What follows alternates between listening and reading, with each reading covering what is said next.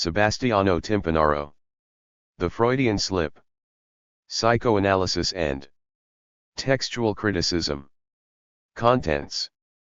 Preliminary remarks to two Freudians and textual critics, an overdue encounter 19.3 pedestrian explanation of an incomplete quotation 29.4 Dido, San Gennaro, and the specter of an unwanted pregnancy 41.5 the not-so-free associations and the coerced consent of the patient 49.6 love and death at Orvieto and in Bosnia-Herzegovina 63.7 abstract science and concrete magic 83.8 the slips of the good citizens of Vienna 103.9 Freudian slip and forced Freudianization 121.10 slip and error, amnesia, and forgetting 155.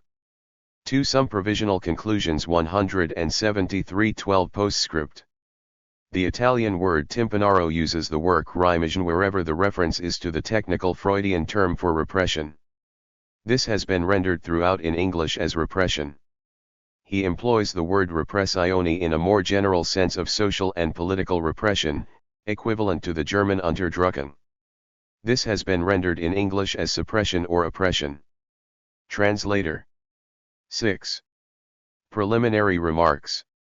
This work discusses, at times quite forcefully, many of the explanations of slips and instances of forgetting which Freud provides in the psychopathology of everyday life, and some of the methodological principles he expounds in the same work. There is a danger that the forcefulness will be taken for presumptuous folly, and that an ambition to refute psychoanalysis will be attributed to the present work, that is out of all proportion to its character and limits. Yet the very idea that a major movement of thought, which has had, and will for long continue to have, such a strong impact on the whole of modern culture, can be refuted by the exposure of a certain number of its errors, is a petty academic illusion. We all know how many times Marxism has been refuted in that way. I do not believe, of course, that psychoanalysis is comparable to Marxism either in its content of objective truth or in its power of liberation. I am not among those who advocate a fusion or integration on equal terms of these two movements. On the other hand, a serious critical attitude towards psychoanalysis is obviously not to be confused with a mere hunt for errors. So much the less can a work such as this, which examines only one part of Freud's doctrine, have any general pretensions to refute it. All the same, I am bound to follow this first declaration, which is not one of false modesty, with a somewhat more arrogant claim. I believe that the discussions of Freudian explanations of the slips of the tongue and other parapraxes to be found on the pages below are pertinent to any overall judgment of psychoanalysis. For I think that they help to demystify a mode of reasoning. 11. 12. Which is also to be found in other of Freud's works, in particular, the interpretation of dreams and in general, all those writings which are dominated by the work of interpretation, which belongs to the anti-scientific aspect of psychoanalysis. I deliberately use the word anti-scientific, although aware that it is vague and apt to arouse suspicions, rather than ideological, because I regard it as the more appropriate to designate the ensemble of diverse objections to be made against psychoanalysis, objections which are interrelated, but not immediately identical. One of these is the Marxist objection that psychoanalysis is a bourgeois doctrine, and to that extent incapable of seeing beyond an ideological horizon delimited precisely by the class interests of the bourgeoisie, a doctrine which undoubtedly expresses a profound crisis of this class, but seeks to resolve it within the framework of the bourgeois social order, and confuses the discontents of a particular form of civilization, based on historically and socially determinate class divisions and forms of oppression, with the discontents of civilization as such, which allegedly cannot be eliminated except at the too high price of a regression to a state of nature.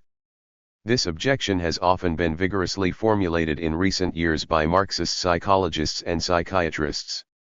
It is, in my opinion, wholly just, but it does not exhaust the reservations read by psychoanalysis.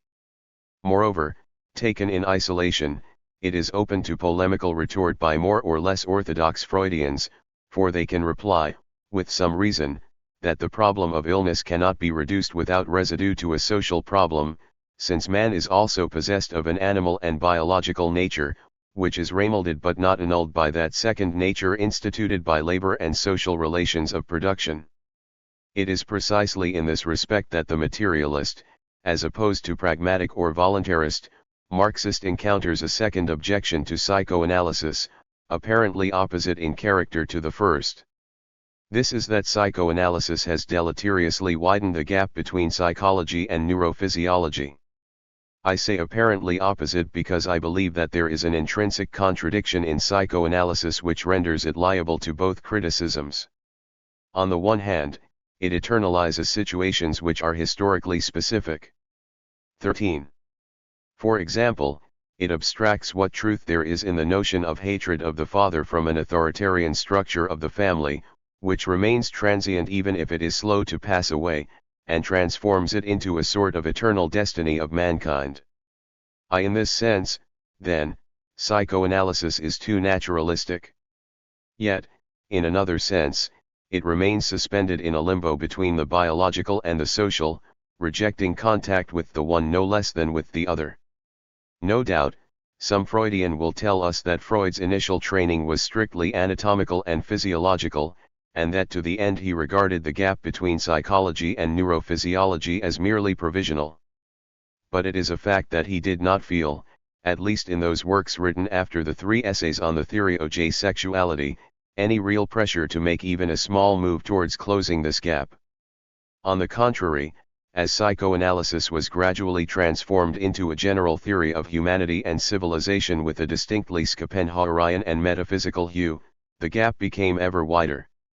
Wilhelm Reich's life and work, even in its best period before his exile in America, has more of the character of a dramatic and suggestive personal experience, a series of extraordinary intuitions and attempts at theoretical and practical innovation, than a successful surpassal of the limits of psychoanalysis, while his project to biologize psychoanalysis issued in a confused vitalism lacking any serious experimental basis. Yet nonetheless Reich was profoundly correct in seeking to recall psychoanalysis to its hedonistic origins, and in wanting to use this hedonistic nucleus to extend the limits of psychoanalysis in a twofold direction, towards the politico-social and the biological, thereby transforming it from an agent of consolation into one of liberation. 2. Finally, there is a third objection to psychoanalysis which does not relate directly either to its class position or to its anti-materialist inspiration. This concerns the Captious and sophistical method, resistant to any verification, quick to force interpretations to secure preordained proofs, employed by Freud and Freudians in their explanations of slips, dreams and neurotic symptoms. This is no new criticism either. In fact, it has constantly accompanied the development and diffusion of psychoanalysis, during Freud's life and after his death. All the same, I think it serves some purpose to corroborate its justice with a series of concrete examples taken from a work which, to the best of my knowledge, has hitherto been very little criticized from this standpoint, indeed has always been regarded as the ideal expository text to overcome resistances to psychoanalysis, namely, The Psychopathology of Everyday Life. 3. The propaidotic character of this work was stressed by Freud himself in his lectures of 191 5-16, the 3 lectures which follow immediately after the first introductory chapter are devoted to the theory of parapraxis, that is, to a summary of the content of his earlier work. It is reaffirmed today by Cesare Musatti * in his introduction to the Italian edition of the Psychopathology. If the technique works in simple situations that can be understood by everyone, it is plausible that it should also work for situations that are much more complex, whereby the reader of this book is destined to become an adherent of analytic theory. For Musatti's authority is deservedly great, and even one who does not subscribe to his Freudian orthodoxy must acknowledge that, in contrast to the faith of so many other orthodox Freudians, this is in his case not a dogmatic allegiance to the master, but a deliberate choice in favor of everything which is enlightened and rational in Freud's work, with a particular emphasis on the experimental instance. As yet the experimental method precisely demands that we can submit our findings to verification. It demands a differential diagnosis that does not privilege the explanation of those symptoms most suited to a prior theoretical construction. It is these criteria, in my opinion, which make it impossible to assent to Musati's verdict. Indeed, it seems to me that the very simplicity and accessibility of the cases considered by Freud in the psychopathology demonstrate in a particularly clear and direct way the fragility of most of his explanations of them, and the basic defects of the method by which he arrived at these. In any case, what Freud understood by the propedeutic value of his work was not that it sweetened a theoretical pill to capture the benevolence of a hostile public, nor that it represented a sort of entertainment which the author had allowed himself in the margin of his more important works. In 1930 A. Roback, in one of his books, included Freud among the three great Jews of the 20th century along with Einstein and Bergson, but expressed perplexity over his theory of slips. Even at this late date, Freud declared in reply that he considered this theory an indispensable part of psychoanalysis. In the chapter on the doctrine of lapses you express disbelief concerning just that part of psychoanalysis that has most readily found general recognition. How then are you likely to judge our other less attractive discoveries? My impression is that if your objections to the conception of lapses are justified, I have very little claim to be named besides Bergson and Einstein among the intellectual sovereigns. 6. Freud's reaction doubtless went too far in claiming an indissoluble linkage between all the elements of psychoanalysis. We do not believe that the entire edifice collapses if the theory of slips falls or is largely disproved. But Freud's statement does remain an index of the enormous importance which he never ceased to attach to the psychopathology of everyday life. Finally, it goes without saying that a charge of anti-scientificity of the kind in question here has meaning only for those Freudians who, like Freud himself, are convinced that psychoanalysis is a science. It has neither significance nor interest for those who, as Giovanni Gervais * put it critically in an article some years ago, seek to absolve Freudian theory from any concern with scientificity in the traditional sense. Anyone who has transformed psychoanalysis into a pastiche of Husserl or Heidegger, orienting it towards a mysticism that evokes Jung much more than Freud, or conversely anyone who has falsified Marxism by interpreting it not as a critique of the ideological, capitalist use of a false scientific neutrality, but as a critique of science tout court, all science being identified with this false neutrality, will take no interest in discussions of the sort with which this book is concerned. Indeed, such trends may try to manipulate them to the greater glory of psychoanalysis, and effect a marriage between an obscurantist Marxism which has regressed from science to metaphysics and a psychoanalysis subjected to an analogous regression. There are, of course, also dangers in a stress on the need for scientificity. The most serious of these is the risk of separation between those engaged in a field of work and those outside it, and the formation or reformation of closed castes with their own esoteric idiom and their own privileged interests. All the same, this danger is not to be eliminated by a utopian flight from science, but by the establishment of a continuous and correct relationship between practice and science, a science in which the experimental instance is accorded its due rights, and in which objective reality is registered and known in order to be transformed, rather than voluntaristically denied or manipulated. It is to readers who accept this premise that the present work may be of some interest, at least as a basis for discussion. 2. Freudians and textual critics, an overdue encounter. I have not yet explained the subtitle and specific theme of this work, Why Psychoanalysis and Textual Criticism. While the last decade has witnessed a fairly intense exchange of experiences between psychoanalysis and linguistics, issuing at times in a union that has exercised a strong influence even of late on Marxism, it would seem at first glance that a branch of philology can contribute little or nothing to a discussion on psychoanalysis.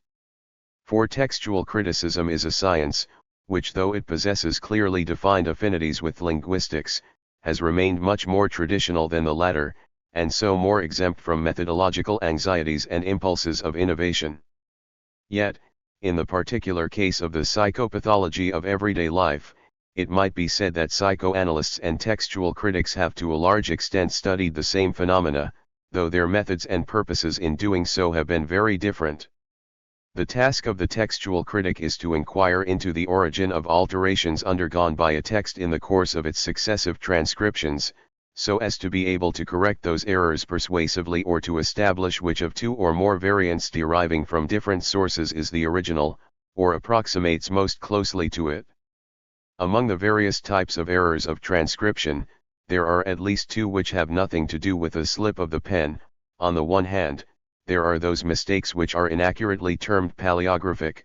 These consist of misunderstandings of signs in the written text which the copyist had before him, for every kind of writing, ancient or modern, contains signs that resemble each other and are therefore liable to confusion. On the 19. Other hand, there are those alterations which have been consciously made in the transmitted text. These are due either to a deliberate intention to change, amplify, abridge, or gloss what the author wrote, or, even more frequently, to the copyist's illusion that he is restoring the original when he corrects what, from the standpoint of his own culture, seems deficient in sense and which he thus takes to be a mistake of an earlier copyist or an oversight on the part of the author. In the latter cases, the text is not in fact defective, or perhaps sometimes it is, but ought to have been amended along quite different lines. Of course, these conscious modifications may themselves tell us much, not only about the copyist's level of culture, but also about his psychology as an individual, and above all that of his social milieu. One need only think of the suppression or euphemistic evasion of dirty words not only by medieval monks but even sometimes by philologists of the last century in their publication of ancient texts, not to mention editions expressly designed to be used in schools, which are still, in many cases, expurgated ad usum Delphini. However, none of these textual manipulations have the involuntary character which marks the slip. But it has long been realized that the majority of mistakes in transcription and quotation do not belong to either of the two categories just mentioned. They are, on the contrary, errors due to distraction, to which anyone transcribing or citing a text may be subject, whether scholar or layman, medieval monk, or modern typist or student. Indeed, even the errors of the first two categories, which in themselves have nothing in common with the slip, hardly ever occur in a pure state. The paleographic error, it is true, has its origin in a misunderstanding of a written sign. However, a psychological mistake is very often grafted onto this, so that what is produced is an erroneous word which resembles the correct word in its written aspect, but also is determined by the influence either of its context or of words sounding like it which are more familiar to the copyist, closer to his everyday experience. Similar considerations obtain for the second category of errors, where it is sometimes difficult to distinguish the truly and genuinely conscious alteration from the unconscious effects of banalization, that is, the substitution of one word by another whose meaning is actually or apparently the same, but whose usage is more familiar to the copyist. We shall have frequent occasion to refer to the phenomenon of banalization. It may be objected that a mistake made in copying a text that one has before one's eyes is very different from a mistake made in omitting to remember a word or phrase registered a long time before. The majority of the cases examined by Freud are, as is well known, of the latter type. The difference is certainly not negligible, and we shall keep it in mind whenever necessary, but it is not as important as it might seem. For it has long been established that a copyist, whether ancient or modern, does not as a rule transcribe a text word for word, still less letter for letter, but reads a more or less lengthy section of it and then, without looking back at the original at each point, writes it down from memory. He is therefore liable, if only in the brief interval between the reading, or, as the case may be, the dictation, and the actual transcription of the passage, to commit errors which are not substantially different from those examined by Freud and by psychologists who were his predecessors and contemporaries. Moreover, the attention can wander in the course of reading itself, thus producing slips even at that stage in the proceedings. This occurs all the more so because our reading, and to a greater or lesser extent that of classical and medieval copyists also, is nearly always synthetic. We do not look at all the letters of a word one after the other, but when we have recognized some letters and glanced at the word as a whole we mentally integrate the rest of its letters. At least as far as alphabetical scripts are concerned, we tend to read them as if each word was a unique design, an ideogram. Furthermore, a textual critic often has to deal with what is called an indirect tradition, that is, with quotations, often from memory, of complete texts by other authors. Quintilian frequently commits such errors in quoting Virgil, Francesco de Sanctis in citing Dante or Petrarch, Leopardi or Burchett. Finally, he must consider oversights which are much more likely to be those of the author himself than of his copyists. Thus Cicero in a moment of distraction once wrote, instead of the name of Aristophanes, that of Eupolis, another great Athenian writer of comedies. On another occasion he confused the name of Ulysses' nurse, Euryclee, with that of his mother, Anticlea. For here we are manifestly concerned with slips of the pen analogous to those studied by Freud. Moreover, Freud himself also devotes a section of his book to errors of reading and transcription, and points to the internal similarity between forgetting and making slips in reading, speaking and writing. Nor, indeed, were these phenomena overlooked by previous or contemporary textual critics, or by psychologists of the traditional school, who for the most part followed Wundt. They had already noticed such a similarity, even if they had interpreted phenomena of this kind in a very different way from Freud. We have only to recall Versprechen und Verlesen, the work of Rudolf Mehringer and Karl Mayr, which was published in Stuttgart in 1895, that is, a few years before the appearance of the first edition of Freud's work. This is a book that Freud cites and discusses many times. 6. Yet not one of these traditional linguists and psycholinguists ever replied to Freud. Neither Mehringer in a subsequent book, nor Marb and his pupils, nor Havers, nor anyone else, so far as I have been able to ascertain, deigned even to mention, let alone confute, the psychopathology of everyday life. Did they lack arguments? Perhaps so, to some extent. Their work was too flatly classificatory, and when they posed the problem of explanation they had recourse to neurophysiological hypotheses of insufficient rigor and specificity. Their absence of response also had to do with the fact that these authors were linguists with a certain interest in psychology, psychologists with a certain interest in linguistics, but not philologists. They had virtually no experience of the kind of errors of transcription and quotation just considered. But despite these limitations, they should have been in a position, to my mind, to confront Freud successfully at least on some points. Their failure to do so, therefore, can only be explained as a conspiracy of silence towards a doctrine which still created a scandal in reactionary academic circles. It was only later, for the most part after Freud's death, that linguistic studies drew closer to psychoanalysis.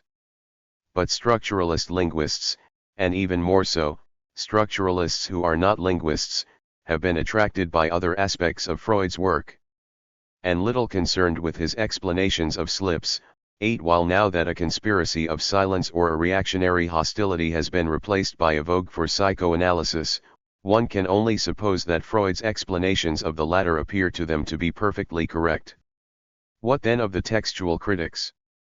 Here, too, there has been scarcely any contact. Naturally something, or more than something, could have escaped my attention here. Yet it is a fact that even scholars who are quite convinced of the frequency and importance of psychological errors in the transmission of texts do not make so much as a polemical mention of the psychopathology of everyday life, although their works appeared at a time when Freud's book was already known and when there was much talk of psychoanalysis even among laymen. Even recent works inspired to a greater or lesser extent by the structuralism of Contini*, which are innovatory in theory but also lavish in their interdisciplinary coquetry and ambition to épater les philologues, do not contain, if I am right, any appeal to Freud's work. For their part, the Freudians, if they have shown a growing interest in linguistics, seem wholly unaware of any need for an exchange of methods and experiences with textual criticism. So far as I can tell, the first philologist to read the psychopathology of everyday life with any interest, or at least a polemical curiosity, was Giorgio Pasquale*. In an article entitled Conjectura e Probabilità Diplomatica, he deplored the fact that in explanations of errors made in transmitting texts, far too little importance was attached to the slips of the copyist, and in citing the work of psychologists and psycholinguists of potential use to textual critics, he included Freud's book in a translation of 1948, adding, "I have only this Italian translation at my disposal, which is not good, but adequate for my purposes. The cases referred to are fairly instructive. The explanations seem to me, as they do to many psychiatrists, to be for the most part far-fetched."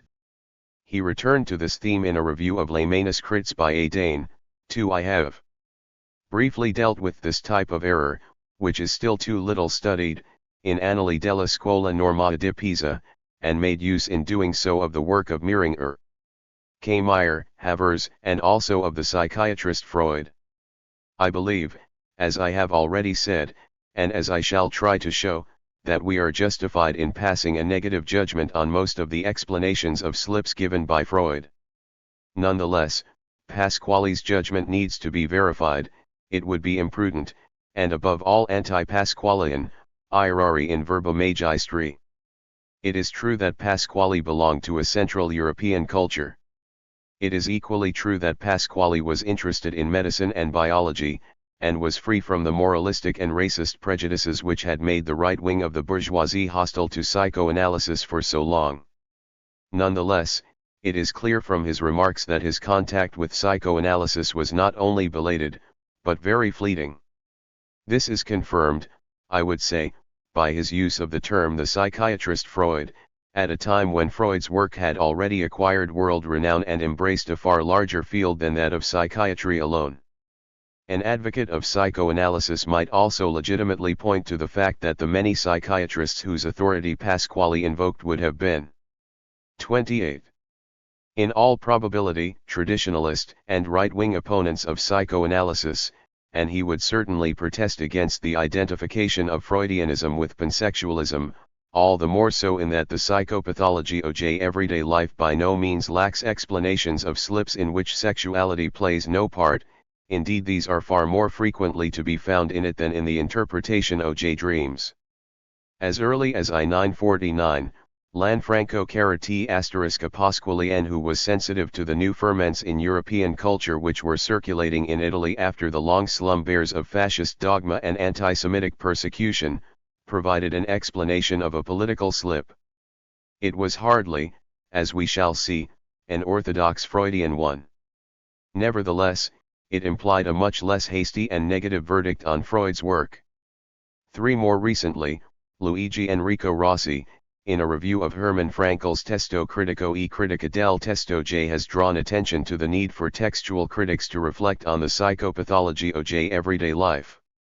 14. Thus the kind of analysis we shall attempt in the following pages may be of some utility, even if it inevitably runs a risk of seeming excessively meticulous, and if the aim of presenting it in a form that facilitates its reading and criticism by psychoanalysts and others of alternative cultural background obliges me to provide explanations of certain concepts and procedures of textual criticism which will appear superfluous to philologists. 3. Pedestrian explanation of an incomplete quotation.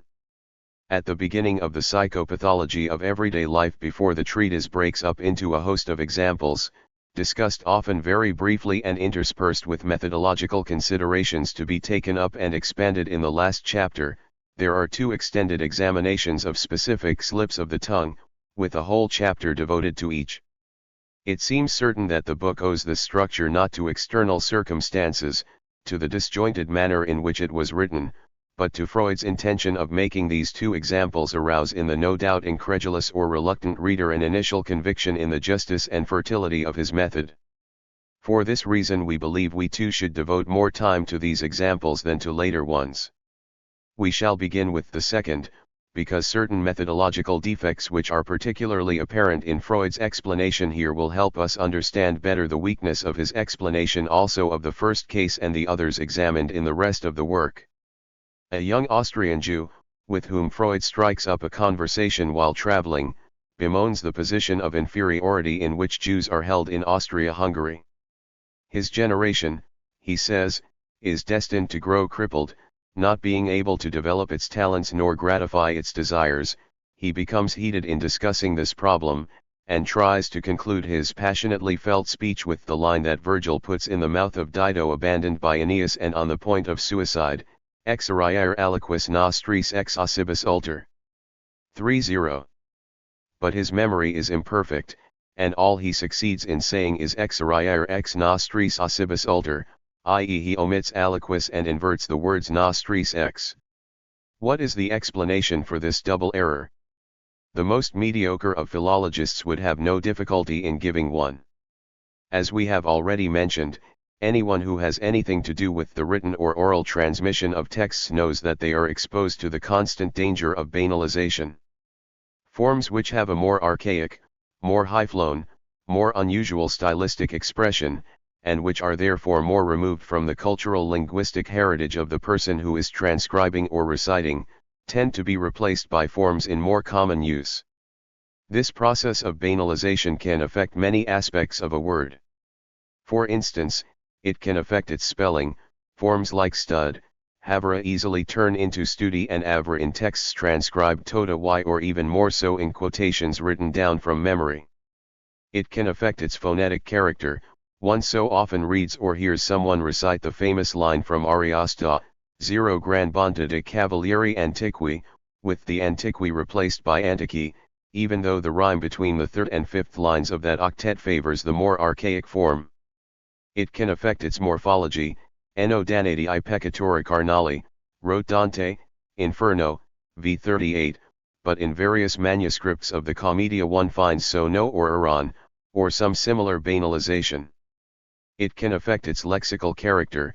Again, in Dante the archaic form aguglia was nearly always replaced by the more usual aquila in certain manuscripts, and still is today in quotations loosely made by modern authors. Finally, it can affect its syntactic or stylistic syntactic character.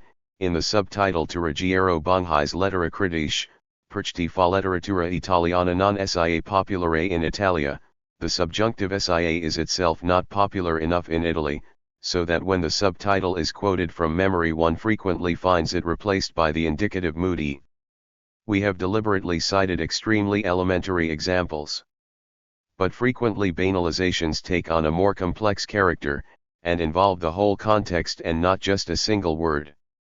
It is frequently difficult and sometimes impossible to establish whether what is involved is unconscious banalization or deliberate alteration, but certainly in a great number of cases 131 can exclude this latter possibility.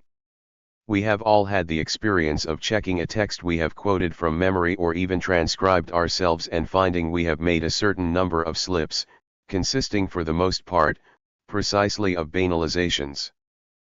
For a long time, ever since I was a boy, I believed that in the sonnet in Morte dal Giratello Giovanni Foscolo had written, Mi vedrai segito / sulla tua tomba, o fratel mio, instead of sulla tua pietra. This was an obvious corruption perpetrated unconsciously, perhaps from the very first time I tried to commit that sonnet to memory.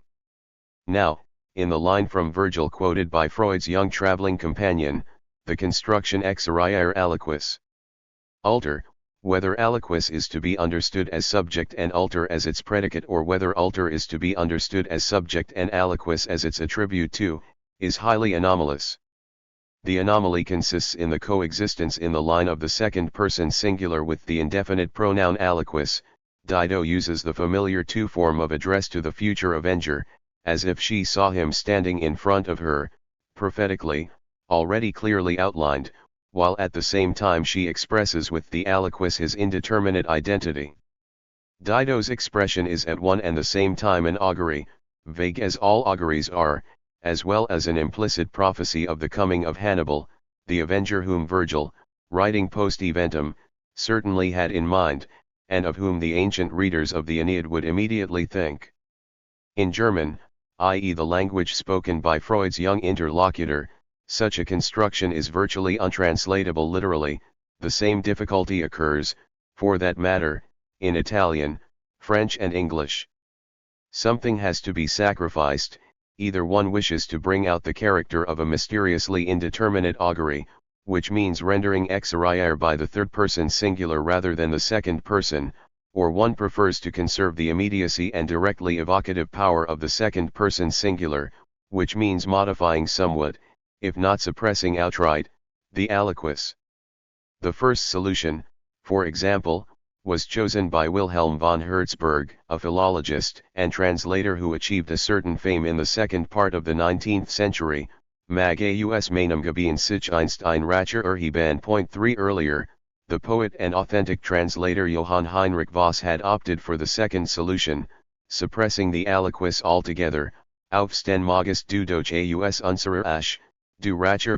4 translating yet more freely, but still renouncing the stylistic passionate effect of the Latin text. Friedrich Schiller, in a free rendering of the fourth book of the Aeneid, had written, Ein Reliker Word aus meinem Stab ersten. S. Here both the character of augury and the direct invocation to the avenger are lost. This same aspect of the expression's uniqueness and intractability to translation is underscored by the comments of German philologists, exoriare aliquis, pro, exoriator aliquis, sed lunge vividius et confidentius dictum, exoriare 2, quem video ultorum 4, etsi netio, quis futurus sis, exoriare aliquis, sprach wild esten Leidenschaft.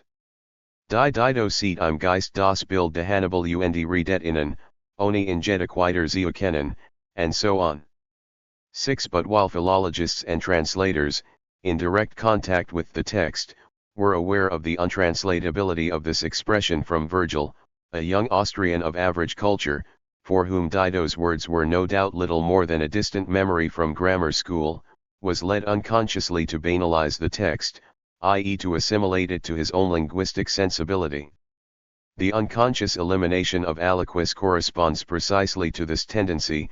Exoriare ex nostris ossibus ulter is a sentence which can be transposed perfectly into German without any need to strain the order of words.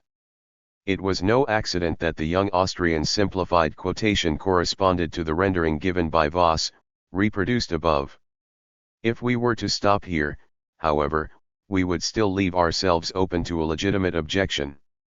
Everyone who knows a foreign language, however superficially, is capable of remembering elements of that language which have no counterpart in his or her mother tongue. The Greek absolute genitive, for instance, or the extensive use of infinitive clauses in Greek and even more in Latin, certainly sounds strange to a German, and one could cite analogous constructions in the case of an Italian. Yet an Italian or German lawyer, doctor, or man of letters could, and in fact until a few decades ago actually did, quote word perfectly famous passages from ancient authors containing those very constructions, without running the risk of transforming them into dog Greek or Latin. Very true. But exoriare aliquis, alter is a strange and isolated expression not just from the point of view of German, but also within the context of Latin. Certain parallel passages have been sought and found in other Latin authors, but in part these are what Eduard Frankl would have called pseudo-parallels, and in part they are archaic constructions which may have exercised some influence over Virgil's expression, without in any way detracting from its originality. With justification, ASPs, in his commentary on the fourth book of the Aeneid, maintains that these comparisons count for very little, and the qualification of unique case given to our passage in Hoffmann-Santier's Latinesque syntax is substantially correct. Servius himself, glossing exoriare with exoriator, makes it clear that the appearance of the indefinite aliquis with the direct appeal to the avenger would have come as a surprise even to the Latin reader. How much more isolated must this expression have been in the ragbag of items of information on Latin syntax and readings of 35. Latin authors that are a young man of academic education, says Freud, certainly not a Latinist by profession, carried with him from his school days. The examples we mentioned above, Greek absolute genitive, infinitive clauses, etc., serve precisely to clarify the point that here we are dealing with a completely different sort of case. In the case of the Greek absolute genitive, etc., we have to do with Greek or Latin constructions which are extremely common and are the subject of specific instruction at school, they remain in the memory as the elements which distinguish the classical languages from our mother tongues.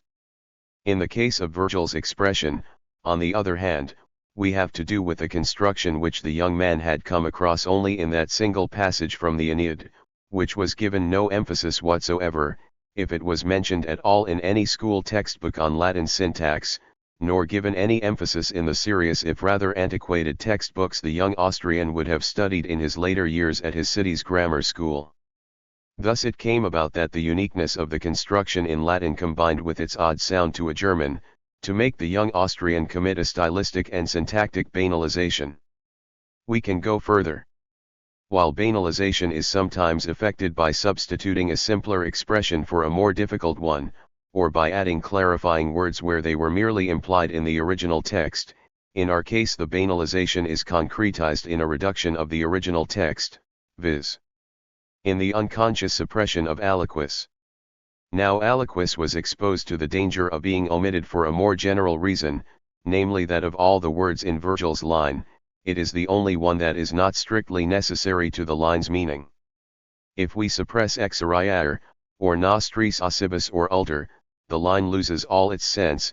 If we suppress aliquis, however, the line is certainly damaged both metrically and aesthetically, but it still has a meaning, particularly in regard to the polemical use that the young Jew wanted to make of it. Now an examination of the most frequently encountered involuntary omissions in manuscript traditions demonstrates the prevalence of two types of omission. The first is due to genuine oversights. It may happen that the copyist skips a whole line of the text before him, or his gaze may jump from one group of letters, usually at the beginning or end of words, to a similar group of letters in a contiguous or neighboring word. Such omissions are of no interest to us here, because even though they may in some sense be considered as psychological errors, they almost always spring from the reading of the text and not from memorizing it once read.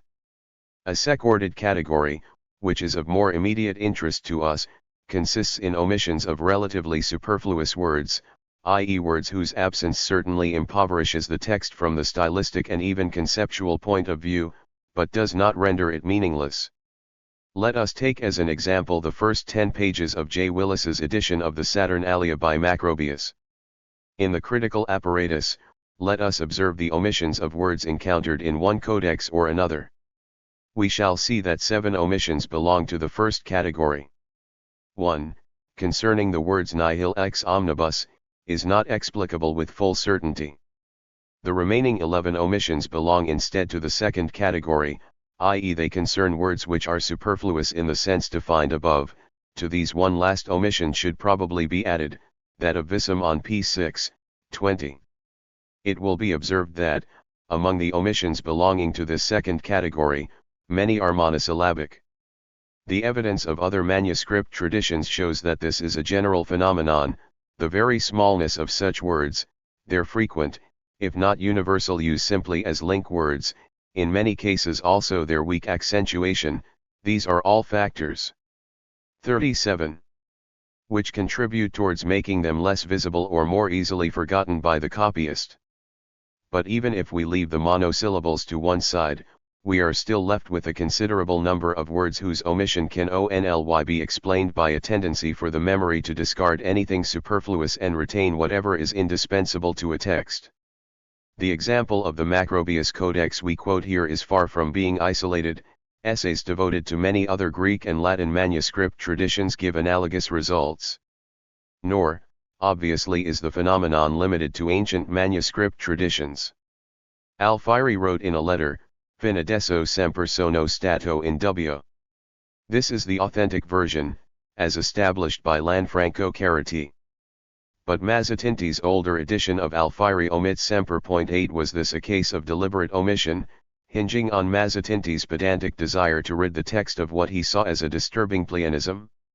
We cannot exclude this possibility since, as we know from Carati's investigations, Mazzatinti's edition contains both negligent oversights and cases of arbitrary interference. However, it seems likely to me that the semper was omitted involuntarily, precisely because it was superfluous. An example taken from Leopardi's Zibaldone is even clearer. Leopardi had written, non solo il fanciullo non ha nessun idea del bello umano e ha bisogno della sua fazione per acquistarla, rna, per perfezionarla e gustare tutti I piaceri che può dar la sua vista, e bisogno una sua fazione lunga. This is the correct version, as published in Flora's edition, but the first Lemonier edition, published by a commission under the chairmanship of Carducci, omitted 2d.9. Here the omission is clearly involuntary, and is explained by the fact that the adjective is not indispensable. If then we leave transcriptions and concentrate on quotations from memory, as in the case narrated by Freud, it is clear that we will come across virtually no omissions of the first category, and the overwhelming majority of omissions will belong to the second category. So from this point of view as well, aliquis io was the most easily forgettable word in that line from Virgil. But the principal reason why it was forgotten remains the one I expounded first, namely the tendency to banalize a highly irregular syntactic structure. Moreover, in other cases, e.g. in the passage from Terence quoted above in Note I, the two motives reinforce each other. Ne in place of utne is at one and the same time a syntactic banalization and an elimination of the superfluous. The young Austrian, as we saw, also made another mistake. He quoted ex nostris ossibus instead of nostris ex ossibus.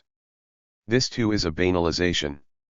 It is a banalization in terms of Latin usage, since the word order adjective preposition noun, although occurring frequently in Latin, was nevertheless not so common as the order preposition adjective noun, and was particularly rare in prose. Of the analysis. Thus, provided one eventually succeeds in establishing a causal link between the unfortunate young man's quotation from Virgil and his fear of the woman's pregnancy, it is irrelevant whether one takes as the revealing symptom his forgetting of a. I do not think so.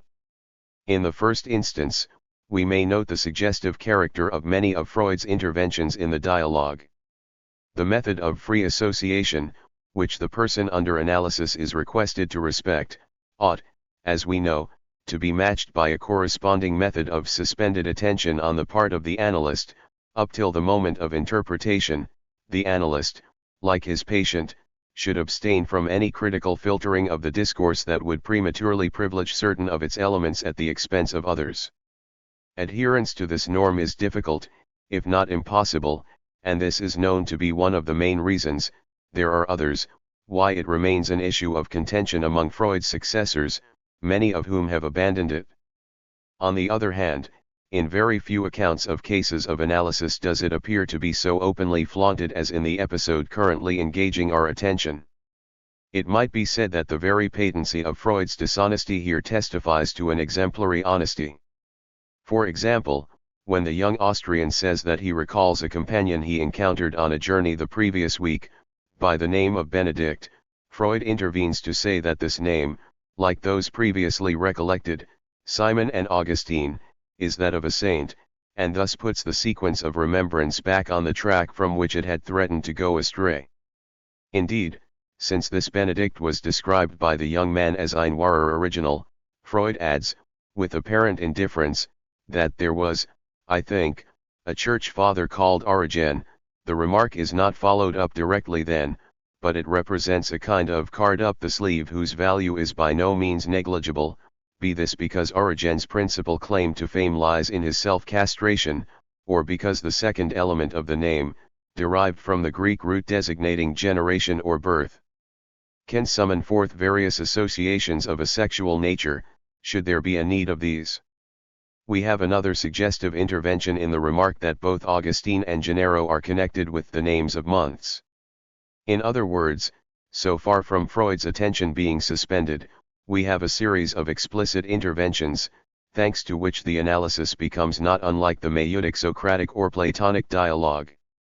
It is, of course, well known that the function of maeutics is to allow the pupil patient to arrive by himself at precisely the conclusion that the investigator of souls intends that he should. They induce the disciple to recollect from among the host of things which he sees in the world of ideas or has buried in his own unconscious, exactly that which confirms an already established doctrine. More significant, however, than Freud's particular interventions in the dialogue, is the generally suggestive atmosphere in which the young Jew found himself immersed from the beginning of the conversation. Though he had only once met Freud in person before. 52. On an earlier holiday trip, he was acquainted with Freud's writings on psychology, as Freud himself tells us. Immediately after his misquotation of Virgil's line, he says in a nervous tone, "Please don't look so scornful, you seem as if you were gloating over my embarrassment." When Freud reminds him of the complete line, he adds, "How stupid to forget a word like that. By the way, you claim that one never forgets a thing without some reason. I should be very curious to learn how I came to forget the indefinite pronoun aliquis in this case." Here we are presented with that compound of curiosity and fear which typifies the state of mind of someone entering analysis, and must have done so even more at the beginning of the analytic movement. I do not think it would be an exaggeration to say that the young man feels bewitched. He knows he is face to face with the fearsome Dr. Freud, who, they say, and it seems true from what he has read himself, is able to extort confessions even of what is least confessible. He is intrigued as to whether Freud will succeed in this respect with him too, though he is already half convinced that he will, and he is further confirmed in this belief because Freud cheats a little, whereas in the past he has admitted that analyses have failed because the resistances were too strong. On this occasion he boasts a complete confidence, claiming that the analysis should not take us long. Before the analysis has proceeded very far, the young man asks, "Have you discovered anything yet?" It is the creation of this sort of fatalistic conviction, that one cannot oppose Freud, that no matter how strong one's resistance, one's secret will certainly be extracted, which, more than any of the specific promptings we have noted, is the most powerful means of suggestion at Freud's disposal. This is even more true of the present case, where the secret is not concealed in the depths of the unconscious. The young man's anxiety about the Italian woman's possible pregnancy was actual and present, and not a repressed thought. At most, we might wonder whether this worry had been temporarily forgotten at the start of the interrogation, or whether it was not already preoccupying him then. Freud's written account lends credence to the first alternative. Yet the anxiety the young man displays right from the initial stages of the conversation, his fear that Freud had even at that point already found him out, gives some justification for supposing the second alternative to be the true state of affairs. In any case, even if we accept the first alternative, it is precisely because the fear of becoming a father was the secret dominating the young man's thoughts, that it was also the idea which he found the most unpleasant to disclose, and yet, whether consciously or not, most drawn to confess. If this was the situation, it matters little that what gave rise to the interrogation was the forgetting of aliquis. Some other slip, some other parapraxis, some more trivial manifestation of nervousness, could have functioned just as well as the starting point for an analysis which in each case would have led to the same conclusion. This is the value of the counterexamples provided in the previous chapter. They demonstrate that the connection established by Freud between the misquotation of Virgil's line and the anxiety afflicting the young man has not the slightest substance. There is no demonstrable causal relationship between the two facts, except, possibly, one of the most general kind, namely, that someone highly preoccupied with other concerns is more susceptible to forgetting things and making slips of the tongue. But if we question at this point why it was precisely aliquis which was forgotten and not some other word, we shall have to have recourse to an explanation of the kind advanced in our third chapter. Yet Freud still induced his interlocutor not only to confess his anxiety, but also to grant the correctness of Freud's explanation of his slip.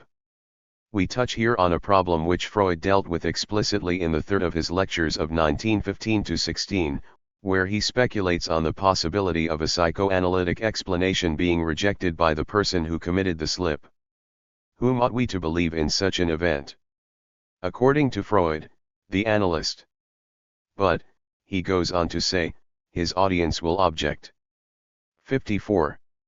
So that's your technique when a person who has made a slip of the tongue says something about it that suits you, you pronounce him to be the final decisive authority on the subject. But when what he says doesn't suit your book, then all at once you say he's of no importance, there's no need to believe him. Freud then replies, that is quite true.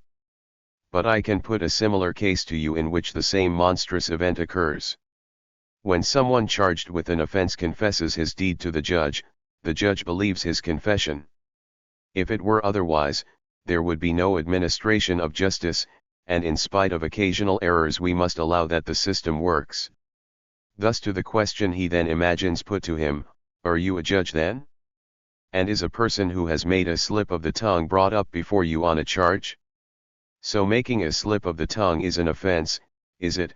He replies, perhaps we need not reject the comparison, and proposes to his audience a provisional compromise, on the basis of the analogy with the judge and the defendant.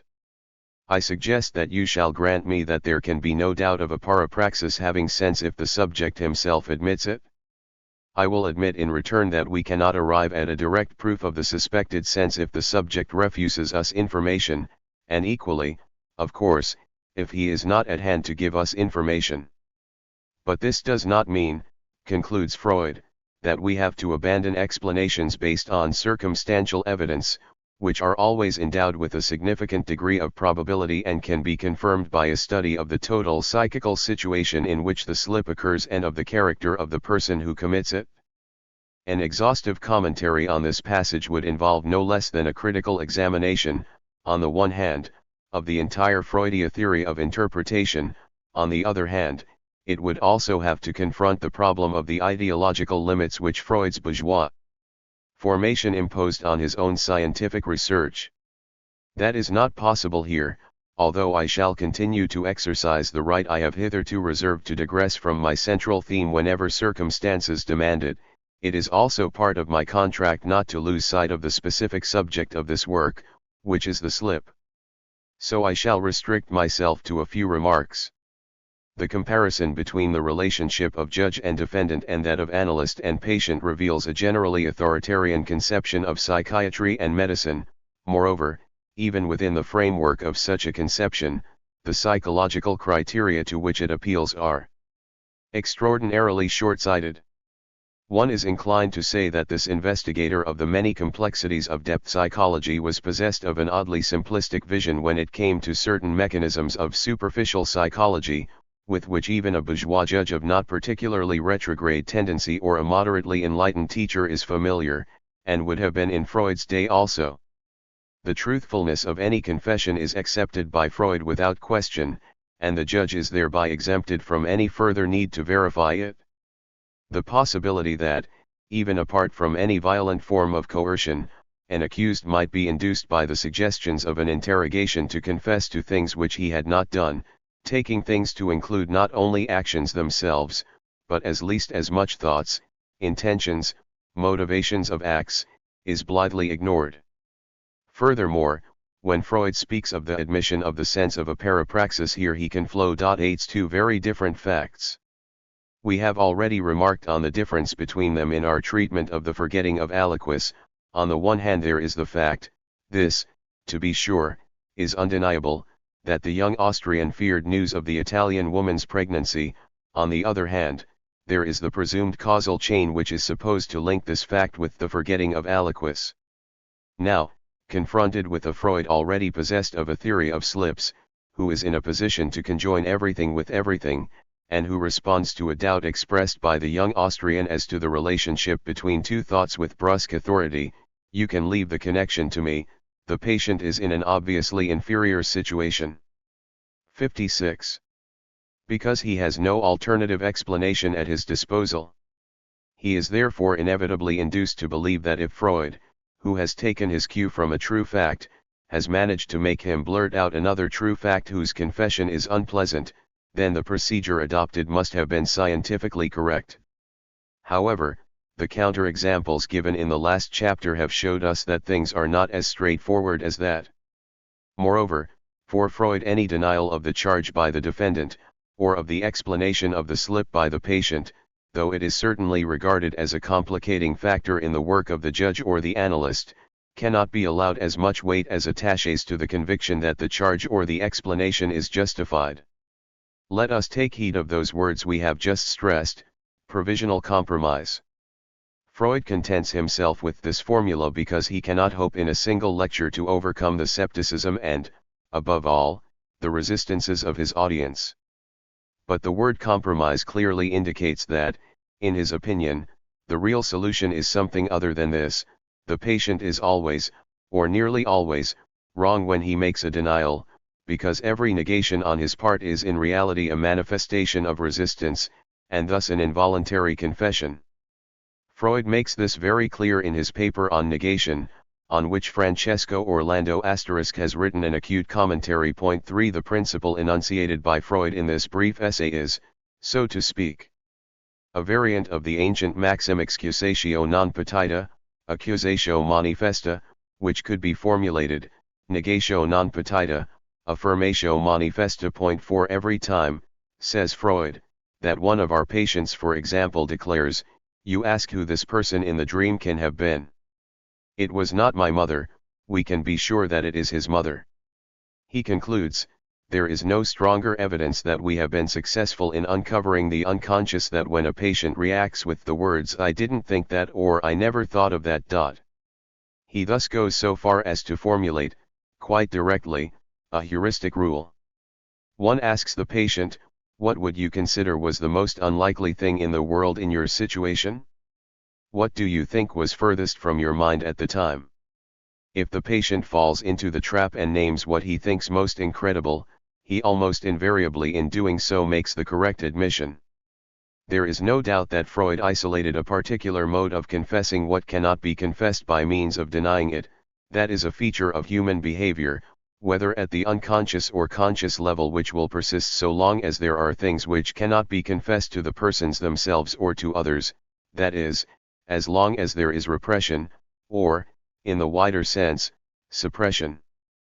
5. On the other hand, while Orlando is right to extend the applicability of this Freudian interpretative criterion to include not only repression but also suppression, he nonetheless feels obliged to remark, it would certainly be wrong to think that the interpretation that Freud suggests of his patient's denials would be applicable on every occasion on which we make a verbal or written denial of something. He is right, but this is perhaps an understatement. Even in the specific cases of those delicate issues, to which we cannot confess for moral, political, or other reasons, the criterion of excusatio non petita must be wielded with extreme caution.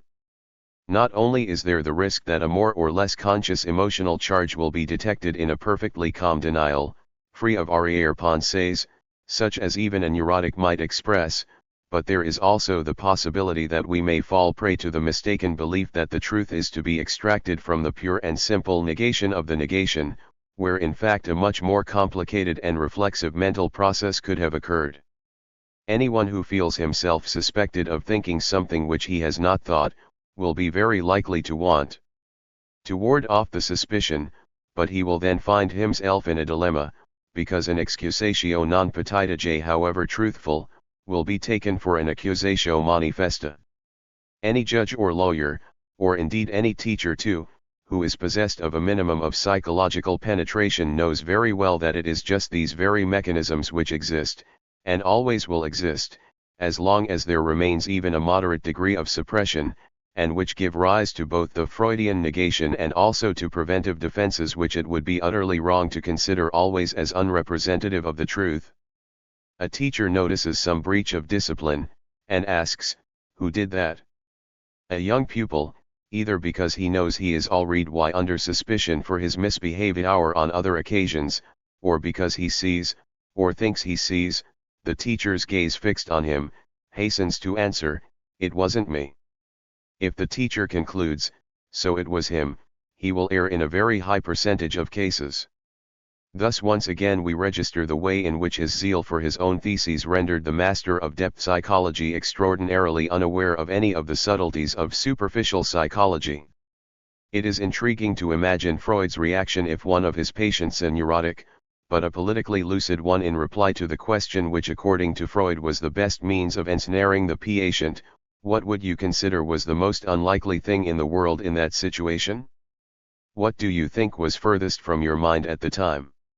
Had answered, I consider the most unlikely thing in the world would be to see a capitalist renounce his own privileges without any use of force on the part of the workers he exploits.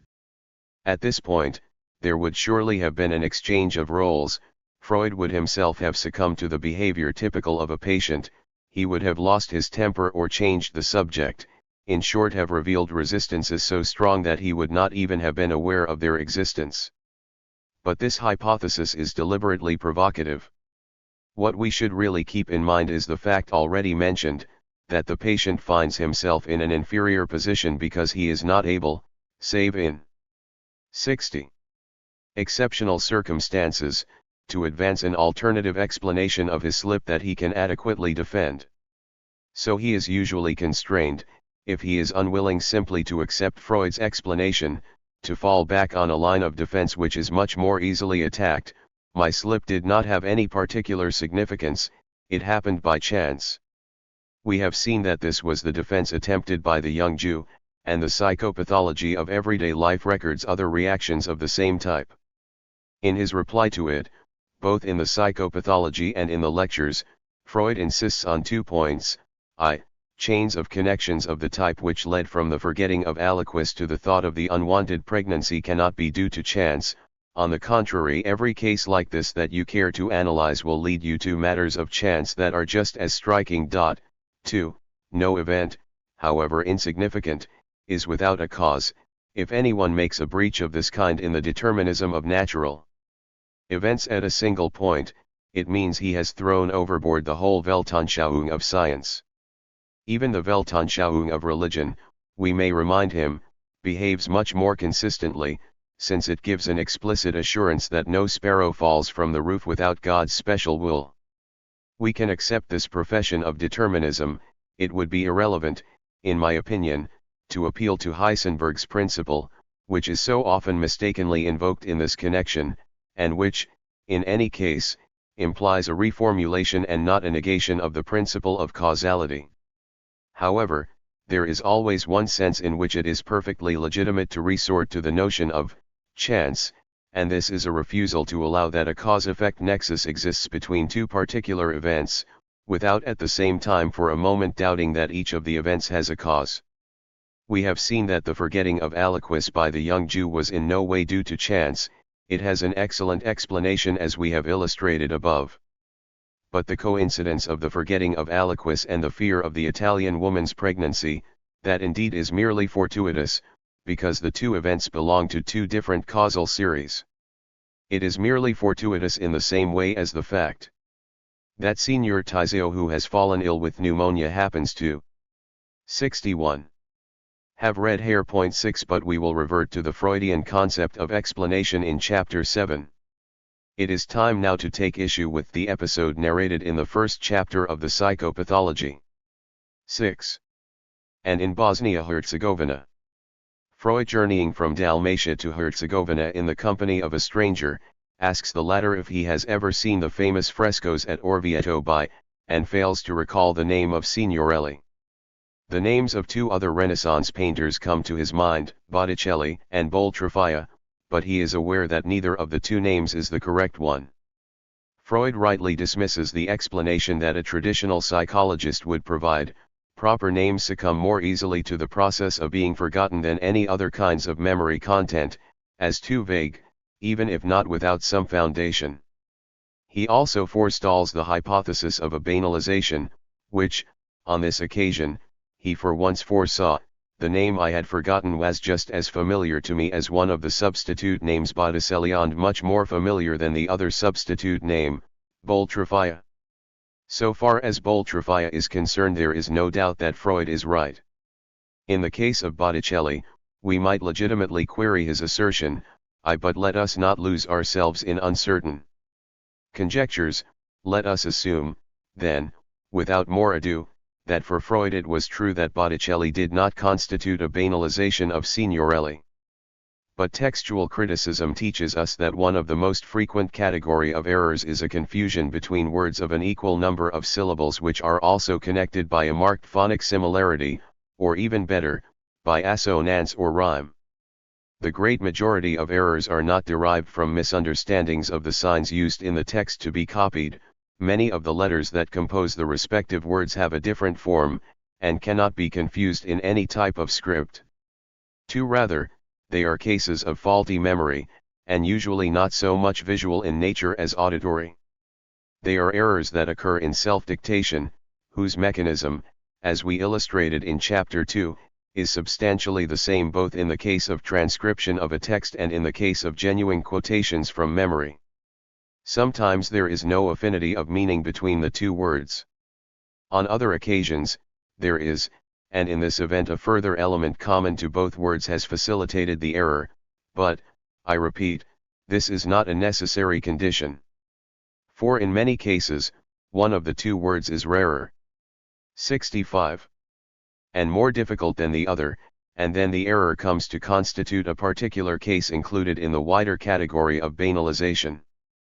But in many other cases, we must admit that there is no genuine and original litio difficile will partially date back to an earlier phase of oral or semi-oral tradition. It is often impossible to choose between these variants without an appeal to external criteria. Proper names, which are of particular interest to us here, given the Signorelli Botticelli analogy, are very frequently found to be affected by errors of this kind. We have already seen how Cicero, when he wanted to name Ulysses' nurse, called her Anticlea instead of Euryclea, here the equal number of syllables, the rhyme due to the identity of the second element of the two compounds, the affinity in role between the two characters, the one the mother, the other the nurse of the same Homeric hero, are more than sufficient to account for the slip. In a passage from Macrobius Saturnalia the codices have AY1L0IAAO, instead of the correct ACOVOI.AAO. One can speculate as to whether the error has its source in Macrobius himself or in the lost codex from which all the codices in our possession derive, but in both cases the confusion between the two proper names has been facilitated by their possession of the same number of syllables, by their rhyming, and by their nearly identical phonic content. There is not, in this instance, an affinity between the two characters, but the Spartan general Agesilaus was much better known than the historian Acusilaus, and thus a process of banalization has intervened to render the error more likely. In the Jerusalem Librata the first editions all contain the name Adrasto, while it is clear from the context that one should read Alcasto. 5. Adrasto too is a character in the Librata, but he appears much later in the poem, and he plays a quite different role. Do we have a case here of a slip by the copyist or printer, which was thereafter passively repeated by others, or is it a case, not indeed improbable, of distraction on the part of the author himself? In either event, whichever of the two hypotheses one opts for, the mechanism of the error is again almost identical. The principal cause lies in the phonic similarity of the two names, to which we can add the fact that Adrastus is a well-known name in Greek mythology, a hero of the Theban cycle with which Tasso and his contemporaries were very familiar, primarily through Statius Theba, while Alcestus is a name of Greek formation but practically unknown, and again, Adrastos' role in Tasso's poem, from Canto 17 onwards, is by no means insignificant, while Alcasto is only mentioned, apart from the disputed passage, on one other occasion. Alcasto is, then, a doubly digiciliar reading. I shall now give some modern examples, where there is no doubt that it is the author, and not the copyist or printer, who is responsible for the error. In Heine's Die Romantische Schule 6 a list of feminine characters from Goethe is cited, a Philina, a Kithchen, a Kahirchen and such like charming creatures, who lend themselves to the criticisms of the moralists despite the fact that they are stupendous artistic figures. It has been correctly remarked that Heine must have made a slip of the pen when he wrote Käthchen instead of Gretchen, the heroine of Faust whose morals are open to criticism. 7 here, too, the pair of names that have been exchanged are phonically very similar. They are two of the most prevalent. 67. Feminine diminutives, and they are both names found in Goethe, and even belong to persons in his life, since there was both a Gretchen and a Käthchen among the loves of his youth. In short, we have more than is needed to account for the slip. In the first edition of Virgilio nel Medioevo, 8 Domenico Comparati quotes Dante's lines, evidently from memory, in the following way: cum ne pleniluni I sereni / Cynthia ride fralenen fetern. The first mistake is one of the usual banalizations on which there is no point in dwelling. The second, Cynthia for trivia, is more interesting. Here we have the same number of syllables, the same stressed, the same ending with fa, which in both words is to be read as dissyllabic. Finally, more than an affinity, there is a semantic identity between the two names, since Cynthia and trivia are both appellations of Diana, who is identified with the moon. Can one speak of banalization? Possibly, for throughout the whole corpus of Latin and of Italian poetry in the classical style, it is probable that Cynthia is more frequently found than trivia. On the other hand, Virgil, the Latin author with whom comparati was most familiar, especially during the period when he was writing his study of him, uses trivia many times but never uses Cynthia, and even in the Divina Commedia, which comparati must certainly have reread and thought about again before writing the last 3 chapters of his first volume, which are expressly devoted to the presentation of Virgil in Dante, Cynthia is never to be found. All in all, then, we seem to have a simple case of an exchange of synonyms which sound alike, though we cannot be certain that we are right to regard the incorrect as more banalized than the correct one. 9. Let us descend from the heights of comparati to the literary mediocrity of Barna Achini. In the Florentine journal La Rinascita, he wrote an article a proposito del Fian in which he attacked, from the right, Benedetto Croce, exposing him as anti-nationalist, i.e. as anti-fascist, and saying that his prose resembled the sorceress Armida, exquisite in appearance, in reality putrid. Croce did not fail to note, it provided him with the occasion for a barbed remark, that Armida was a slip of the pen for Alcina.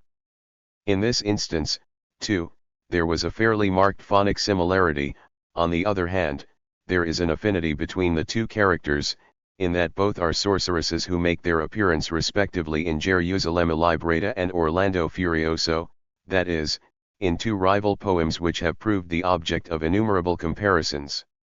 It is not, I think, either demonstrable or probable that Armida was more familiar than Alcina to Barna Achini, so that we cannot speak of banalization here either. In his last, grotesque speech before the Anglo-American landing in Sicily, Benito Mussolini said, "The Greek philosopher Anaxagoras said that man is the measure of all things." I am quoting from memory, and perhaps inexactly in some insignificant respect, but as to Anaxagoras and the clumsily ironic parenthesis I have no doubts. Moreover, very many of my contemporaries or those somewhat older or younger than me will certainly remember the speech. In this error we are confronted with a new problem, to which we shall have occasion to return later. The previous errors considered, those made by Heine, by comparati, and even by Barna Achini, were effectively cases of slips, that is, of momentary disturbances of memory, which would have been easily acknowledged as such by the parties concerned themselves. In the case of Mussolini, we should probably speak not of a slip, but of ignorance and lack of culture. It is true, of course, if we are to believe Emil Ludwig, that Mussolini, when he was not as yet the criminal which he soon became, had read with interest a masterpiece on the history of Greek thought, Pensatori Greci by Theodore Gompertz, and had even conceived the notion of writing a history of philosophy on that model. Lo, but a lot of water had passed under the bridge since that time, and a lot of presumptuous inanity had accumulated in that brain. The newspapers, which in their first editions had faithfully printed Anaxagoras, published the correct name Protagoras in their subsequent reports. In all probability, it was not Mussolini himself who insisted on this papering over, but some intellectual in the notorious Ministry of Popular Culture. But despite the distance between a slip and an error due to ignorance, there was nevertheless a reason for Mussolini's erudite attribution of the saying to Anaxagoras, and not, for example, to Democritus or Plato, and this was the phonic similarity between Anaxagoras and Protagoras, though this does not allow us, even on this occasion, to assert that Anaxagoras was a banalization. We shall see how at other times it is not so easy to draw a sufficiently sure distinction between a slip and an error.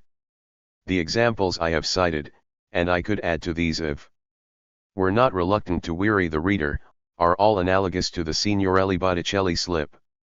Once again we find an equal number of syllables, a similarity in the vowel sequences of the first two syllables, and a rhyming of the two names.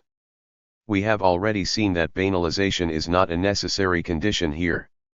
It is true that the inverse process to that of banalization, the substitution of a litio facilior by a difficilior, is exceptional and would be difficult to explain, but exchanges between words which are, as it were, on equal terms with each other, are quite normal.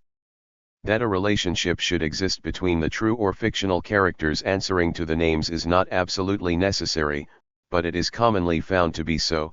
As for Signorelli Botticelli, this fully satisfies our condition, since we are dealing here with two Italian Renaissance painters who were directly contemporary.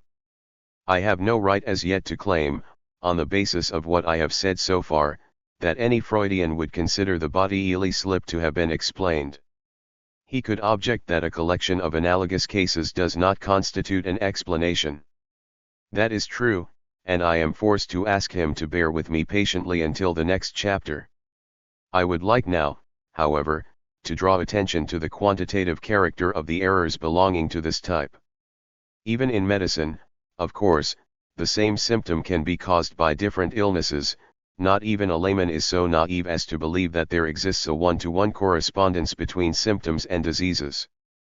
But is it likely that symptoms which are all of one distinct type are produced, not by 2 or 3 or 10 different causes, but each one by a different cause, each one as the outcome of a strictly individual history? I am content, for the moment, merely to pose the question, and will now proceed to examine the case narrated by Freud. How did it happen that, after Botticelli, the name of the obscure Boltrafia also entered Freud's mind? Must we here acknowledge a breach of the principle we have only just now insisted upon, according to which the substitution of a rare name for one much better known is extremely unlikely? The answer lies in the fact that Boltrafia does not constitute a slip of the tongue, nor a case of what in textual criticism we call a primary corruption, but rather an unsuccessful attempt at correct.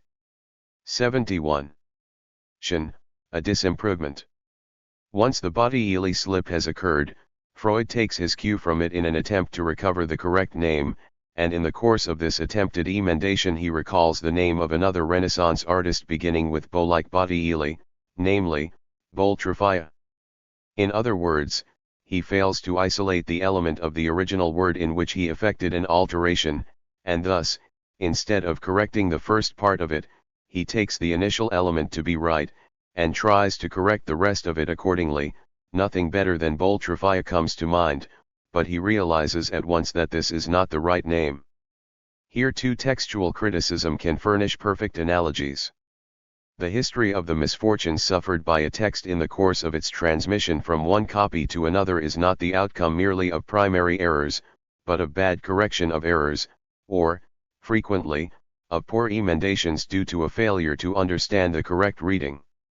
To use Louis Have's felicitous terminology, in addition to Jot's servals, there are Jot's critiques, i.e. disimprovements, I2 and very often, exactly as happens in the Botticelli-Boltrafia case, the correction goes astray because of an incapacity to localize the fault 3, so that the authentic word in a given phrase is emended instead of the corrupt one, or, within the body of the word itself, the authentic part instead of the corrupt part. I shall not pause here to go into examples which one can find in any manual of textual criticism, but restrict myself to a few, which have to do with proper names. In Cicero's De Seulani, I-89, the name of a locality of Cisalpine Gaul, Litana, appears in all our codices in the corrupt form Latina. This is a primary corruption.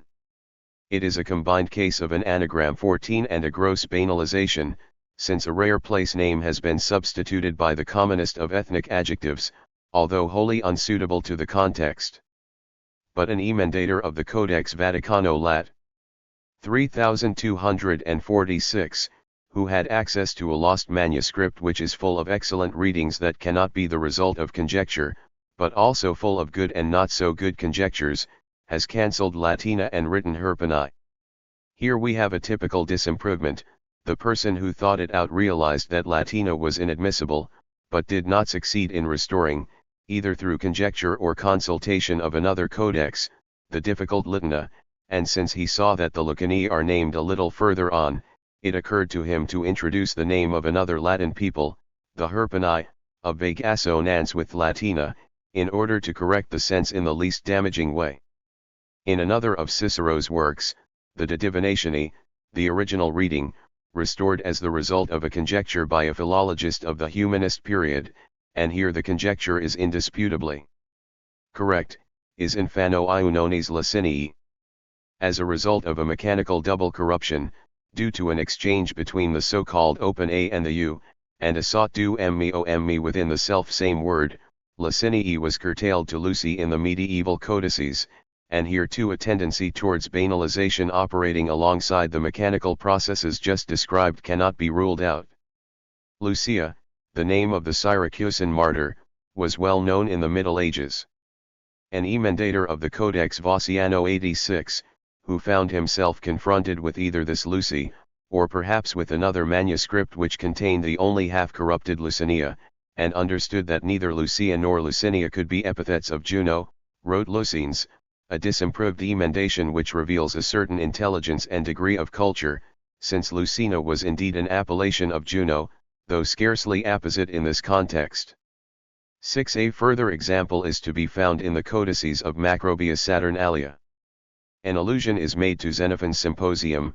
One of the guests is mentioned in the accusative case as a certain Charmadam. This must certainly be corrected to Charmadam. Is this a slip of the pen by Macrobius, or is it, as I would be inclined to think, an error of the manuscript? Tradition. The issue cannot be resolved for certain, and in any case, it matters little for our purposes. What is interesting is that, at the instigation of this erroneous variant, a codex of the humanist era bears the disimproved correction Carnetum. Minimally less ignorant than Don Abbondio 17, this copyist of the 15th century knew Carneades at least by name, but not well enough to realize that the founder of the new academy was not in a position for reasons of chronology, to figure in one of Xenophon's Socratic dialogues. On other occasions, these two distinct stages of a primary error followed by an disimproved correction have not reached us in a recorded form in two different manuscripts, but can be distinguished and reconstructed only on the basis of a hypothesis, one, however, of which we can in many cases be fairly certain. In Athenæus 11/560 the manuscript tradition has tove et/ov eurotade aktl 3 la ov chi antikiavi, while is clear that, as Volek realized, followed by recent editors, chi nlklav must be corrected to kaeolav. We have two errors here belonging to an earlier phase. At a later stage we have a disimprovement. The incomprehensible Calvlach has been amended to ka/nl clavatin. Alcibiades' name served to remind the copyist conjecturer of that of his rival Nicias, who is mentioned so many times in connection with the former, and it is probable that he was also influenced by the fact that a few lines above Nicias is named. The man referred to, it is true, is not Alcibiades' famous rival, but the copyist either did not know this or else was unconsciously affected by his reading and transcription of the same name a little earlier. That we distinguish between the two separate stages represented by the mechanical error the disimproved correction does not necessarily mean that we must attribute them to different copyists. It is often the case, as in the examples from Cicero and Macrobius, that there is evidence for the existence of two distinct sources responsible for the primary error and the attempted correction respectively. In other instances, as in the example from Athenæus just cited, this is not the case. This is not to suggest that the issue depends on whether or not the manuscripts which would have contained only the primary error have been lost to us. One and the same copyist is capable, after an initial misreading, of more or less unconsciously disimproving a correction of his first error in the process of self-dictation and writing. A jot critique can moreover also be an instance of accurate intuition. It is not always a wholly conscious conjecture, but can be the result of a virtually automatic attempt at correction, analogous to the motorist who swerves to avoid a skid or a collision without a full rationalization of his responses beforehand. So there is nothing to prevent the hypothesis that Freud himself, in his effort to recall the right name, Signorelli, first committed an involuntary banalization, and then an equally unconscious or semi-conscious disimproved correction. I9 But, and otherwise than in the case of primary corruptions, such disimprovements do not always consist of banalizations, but very often of learned reminiscences that come to mind at some inappropriate moment. Instances of these from among the examples quoted are Herpani for Latina, Ka Nkav for Ka Urolviav. Boltrafia for Botticelli is another. It is precisely because of the secondary rather than immediate nature of such disimprovements that they do not always consist in banalizations. It is obvious, even when such mistakes are made automatically rather than in full awareness, that the more numerous the uncommon words in someone's vocabulary, the more likely it will be that in the disimproved correction of a previous jot serval one of these rarities will spring to mind. The fact that Freud recalled, even if in error, the name of the obscure Boltrafia confirms, if there were any need of it, his excellent knowledge of Italian Renaissance art. But the reason in the first instance for the production of an disimproved correction lies in what, we repeat, is a very common failure to locate an original error. In this case too, however, as in that of the forgetting of Aliquis, Freud's line of approach is very different. Before the Orvieto frescoes became the topic of conversation, he had told his traveling companion a story he had heard from a doctor whose practice was in Bosnia-Herzegovina, about the exceptional resignation of the Turkish peasants in that area before incurable disease. They would say to their doctor, simply, "Herr, what is there to be said? If he could be saved, I know you would have saved him." But Freud, because of his reticence in conversation with a stranger, withheld the other piece of information the doctor had given him, that the resignation of these peasants in face of death was matched by the profundity of their despair in the event of a loss of sexual potency. "Herr, you must know that if that comes to an end then life is of no value." Moreover, this privileged theme of death and sexuality had surfaced in a painful way only a few weeks previously when Freud had happened to be at Trefoil in the Alto Adige. He had there learnt that one of his patients had put an end to his life on account of an incurable sexual disorder. At this point everything is clear to Freud, and he presents it in an even more graphic fashion by means of a diagram. Why did he forget the first part of the name of Signorelli? Because Signor equals Herr, and the vocative Herr had figured both in the anecdote which he had narrated a little earlier to his traveling companion, and in that which he had kept to himself for reasons of discretion, and, in addition, because Herr constitutes the beginning of Herzegovina, which, with Bosnia, made up the geographical region to which the account referred. But taken as separate 77 elements, Bosnia and Herzegovina were submitted to an advantageous division off Labur, while the latter, with the reinforcement lent by the vocative Herr, served to repress the first part of Signorelli J. The former served to furnish by substitution the first two letters of Botticelli. What of Boltrafia? That was the result of a somewhat approximate fusion between the Bo taken from Botticelli and Bosnian on the one hand, and Trajoi J, the name of the hamlet in the Alto Adige on the other.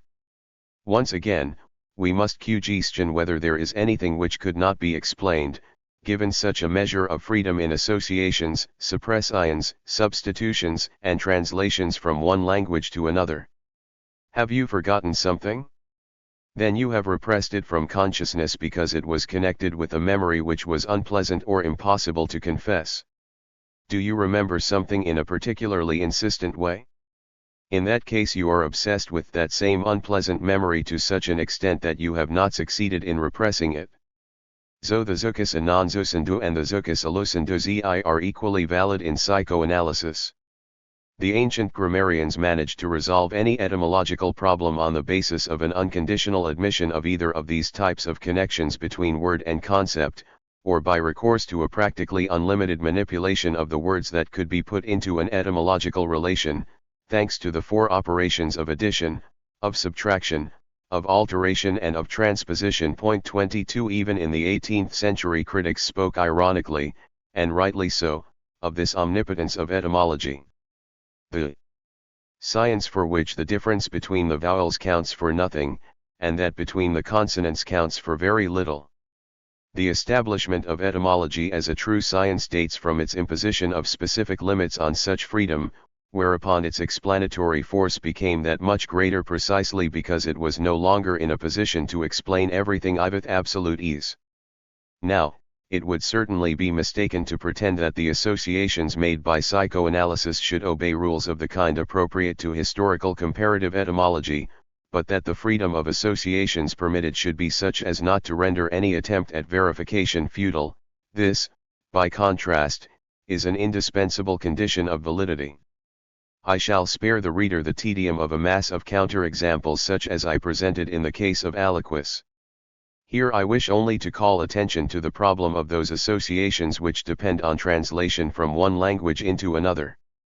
Freud never seems to have asked himself how it is, that in his own unconscious or in that of his interlocutors, associations dependent on translation could occur with such ease, from liquitus to Jalusig in the episode of the young Jew, from signore to Herr in the Signorelli Botticelli one, from homo in such wholly innocent phrases as ecce homo and homo sum to the neuter mensch with the sense of a prostitute, 23 and numerous other cases.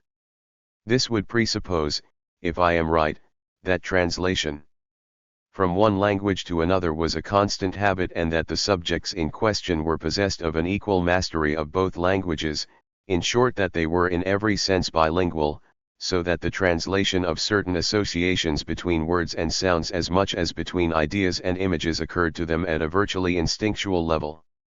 Now, there is no doubt that Freud had a very good knowledge of Italian, but he was certainly not bilingual in German and Italian, too, for while the young man who failed to recall aliquis, despite his dalliance in the company of an Italian lady and his past as a worthy student of the Latin language, was unlikely to have been as bilingual as Freud in Italian, and it is even more improbable that he would have spoken Latin with the casual ease of the humanist man-offletters of the old school. In fact, in the two accounts that Freud gives, as in others which we shall examine subsequently, the translation happens to involve an even more complex and mediated process. Liquidation in German is a term of economics and commerce, as is liquidazione in Italian. The same is true of the adjective liquid, which means either ready, or solvent, or payable, liquidable. The passage from liquidation to Flüssigkeit is not made via the simple association between synonymous words nor even via a simple transposition of a Latinism into the purely Germanic word, but depends on a prior reference to the Latin liquidus in order to pass back to the German Jausig and thence to the abstract Flüssigkeit. Likewise, the immediate equivalence signore equals Herr is one thing, the extraction of signor from Signorelli and of her from Herzegovina is another. It is precisely in reference to foreign words that Freud remarks, at the beginning of chapter 2 of the Psychopathology, that these are forgotten more readily than those of one's own language, so that an early stage in functional disturbance is revealed by the fluctuations in the control we have over our stock of foreign words. While the current vocabulary of our own language seems to be protected against being forgotten. We have no quarrel with Freud's observation, but the use which he makes of it in both the Signorelli and the aliquis case is aberrant. It is exactly the associations dependent on translation which presuppose, as we have said, a mastery of a foreign lexicon on a par with that of one's mother tongue. I find myself much more able to accept that unconscious processes could issue in false equivalences of the type caldo called, alto alt, stufa stuv, ruoda rauchs, and so on, rather than in exact translations such as those to which Freud appeals. One of my relatives once asked an astonished shopkeeper in Berlin for ein paar Altes. These are the kind of tricks that a moment of distraction or haste play on us even when our overall knowledge of the foreign language is quite adequate, although not perfect. I am well aware of the expedient to which a Freudian might have recourse in order to defend the conception of a polyglot unconscious. He would perhaps say that mental processes that are accomplished only with difficulty at the level of full consciousness are performed with surprising facility at the unconscious level. This is an assertion which, I would venture to suggest, still stands in need of more experimental confirmation, and a more precise definition of the limits of its applicability. For the present, I am reluctant to treat it as anything more than an insufficiently proved assumption. Moreover, I do not consider that an arithmetical calculation can be assimilated to a much less mechanical process such as translation. After all, computers which are much cleverer than any human being have existed for some time, whereas nothing similar in the way of translating machines has hitherto proved possible to construct. We shall have something more to say on this much debated problem in the last chapter. All the same, neither in the psychopathology of everyday life nor even in the lectures do we in fact FMD a defense of the polyglot unconscious along the lines we have just suggested. One might expect to find something in one of Freud's later works. But except for a very brief note written in 1936-26 and a passing remark in an outline O.J. Psychoanalysis, published after his death 27, Freud in his last years did not concern himself with slips, and above all did not ever feel the need to reformulate the psychopathology in order to bring it into line with the two theories of the unconscious which he subsequently developed. 28 In the first edition of the chapter on Signorelli Botticelli, 29, Freud tried to justify in a much simpler way the ease with which associations dependent on translation were made. The whole process was clearly made easier by the fact that during the last few days at Ragusa I had been speaking Italian continually, that is, that I had become accustomed to translating German into Italian in my head. This justification was not included later in the definitive edition, though nothing was put in its place. It is legitimate to suppose that Freud became aware either of its intrinsic weakness or of the fact that a similar explanation did not apply in the case of the forgetting of aliquis, nor to the incident which depends on an equivalence between homo and a particular meaning of mensch, nor to many other unconscious translations postulated in the psychopathology. 7. Abstract science and concrete magic. At the beginning of chapter 5 we mentioned the accusation of excessive generality leveled by Freud and the Freudians against attempts to explain slips and parapraxis by methods other than their own. We must now examine this charge in more detail. Freud found himself confronted by two types of explanation. One was strictly neurophysiological, slips and instances of forgetting were to be attributed to tiredness, or to arteriosclerosis, or to general functional disturbances of the cerebrum. There was, for example, the frequency with which instances of forgetting had been found to accompany attacks of migraine. The other was a psycholinguistic explanation. Slips were due to a mistaken transposition of sounds belonging to the same word or to contiguous words, or to the transposition of entire words, or to substitutions based on phonic or conceptual similarities. Given a certain relaxation of attention, and here neurophysiological factors came into play again, there might occur an uninhibited stream of lexical and phonetic associations. Freud allows that such considerations have a certain validity.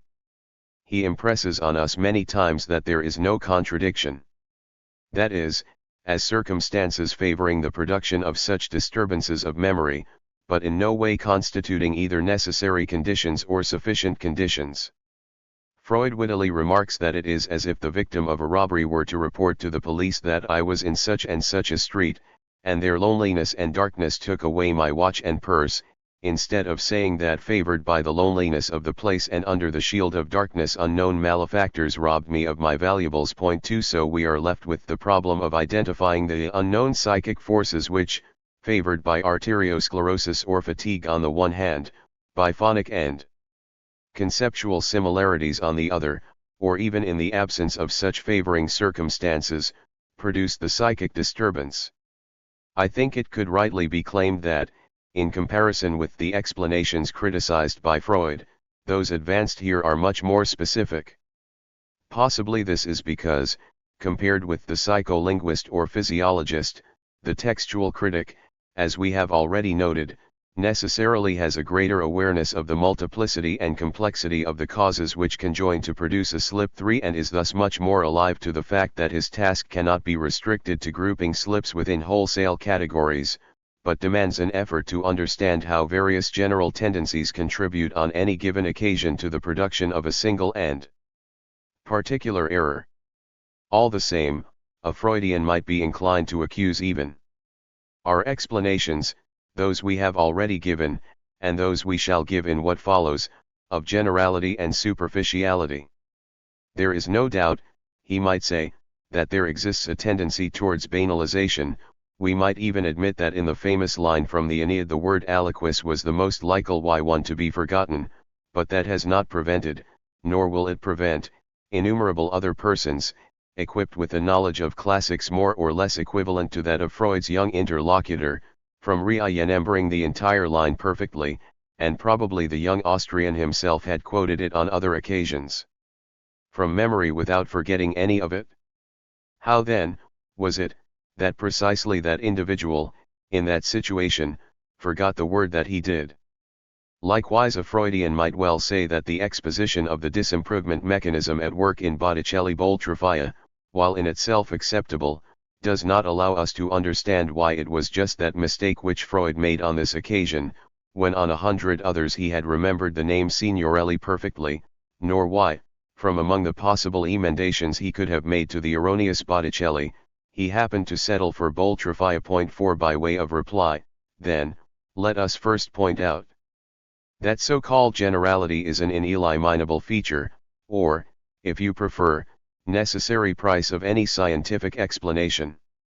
In comparison to any scientific explanation, a magical one, by contrast, nearly always has a more individualizing quality. The distinction has been particularly clearly stated by Ernst Cassirer, 5, and it retains its validity even for one who, like myself, rejects Cassirer's Kantianism or Neo-Kantianism, and his conceptualization of scientific law and of causality. For reasons of space I shall not cite the whole passage, but limit myself to a few sentences. For myths there can be no accidental event in the course of human existence. Everything has to be strictly determined, but it is determined not by general principles underlying events, as expressed in the sciences by natural laws, but by individual purposes and forces servile to them. This magical causality therefore penetrates much further into detail than the causality of theoretical science. It demands a defini cause for every case of illness or death, to be found in some individual act of will, in some antagonistic sorcery worked upon the person. Here we find, in a certain sense, instead of an absence of all causal explanation, a hypertrophy, and only the character of the causes differentiates between mythical and theoretical thinking, in that mythical causality is based on intentions and acts of will as contrasted with rules and laws. Thus Freud's analogy with the victim of theft who accuses not his assailants but the darkness and loneliness of the night, can legitimately be countered by another analogy, one not so witty, but perhaps more appropriate to clarify the divergence involved in the concept of causal explanation. If I have a sore throat and I consult the doctor, who diagnoses pharyngitis, I can complain that in its recourse to a general category this diagnosis obliterates my own specific and highly personal affliction. If the doctor, in order to better satisfy me, specifies that my pharyngitis was caused by streptococci which found a favorable environment in my pharynx and in my organism as a whole as a result of the cold and of the generally debilitated state that I happened to be in at the time, I might still reply that all this is still too general. Why, after all, did the streptococci attack me in particular rather than my friend X, who had been exposed to the cold just as much as I, whose general condition of health was worse than mine, who worked in a less wholesome environment and was subject to greater exploitation? Indeed, how was it that I myself did not contract pharyngitis a month ago, when the illness had much more epidemic proportions and when my physical condition was no better?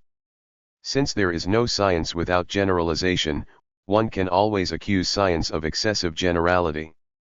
This charge may appear all the more justified when levelled at sciences such as medicine and philology. Despite their thousand-fold differences in other respects, these disciplines have two features in common.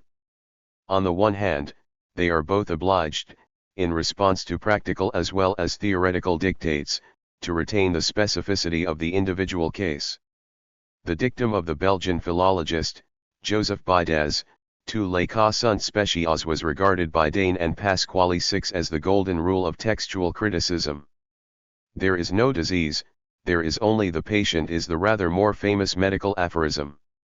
The painstaking exactitude and extreme scruple of Augusto Murray's study of the problem of medical causation is well known, a study which equally never succumbed to the opposite temptation to reduce a science to an art entrusted to an intuition of case by case, without regulative laws and general principles. Secondly, philology and medicine are both diachronic sciences, whose phenomena, by contrast with those studied by mathematics and physics, are not reproducible under identical conditions, and are therefore for the most part not susceptible to direct experimental verification. 7. Now let us suppose that I had consulted a magician instead of a doctor about my sore throat. In that event my demand for an individualizing explanation would apparently find much greater satisfaction. The magician will not, in fact, talk to me about an abstract pharyngitis, but will first elicit an account of myself and my woes.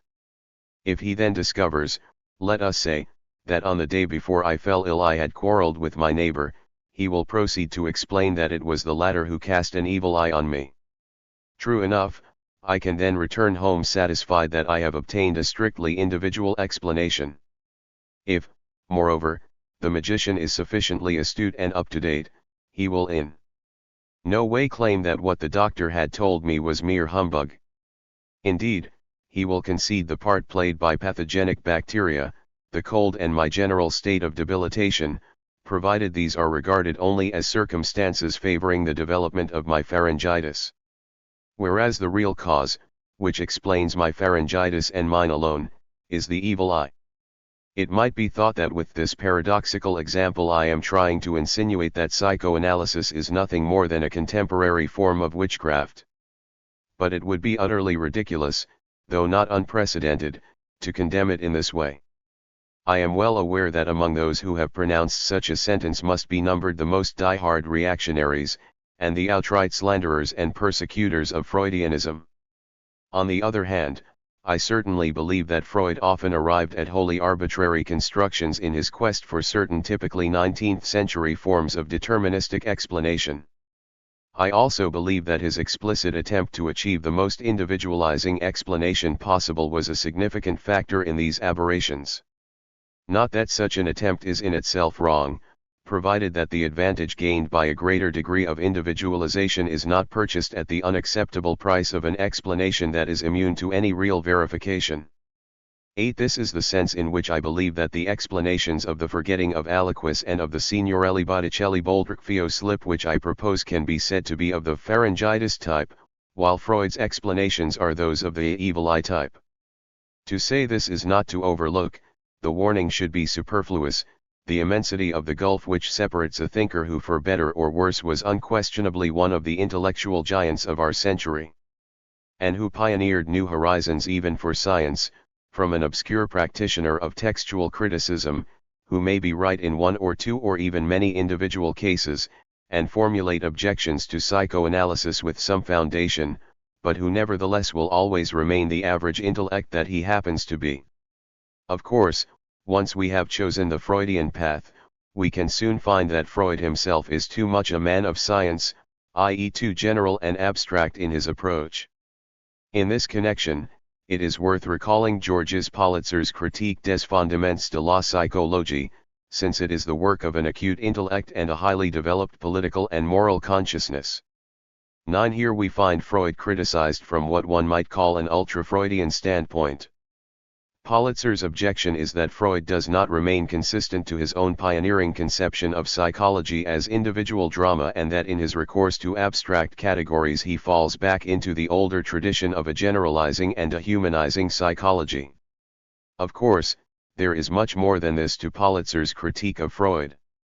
In its demand for a concrete psychology, for a psychology of the first person which would not be treated with the naturalistic methods of the third person, Politzer's youthful work opened the way to a study of man as a being who is simultaneously natural and social, whose multitude of unsatisfied needs and complex sufferings can by no means be explained simply by reference to the traumatic experiences of his infantile sexuality, but must be related to the whole set of frustrations and oppressions to which he is subject in a profoundly anti-egalitarian society. Here we can already discern the path that was to lead Politzer to Marxism, and which, after his death during the resistance, Lucien Seve was to pursue in Marxisme et Théorie de la Personnalité. But even if we acknowledge all this, we must still grant that the Critique de Fondements de la Psychologie contained the risk of widening the gap between psychology and neurophysiology. More generally, in the urgency of its pursuit of the concrete, it tended to overlook the actual nature of scientific knowledge. Let me repeat that this does not mean that one should not seek the most individualizing explanations possible that are consistent with the scope of any given science. We have earlier commented on the way in which a shared necessity for such explanations links the so-called humanities to medicine, and thus also to psychology and psychiatry, sciences which in a certain sense belong to both camps. But individualized explanations, if they are really to improve on generalized explanations, must satisfy conditions which Freudianism usually fails to do. Every relationship they posit, every link they add to the causal chain uniting a symptom to its presumptive original cause must be, if not amenable to absolute confirmation, at least demonstrably more probable than other alternative explanations. Considering the question of medical diagnoses, Augusto Murray wrote, "The more numerous the intermediate links in the chain, the greater the danger of an unjustified connection being made." This is even more true in the case of Freudian analyses, in which we are very often dealing with symbolic interpretations which leave a very wide margin for invention. Nor is it enough, in order to substantiate an avowed determinism, to assert that every slip has a cause and thereupon present extravagant causal connections as certain. Even the magician whom it occurred to me to consult about my sore throat, this is the last time that I shall appeal to my earlier provocative analogy, could rightfully claim to be a determinist in the sense of the term. No sore throat develops by chance, I might be told, there is an evil eye responsible in every instance. Furthermore, non-scientific individualizing explanation, precisely because of the weakness of its experimental basis or indeed its outright arbitrariness, nearly always ultimately resolves itself into its opposite. After registering all its painstaking individualization, we cannot but become aware of the extremely impoverished set of causes that Freudian theory advances in explanation of neurotic disorders. We know, in fact, that there is basically only one cause. We shall shortly see that it is actually the Freudian theory of slips that partially evades this criticism, not so much in its general formulation as in its particular applications, but we shall also see that the extent to which it does so constitutes an objection to Freudian theory itself. Freud himself was acutely aware of the contrast between the description of a certain type of neurosis and that which is strictly specific to each case of individual neurosis. He expresses his awareness of the distinction in a page of the lectures which has possibly not received all the attention it deserves. Towards the end of lecture 17 of the first series, he introduces an antithetical distinction between the typical symptom and the historical symptom, which seems to anticipate the objection raised later by Politzer, and which has an undoubted affinity with similar problems that were an issue of debate for other human sciences during the same period, for example, for Saussurean linguistics. These were problems which all arose from the schism between science and history which became manifest in European culture towards the end of the 19th and the outset of the 20th century. The solution which Freud merely mentions in that lecture, and which he later developed in other works, was to be contained in the notion of the collective unconscious. It was, as we know, a solution that posed more problems than it resolved.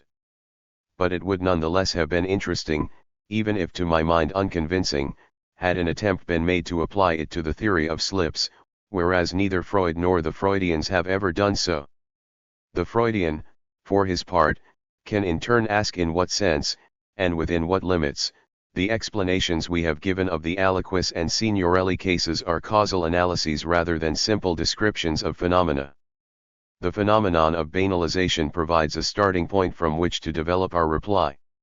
Every time that anyone learns a new or at least unfamiliar linguistic expression, he finds himself called upon to insert it into a cultural linguistic patrimony long since acquired, and for that reason already much more familiar to him. There is always the danger, therefore, that what is new or rare will cede place to the more usual, that what is familiar will be substituted for that which, precisely on account of its novelty and rarity, is less easily assimilated and fixed in memory.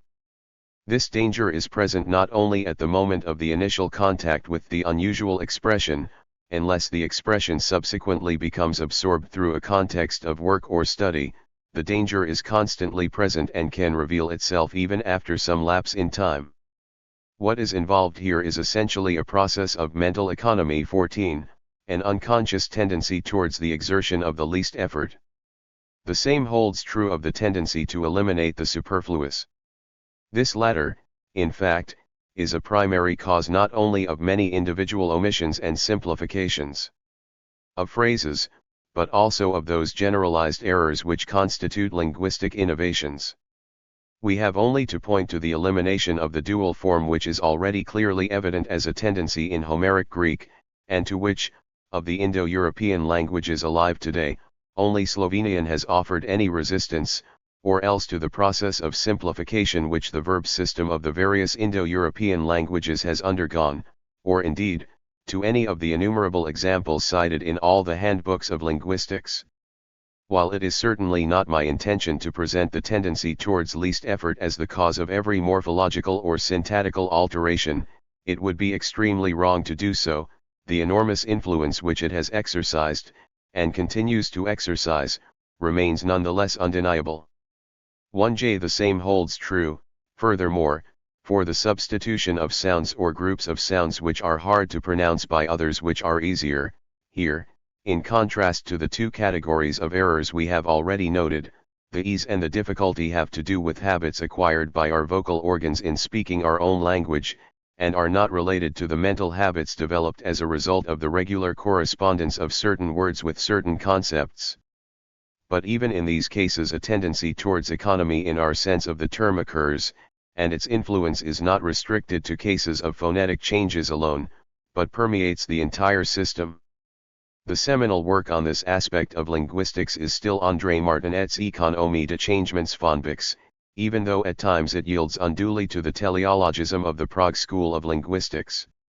Is it appropriate in all these cases to speak of psychopathological factors, or even of that form of psychopathology that Freud quite rightly maintains is revealed even in subjects who are basically free of neurosis?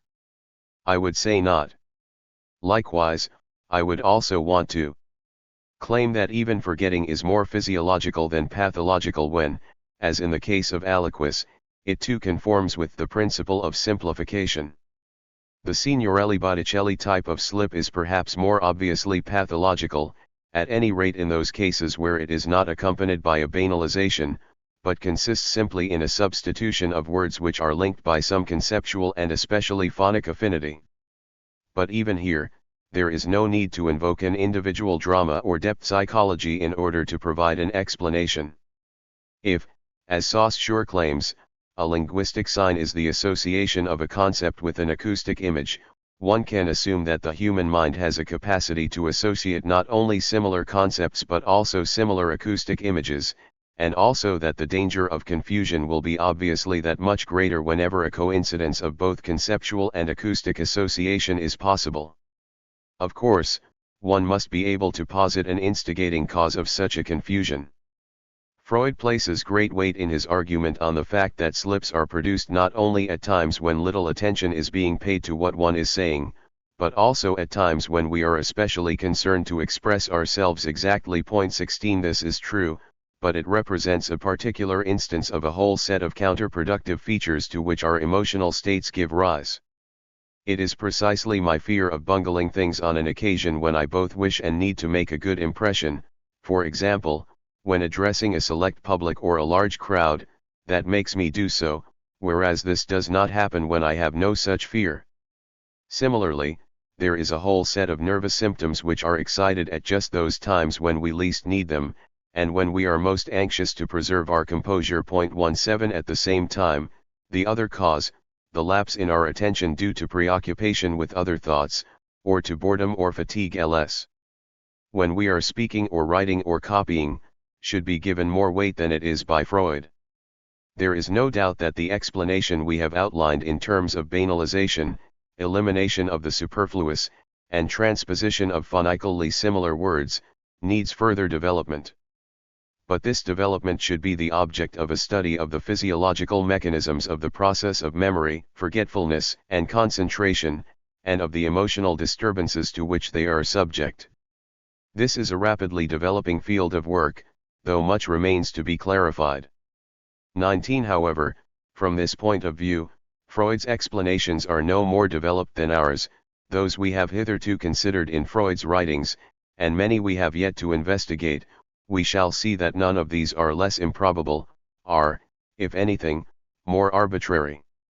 Moreover, it is always useful to keep in mind the distinction between two ways in which a causal account can be developed.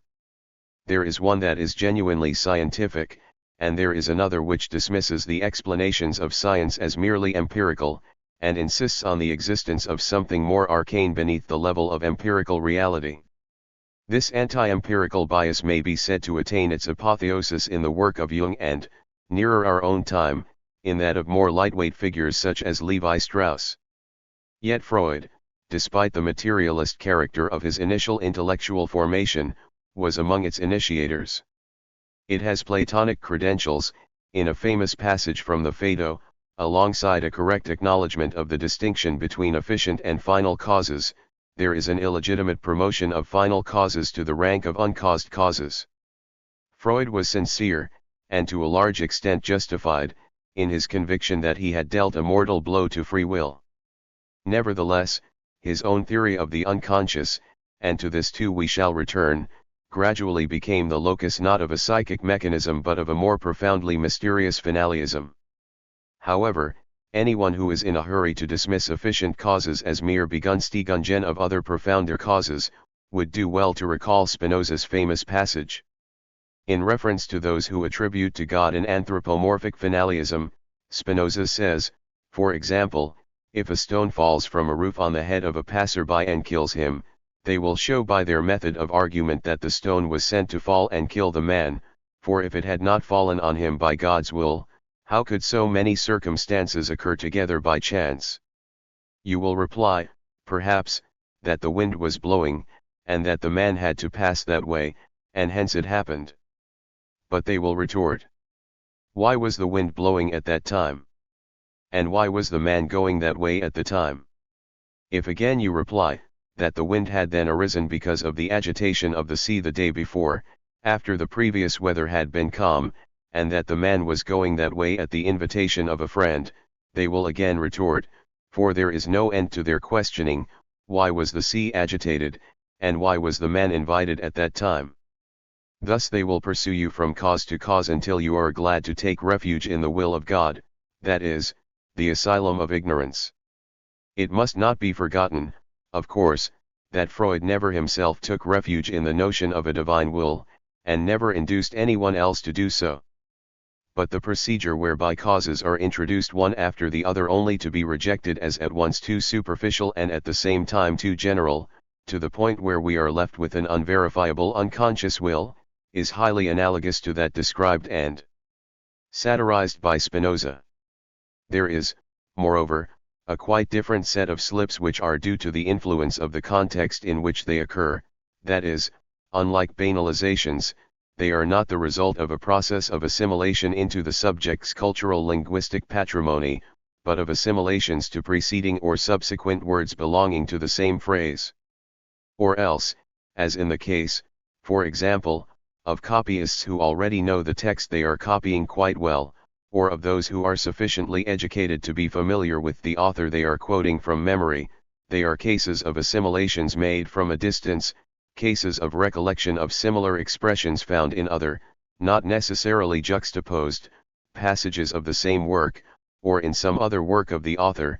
I remember many years ago, during a performance, given in the Roman amphitheatre at Fiesole, of a mediocre jingoistic drama on the foundation of Rome, having heard the actor who played Romulus declaim in full voice at the climax of his account of the fratricide, Riso rise instead of Remo rise, by an unfortunate anticipation of the 5 of the following word in the word before it, so that it was not only Remus but also the audience who laughed, at precisely that point when it should have been most gripped by the tragedy of the situation. The actor, while pronouncing the first of the two words, was already thinking of the second. It is no accident, in fact, that the majority of errors of assimilation found in Greek and Latin codices and in modern manuscripts and typescripts are regressive in this way, rather than progressive. It is true that sometimes what has already been uttered or written then impinges on what follows, but more usually the speaker or writer is preoccupied with what he is about to say or write, and it is this preoccupation which gives rise to the mistaken anticipation. 21. In all these cases, and in various others which we shall later examine, what authorizes anyone to consider what we count as causes as actually only favoring circumstances? Is it the fact, perhaps, that the same kind of slips and instances of forgetting do not always occur? By no means. The tendencies which operate to alter an expression are obviously countered by an opposite tendency towards an accurate registration of the concepts and their acoustic images, their preservation in memory and their pronunciation and transcription at the correct time and place. It is precisely because of this that banalization, confusions between similar sounds, and so on, are tendencies and not laws. Even the most slovenly and ignorant copyist, or the most distracted or emotional speaker, always writes or pronounces infinitely more correct words than slips. We find the most difficult, recondite, and archaic of expressions preserved intact in Greek and Latin manuscripts which postdate the originals by thousands of years and have passed through the hands of innumerable copyists during that time.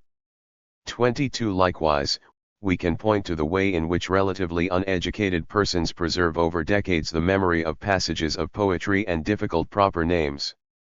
Thus, it is quite impossible to predict that, for example, a given text will be corrupted by a given error at a given point in a given copy. But the situation is very different at the statistical level.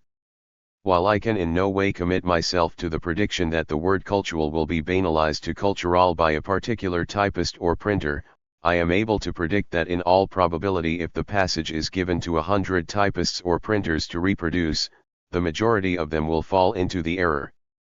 The same can be said of the banalization of teleologico to theologico. Here the sot-to-meme operates as an additional cause in conjunction with the tendency towards banalization, while the latter is further assisted by the fact that the two adjectives, though their meanings are significantly different, are often appropriate enough to the same context.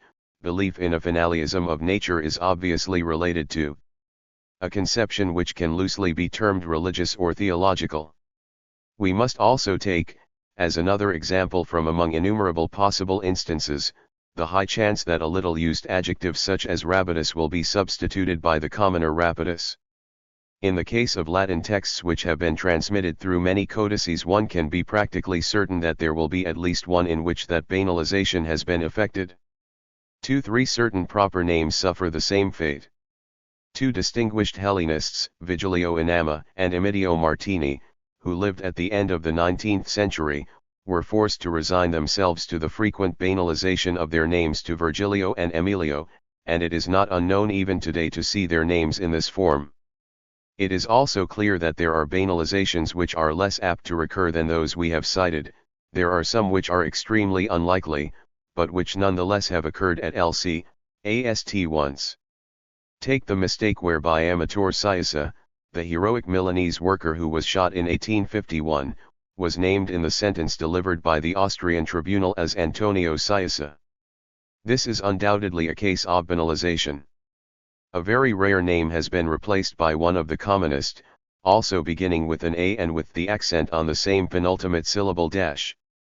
In the same way, the attraction exerted by the context, or by another text not directly before us, but in some way connected by its similarity to the one with which we are concerned, cannot be reduced in every instance to a case of banalization or to an exchange of equals.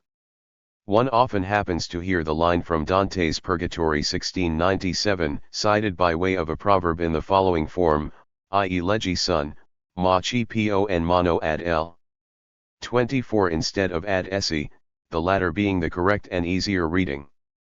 The memory of another famous line by Dante, voci alte fioshi suon de man con els evoked by its vague similarities to the former on has played a part, here produces a mistaken litio difficilior. Finally, apart from other possibilities which interest us less, we must not forget that easy and difficult are not absolute terms, and what is difficult, i.e. unfamiliar, to us, may have been easy to those alive at an earlier period. 26. This holds not only as a warning against the transference of our own linguistic and cultural sensibilities and of our own criteria of judgment to epochs and social contexts that are not our own, it also holds for our own time, and our own society. The name of a sports celebrity or pop singer can be a household word for a brief period, and thus give rise to banalizations which when they crop up later will appear at first sight inexplicable. Even the fame of a political or literary figure, while usually somewhat less ephemeral than that of the stars of sport or popular music, is often at its acme only briefly, and thereafter goes into decline, so that the names of such personages are less readily amenable thereafter to slips. In the proofs of a work of mine on the history of philology printed in 1963, I found, instead of Codici Gerterpiani, Codici Gattopardiani. The slip was a testimony to the extent of the fame acquired by the leopard in testimony to the extent of the fame acquired by two Gattopardo in the years following its publication, and which as my book, had the effect of diffusing on a mass scale. Tomasi de Lampedusa's renown is far from exhausted today. All the same, the chances that a printer today would commit a slip like this are very much less now than in 1963, because the leopard is no longer the subject of quite such vociferous publicity as it was at that time, and even if the mistake were, oddly enough, to be repeated, one would be inclined to wager that the culprit would prove to be a printer who was no longer all that young, and on whom the cult of the leopard had impinged with particular force. In the proofs of a volume by Zeller Mondolfo I once found Empedocoli gli autonomisti instead of the heading Empedocoli gli atomisti. This was in 1961 or 1962 are not only forgotten against the conscious wishes of the subject, but in addition, the subject himself, once he has acknowledged the error, is not immediately aware of the motive for it. He comes to understand this only through a miniature analysis based on the method of free association, and this proceeds only by breaking down a whole series of resistances imposed by the subject, and by the interpretation of a series of symbols which serve to disguise the true origin of the slip. By contrast, in the majority of the cases given later, the cause of the slip is presented as immediately obvious to the speaker or listener. Or if an analysis is needed, it is only a very brief and elementary one, in which the number of steps and possible symbolic interpretations is reduced to the minimum. A member of the German parliament, concerned to persuade his colleagues to demonstrate their unreserved loyalty to the Kaiser, comes out with Riegratlos and thereupon immediately exposes the hypocritical servility which he was at such pains to keep hidden. A Jewish convert to Christianity, who found himself the guest of an anti-Semitic family with which he nonetheless wanted to keep on good terms, and who feared that his children would reveal the unpalatable truth of their Jewish origin to his hostess who was ignorant of it, meant to say to them, "Go into the garden, children," but instead of Jungen says Juden, the very word that he least of all wanted to utter. The only truly convincing examples given in the psychopathology and in the lectures are of this type, which we can call verbal gaffes. A gaffe, in fact, can also occur when a speaker is unaware of how tactless it would be to mention certain matters or to use particular expressions in a given situation, whereas in our case the speaker is all too cognizant of the inopportuneness of what he actually happens to say. Freud himself does not fail to emphasize the fact that errors of this type had for a long time been known to occur and that there are examples of them in celebrated literary works which are not due to the inadvertence of the author, but to his subtle perception of this psychological mechanism. 2. Moreover, common expressions such as "he gave himself away" or "he didn't mean to say" etc. testify to the fact that we have always recognized that it is difficult to maintain perfect control over what we say, and to avoid half-revelations of what we would rather keep from others, and in many cases from ourselves too. This is not to deny that Freud has given us a clearer understanding of the psychological process which gives rise to the GAJE. All we wish to point to is the way in which Freud's explanations increasingly lose verisimilitude the further we move away from the gaffe type of slip towards the slips that can be said to be more typically Freudian, that is, towards the aliquis or signorelli type. To gain the reader's assent to his account of the latter type of slip, which was obviously the project most important to him, Freud adopts two contrasting approaches in the psychopathology and in the lectures. In the former, as we noted, the reader is taken by storm. If the explanations given in the first two chapters appear convincing to him, he will thereafter be quite prepared to accept the others, which generally refer to simpler cases. In the lectures, which were published many years after the first edition of the Psychopathology, J concern at the prejudicial hostility or incredulity which psychoanalysis still had to overcome is more evident. So that here Freud initially selects elementary and obvious examples, and once he has convinced his audience of these, he then proceeds to persuade it that more complex cases are no different in kind and so may command a similar consent. Yet each of these procedures depends more on Freud's ability as an advocate than on any intrinsically persuasive force. One is left with the impression, it seems to me, that wherever the explanation is certain or highly probable, there is no need for a Freud, whereas where we do need a Freud, the explanation is forced. It relies too often on the postulation of arbitrary or undemonstrable intermediate links between the slip and its presumed cause. We shall see, for that matter, that even in the examples of the more elementary kind there is no lack of capricious explanations. Another surprise for anyone who comes to the psychopathology after a reading of Freud's principal works, is the relative dearth of slips with a sexual reference. Even in this respect, the first two chapters, both of which are devoted to explanations of slips of sexual origin, stand out from the others. Real or allegedly sexual slips are certainly not absent from the later examples, but there are at least as many, if not more, which have to do with politics, with racial prejudice, with pursuit of money, and, in a quite particular way, with frustrations over issues of career, scientific prestige and professional rivalry. 4 Freud and his circle, as we know, swiftly came to experience frustrations of this sort to an obsessive, even pathological, degree.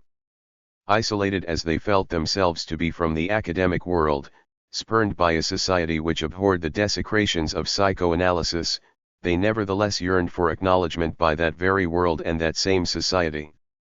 Thus it was that Freud, despite his hostility to universities, displayed side by side with an undoubtedly heroic independence and nonconformism, many of the defects of the university professor in their most heightened form, and between the master and his pupils, and among the pupils themselves, everything worst about academic life, the authoritarianism, that bitter competition, the love-hate relationships, was reproduced on a magnified scale. S. The psychopathology of everyday life is, in large part, a reflection of the day-to-day life of Freud and his pupils. In another aspect, it provides a portrait of the highly complex and respectable society of Vienna at the turn of this century.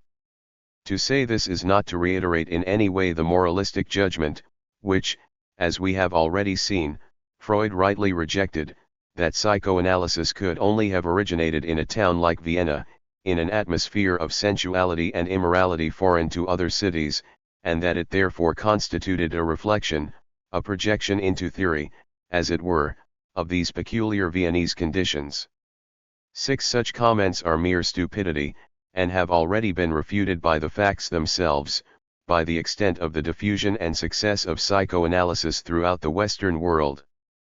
But it is perhaps not so stupid to suggest that psychoanalysis reveals the imprint of that singular synthesis of implacable critical spirit and implacable bourgeois correctness which Claudio Magris argues 7 was characteristic of Central European civilization, though less so of Germany than of Austro-Hungary. The Habsburg state represented a particularly notable focus of contrasts.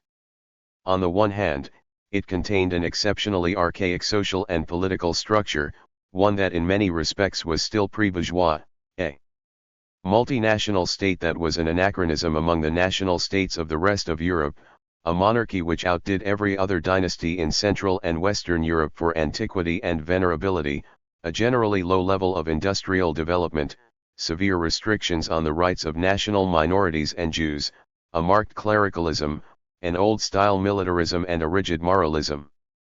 On the other hand, the bourgeoisie of the big cities, and of Vienna in particular, sensed a crisis of traditional values, and a climate of sophisticated decadence and psychologism was more noticeable there than elsewhere. I am aware that this is a very summary characterization. I have no wish to pretend that I am any specialist in Central European culture and society, and it is certainly not enough to refer to an authority like Magris to compensate for my own very superficial acquaintance with it.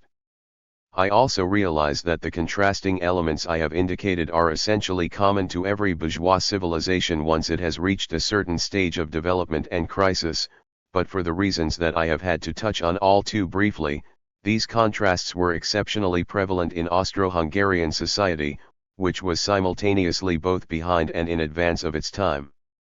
A member of that society had to be on guard against referring to a host of what were considered disconcerting topics, against touching on a multitude of burning issues, from sex to politics, from money matters to concerns of social and professional prestige, from the Jewish question to myriad other ethnic conflicts and their often unspecified social basis. On the other hand, he or she would have been aware to a greater or lesser extent that what all these forbidden topics reflected was not a genuine respect for a set of values, objectively false and reactionary, yet firmly believed by the ruling class and its intellectuals, but rather a climate of utter crisis of all these pseudo-values within the bourgeoisie and aristocracy itself. Hence the continual temptation to infringe the rules, to say what was forbidden. Their fear is changed into desire. Within such a climate, even the sexual slip does not emerge as substantially different from the other kinds of slips we have mentioned. The explanations of slips and instances of forgetting which presume a sexual origin never, or hardly ever refer us back, in fact, to the very first stage of infancy which Freud would have us believe constitutes the primal source of the majority of the neuroses. Even the Aliquis and Signorelli cases hinge not on the Oedipus complex but on recent adult experiences, whose confession is only so painful because of prudish embarrassment. This is even more obvious in the case of taboo words which we happen to utter at the wrong moment, or only in a hybrid and thus incomprehensible form, that reflects their half-suppressed status. We have only to think of how many words can be voiced today which even as little as 30 years ago were strictly forbidden, and of the disappearance, which is more or less a fait accompli among the younger generation, of the hypocritical distinction between a vocabulary intended for men only and one appropriate to women and children. There will be sexual suppression, of course, as long as an inegalitarian society exists. It was this which Reich understood, and which he rightly refused to accept as the necessary price of any form of civilization, seeing it instead as a mark of a false and retrograde civilization. For egalitarian societies, as Reich saw to, will be those in which not only the state but the family has also disappeared. There is nothing more paradoxical than to acknowledge that the family is far from an idyllic environment, that it is in fact a center of tensions, of misunderstandings, of morbid loves and frequently hatreds too, and then to proceed to eternalize the institution, and to limit oneself to curing the damage it does, rather than seeking to prevent that damage by the suppression of the institution itself. 10. Yet this does not alter the fact that the nature of sexual suppression is changing in society today. In many respects, it is already transformed. It no longer appears as direct suppression, but as a transmutation of sex into a luxury commodity. It may also often take the form of a premature abandonment of sexual activity due to overwork, in many cases necessary simply to survival, in others to maintain a pointlessly high standard of living whose effect is to divert gratification towards the unnatural and unnecessary pleasures of household display, automobile activity, and the ever more exhausting rest of the weekend. In the atmosphere created by this new form of sexual suppression, disguised as sexual freedom, it is no longer the use of taboo words which scandalizes. We can predict, therefore, and perhaps already confirm, the rapid disappearance of the sexual gaffe, unless the present, by no means short-lived, economic crisis results once more in the extension of austerity from consumption to morality.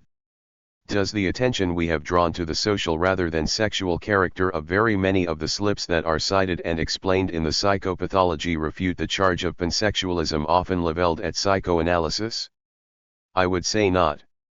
In the first place, it is a fact that in their explanation of genuine and specific cases of neurotic symptoms, Freud and the Freudians consistently appealed to the sexual traumas of early infancy. The recent, and to my mind largely successful attempts to interpret what real and demonstrable content there is in the Oedipus complex as the product of historical and social determinations, would have been deemed heretical by Freud. Even in a work such as the Interpretation of Dreams, which in common with the psychopathology of everyday life is concerned not only with the victims of genuine neurosis, but with the neurotic element present in everybody, explanations whose character is sexual and refers back to the sexuality of early infancy are much the most prevalent. Within the Freudian system, therefore, the psychopathology, together with the work on jokes and their relation to the unconscious, escapes the so-called pansexualism of psychoanalysis only to the extent to which it retains the role of an expository text. In other words, it is not as if, with this work, we have yet properly crossed the threshold of Freud's depth psychology. This is the only way in which we can account for Freud's flat assertion, in one of his mature works, "I used always to warn my pupils, our opponents have told us that we shall come upon cases in which the factor of sex plays no part. Let us be careful not to introduce it into our analyses and so spoil our chance of finding such a case." But so far none of us has had that good fortune. We too have our own reasons to regard the charge of pansexualism as inappropriate. We shall come to these in the last chapter.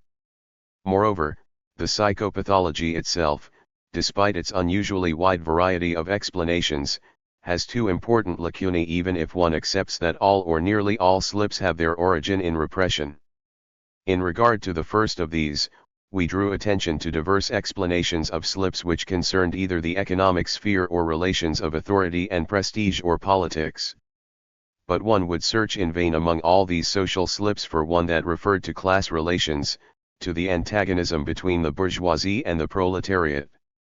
It might be objected that since Freud and his immediate followers found their patients among the wealthy bourgeoisie 12 or else from among aspirant psychoanalysts who submitted to a teaching analysis, it is naive to expect to find the class struggle reflected in their unconscious. Such an objection is wholly invalid. Bourgeois society certainly imposes a much greater toll, even psychically, on the proletariat than on the bourgeoisie. But despite its position of power, the latter never ceases to live in fear of the former. This is true of periods of progressive reform of working class conditions, as was the case in Austria at the start of the century, since the fear is always present for the bourgeoisie that social gains by the working class may, albeit if only in the long run, surpass the safety limits of the system and thereby threaten its stability, even when there is no majority among the proletariat and its leaders for such an aim, or else there is the fear that revolutionaries within the working class movement will gain ascendancy over reformists. It holds for historical situations of revolutionary or pre-revolutionary crisis such as were experienced in Germany and Hungary after the First World War, and also for periods of brutal anti-proletarian reaction, when there is the danger that even the slightest infringement of a violently re-established order may expose the fragility of a regime based on a maximum of force and a minimum of consent. The psychopathology of everyday life first appeared in 1904, but new examples were constantly added to it up to the time of the 10th and final edition of 1924. However, neither in the first nor the last edition do we find a single example of a slip or instance of forgetting whose origin Freud ascribes to the fear of revolution. This is true even though the 1924 edition appeared during a period in which Austria had only just escaped from a revolution itself, had been encircled by explosive revolutionary forces abroad, and now found itself directly confronted by Italian fascism and Horthy's equally ruthless dictatorship in Hungary. Granted that we accept Freud's theory of slips, is it really credible that in not a single one of his bourgeois patients did a repressed thought of this unpleasant kind ever surface precisely in the form of a slip? What is more, in addition to the fear that the bourgeoisie will suffer a general defeat, which is shared by all its members who have not gone over to the side of the proletariat, there may also exist a more personal and day-to-day fear or discomfiture in the lives of industrialists, businessmen, officials of the state repressive apparatus, over some particular potential or actual strike, over this or that act of insubordination and so on. It is typical that even when they emerge victorious from disputes of this sort, such persons are often never really satisfied. They would prefer to see the proletariat more submissive, more content with its lot, or more drastically punished for its rebelliousness. Then there is the whole stratum of petty bourgeois who are entirely in an employee condition, and are thus in a purely economic sense already proletarianized, but psychologically experience a conflict between their hatred of the proletariat, assimilation to which they refuse, and their frustrations at the ingratitude of their employers, with whom they feel allied but who will repay them for their solidarity.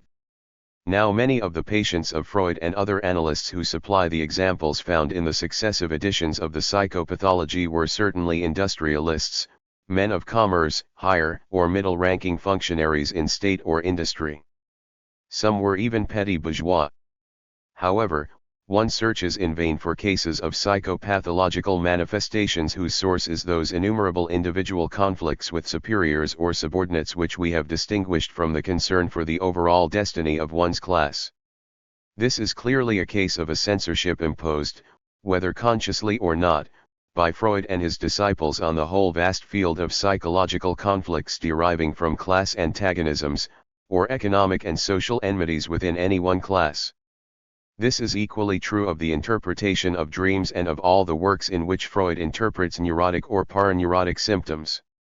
Not only does the proletariat not feature in these, but its absence results in a seriously deficient account of the neuroses of the bourgeoisie. The second lacuna of the psychopathology relates to those unpleasant thoughts that stem from the consciousness of our own biological frailty. This is the fear, which is sometimes general and sometimes related to a particular and imminent danger, of illness, senility, or death, of ourselves, our friends or our relatives. It would need a separate study to develop this theme. Here we shall limit ourselves to noting that despite the importance in Freud's personal history, firstly of his more or less unfounded, but for all that, profoundly disturbing, fear of a premature death, and then of his 15-year struggle, waged with heroic fortitude and lucidity, against an inexorable disease, Freudian psychopathology has never provided an adequately systematic account of this source of anxiety. Neither in the original concept of narcissism nor in the later death instinct are we provided with a principle capable of explaining the 115. Happiness inflicted on man by his own physical ailments and those of his kind. It is true that the future of an illusion contains a passage on man's oppression by nature 3 which is among the finest in Freud's writings, and displays surprising, though certainly quite incidental, affinities to Leopardi. But Freud is interested in that oppression only as a justification of the origin of civilization and of the set of sacrifices that its development imposes on our hedonism. 14 When he treats of the unconscious and the neuroses, by contrast, Freud's awareness of man's biological fragility is strangely distorted and defective. It would appear that thoughts about our own death no more preoccupy our unconscious than they allegedly do the mind of primitive man. The death of strangers. We contemplate it quite calmly, so much so, in fact, that in times of war we cheerfully kill them, and in peacetime harbor many more murderous thoughts than we care to admit. The death of those dearest to us? The fear, and the actual experience, of this are real enough, and they disturb us profoundly, yet our feelings are always ambivalent, a compound of fear and longing, of pain and pleasure. 5 If we ask how this is proved, Freud will answer, Psychoanalysis 6 In reality, the proof is obtained only by means of quite arbitrary manipulations. Perhaps most capricious and scientifically dishonest of all is Freud's proof that all dreams, even anxiety dreams, are the expression of a repressed wish. 7 Here we indeed appear to be confronted with a psychiatrist, suffering from a captia psychologism, who was determined to present his own malady and that of his followers, whom he effectively held in the grip of a love-hate relationship, as psychologically normal. In Totem and Taboo it is not so much the general model of an old-style bourgeois paternalistic authority which is projected back into prehistory, as the specific situation of the society of psychoanalysts, governed by a father and master who is the only analyst neither analyzed nor analyzable by others, and who maintains a relationship with his children which is doubly unequal in that the latter are simultaneously both his pupils and his patients. 18. Not, of course, that Freud was claiming all the women for himself in any directly sexual sense. He was, indeed, the most abstinent of men in this respect. His methods of subjugation took a more subtly sublimated form. 19. While his acquaintance with the dire fate that lay in wait for the father at the hands of the sons in the primitive horde, led him to a preventive killing, i.e. eradication and banishment, of his potential murderers. Here too his sentence was always pronounced in the name of science, even if it was based on a diagnosis of neurosis against which there was no appeal. In such a crazed environment, Freud's sentiments on the death of any of his pupil rivals were inevitably a mixture of grief and relief, and, if truth be told, the relief usually appears to have predominated. Thus it is that even in the psychopathology of everyday life, Freud's explanations of slips refer us to discomforting thoughts which have been repressed for diverse reasons, but never out of fear of illness or death or commiseration at the death of others. The particular case of Boltrophius/Trajoy is not an exception, because the discomfort of the memory relates not simply to the suicide of one of Freud's patients but to its sexual motivation. The distressing thought of death is admissible only insofar as the erotic component, as it were, guarantees its safe conduct. If I am right, there is only one genuine exception which we shall examine in the next chapter. That it was Jung who provided Freud with this example is perhaps no accident, but rather a certain reflection of Jung's tendency, even before his rupture with Freud, to minimize the sexual origin of neurotic symptoms. There is no need to emphasize that, so far as we are concerned, Jung's mystical fantasies greatly aggravate the evil they are supposed to remedy. All the same, it remains a fact that Jung's polemic against Freud's pansexuality initially contained certain not wholly mistaken motives, even if its subsequent development was completely distorted. On the other hand, even if we suppose that the unconscious as the archaic locus of the human psyche does not have a subjective fear of death, and experiences grief over the death of those we love only in an ambivalent form, we still have to ask ourselves what becomes of those present thoughts that reflect the psyche of civilized man, when they become repressed. Does some process of transformation assimilate them all to the categories of a psychology of archaic residues? Does repression involve no enrichment or modernization of that primitive basis? If such an enrichment does occur, it is not clear why there is no resurgence in the unconscious, even in the form of slips, of contemporary thoughts and feelings such as those which relate to our own and others' biological frailty. If it does indeed occur, the Freudian explanation of innumerable other slips remains incomprehensible, of those whose concern is career or financial matters as well as the A/Eke's example itself. These difficulties derive, in my opinion, from that strange interpretation of prehistoric man in an autobiographical register which is one of the weakest aspects of Freud's theory. In conformity with Freud's views on death, we find quite a number of explanations of slips in the psychopathology of everyday life that refer us to secret desires for the death of some beloved person. 21. The Oedipal situation tends to assume the dimensions of a paradigm for any and every human relationship, at the price, on occasion, of curious contortions. A doctor prescribes, fortunately without serious consequences, an excessive dose of belladonna for his own mother. He later makes a similar mistake with regard to an elderly aunt. He had felt for some time that by sharing the same household as his mother he was inhibiting his erotic freedom. His unconscious desire, therefore, was to kill her. But while Freud would have been quite content with an analogous conclusion if the case had been that of a son who wanted to kill his father, or even of a daughter who wanted to kill her mother, or if the wish that emerged had been for fratricide or uxoricide, the case of a son wanting to kill his mother created some difficulty for him despite the presence of a desire for greater Erotic freedom. Let us see with what sleight of hand he puts things to rights. We have, of course, learned from psychoanalytic experience that such reasons are readily misused as an excuse for an internal attachment. So, fathers are killed because of rivalry, mothers because of an excess of affection, that is to say, in a desperate attempt to free oneself from temptations of incest, elderly aunts because they are mother figures.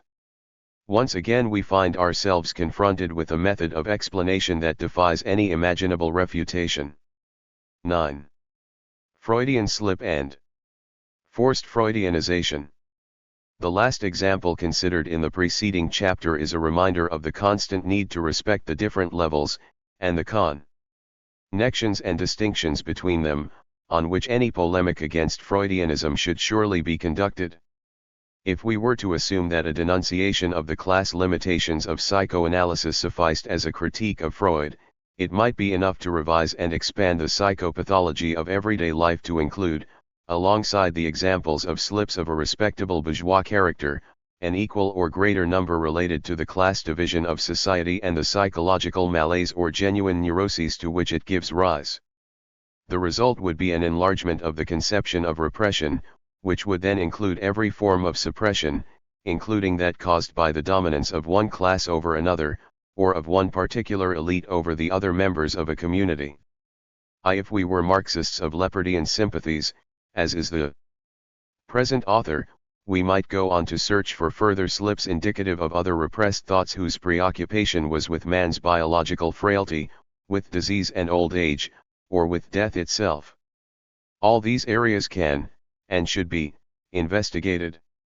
But if we were to use the Freudian technique, with its pseudo-proofs and its symbols bones et out gere, in order to arrive at Marxist or Leopardian explanations of slips and neuroses, this would neither benefit Marxism nor assist its potential deepening and development in the direction of a hedonist pessimist materialism of the kind anticipated by Leopardi. We must ask ourselves, then, in what cases should we not be content with philological explanations of the type already illustrated in chapters 3 to 6, and which will be further exemplified later? When should we look to the Freudian explanatory model for additional material? To improve our formulation of the problem, it should be emphasized that the contrast between the two types of explanation is not to be made simply in terms of their more generalizing or more individualizing nature. The truly Freudian slip or instance of forgetting presupposes the existence of psychic material which my conscious ego has repressed because it proved displeasing, or, given it was desirable from a hedonistic point of view, because my moral inhibitions prevented my confession of it even to myself, let alone to others. A slip such as that committed by Giorgio Pasquale when he mistakenly corrected translation to tradition is, in its own way, individual, for Pasquale was exceptional in his greater familiarity with the word that for the vast majority of people is the lesser known of the two, especially in its sense of manuscript tradition. But for Freud, a satisfactory explanation of it would have necessitated a further analysis which demonstrated that in Pasquale's psyche the manuscript tradition was linked to some unpleasant memory that had been repressed at an earlier date into his unconscious and now had surfaced again in a disturbance of his discourse. Could some demonstration of this kind be made, or could it have been when Pasquale was still alive, without a descent into pure and simple absurdity? Pasquale was indeed, as everyone knows, a neurotic. Yet his mistake was not a symptom, even a minor one, of his neurosis. Here is another, even more interesting case. In a brief article which we found reason to cite at the beginning of this work, Lanfranco Carati examined a slip contained in an article from Gazzetta dello Sport of August 23, 1949. The footballer, De Gregori, whose name was reported correctly in the first instance, became De Gasperi, the Christian Democratic leader, a few lines below. 3. Carati rightly remarks that there are two competing reasons for the error. One is the objective reason that the two names have an identical beginning, for the other is the psychological, and therefore subjective reason, that certain names which are dinned into us by the radio, constantly blasoned by newspapers and posters, interminably repeated in the weekly press, and crop up all the time in our daily conversations with friends, acquire an extraordinary persistence for us. In other words, de Gasperi was a Xiojasi liar then, even if it would probably no longer be today. Certainly, relative to the speed with which the name of the worthy footballer fell into oblivion, that of de Gasperi continues and will always continue to be remembered by many, even if only for his nefarious role in restoring capitalism and securing the continuity of the state in Italy. All the same, his name could only be introduced as a slip today by a student of post-fascist history or by someone who had personal reasons to remain intimately engrossed with that epoch, and not by an ordinary printer or journalist, even if he were a Christian Democrat. But Carity proceeds to find an explanation even more closely related to the person who committed the error. The unconscious, however, is moved by latent forces of attraction and repulsion, and in this case we cannot be sure whether the hidden motive for the irresistible resurgence of the name was one of sympathy or antipathy to the statesman. I believe that if the reporter was responsible for the mistake, it should in all likelihood be interpreted as a testimony, even if unpremeditated, of his loyalty to the government. If, on the other hand, the printer was the culprit, then it was probably incited by opposite sentiments, and witnesses to a quite different attitude. That Carity was influenced by his reading of Freud is clear enough, but one should note that his is not an orthodox Freudian explanation, because it leaves open the possibility that the slip was either sympathetic or antipathetic, where Freud would have made a definite and unjustifiable option for the latter, the only hypothesis which presumes a repression. Naturally, we must not delude ourselves that the Freudian is ignorant of devices whereby a sympathetic explanation can be rendered consistent with Freudian orthodoxy. If, as we saw at the end of the last chapter, even the desire to kill one's mother can be interpreted as a manifestation of love, it would be comparatively easy to reduce the sympathy felt for de Gasperi by a loyal Christian Democrat to the ambivalence of the latter towards the father who is at once tyrannical rival and at the same time protector. But the only result of this sophistry would be to obliterate the distinction, upon which Carity is right to insist, between those who, in 1949 and the years that followed, were, for highly concrete political reasons, committed to de Gasperi, and those who opposed him. The truth is that the sympathy we feel for a person, even when avowed and unsuppressed, can be the occasion for a slip, no less than antipathy. So too can dispassion, provided its object is someone widely known in one's particular circle, whose name is often mentioned, and thus sticks in the mind. In the case of the de Gasperi slip, if we think back to the explosive climate of 1948-9, a neutral attitude is improbable. But the printer who in a relatively lukewarm political atmosphere said autonomisti instead of atomisti could have been a socialist adherent of Pietro Nani, or a supporter of the left of the Italian Socialist Party or of the Italian Communist Party which were hostile to Nani, or else a relatively apolitical worker who had nevertheless overheard the repeated debates between the autonomists among his fellow printers and others, and their opponents. The misprint Gatto Partiani for Gerterpiani was the responsibility either of an indifferent printer who had very often heard references to the leopard, or more probably, of an admirer of the book. It seems much less likely to me that on this occasion the slip was due to hostility, because I find it difficult to imagine that any potential animosity towards the leopard would, in the case of a printer, so far exceed boredom and detachment and become so emotional and tormented as to need burial in the unconscious. If we are to have good grounds for accepting the Freudian origin of a slip, the latter must satisfy at least two conditions, that psychological processes of a relatively superficial character, which themselves regularly give rise to slips and instances of forgetting, are not sufficient to explain it. 2. That the Freudian explanation does not rely on associations or symbolic connections that are so forced as to make it wholly arbitrary and unverifiable. Among the mass of examples cited by Freud and by the Freudians, there are some which actually fulfill these two conditions. Let us take, for example, the case already cited of the German delegate who said Riegertlos instead of Riekaltlos. The two adjectives are phonically similar, but instead of a process of banalization or an exchange of words uttered with a virtually equal frequency, we have the reverse mechanism, a very much rarer word has been substituted for the extremely common raikaltlos. Furthermore, it is neither possible to attribute the litio difficilior to the influence of its context, nor is it reasonable to suppose that, contrary to the case for the majority of Germans, the difficult adjective was in fact more familiar to the delegate. The first condition is therefore satisfied. So too is the second, the troubled conscience which induced the hypocritical politician to 126. Give voice to the unfortunate adjective is all too obvious. We need have recourse neither to the existence of unproved connections, not to translations into foreign languages, nor to symbolisms that adapt to all eventualities, in order to expose it. Here, then, the slip is indeed an involuntary expression of the suppressed even if not necessarily repressed material. The same applies in the case of another slip cited above, that of Juden in place of Jungen.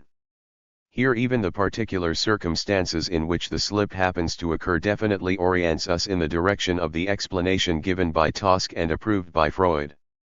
Or again, take the case of the girl who lacked the courage to express to her mother the aversion she felt for the young man she was supposed to marry, and said of him that he was sehr liebenswidrig when she meant to say sehr liebenswürdig. This is a slip which in all probability is effectively Freudian.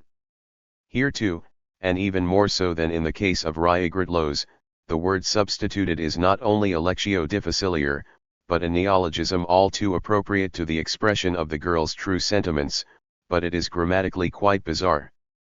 Instead of worthy of love, what is said is a literally untranslatable compound meaning something like repellent to love, in which the second part, indicative of hostility or disgust, contradicts and annuls the first. In these cases, and in certain others to be found in Freud's book L, it is indeed legitimate to consider the phonic similarity between the two words as a merely subsidiary cause, precisely because the similarity is not in itself enough to explain the slip. But we must repeat what we have already said on p. 104 square, all the really persuasive examples belong to that type which we have called a gaffe. Slips of this kind certainly presuppose that something has been suppressed, but the speaker is fully conscious of, and currently preoccupied with, whatever it is that he wants to conceal from those to whom he is speaking. It is not something which has genuinely been repressed and re-emerges from the depths of his unconscious. Even more persuasive would appear those slips which, as Freud himself pointed out, show marked resemblances to jokes. A distinction is claimed for these on the basis of their unconscious character. 6. Yet in several cases one can be highly dubious as to whether they possess this. A father who was without any patriotic feelings, and who wished to educate his children so that they too should be free from what he regarded as a superfluous sentiment, was criticizing his sons for taking part in a nationalist demonstration. When they protested that their uncle had also participated in it, he replied, "He is the one person you should not imitate, he is an idiot." On seeing his children's look of astonishment, he then added apologetically, "I meant to say patriot, of course." Here, to my mind, one is given the distinct impression that the slip is feigned.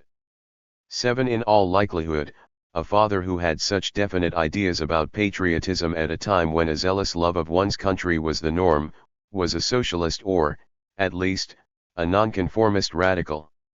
From such a man, who evidently had in no way repressed his anti-chauvinism, but professed it with full conviction, one would be inclined to expect an intentional sarcasm rather than an involuntary slip.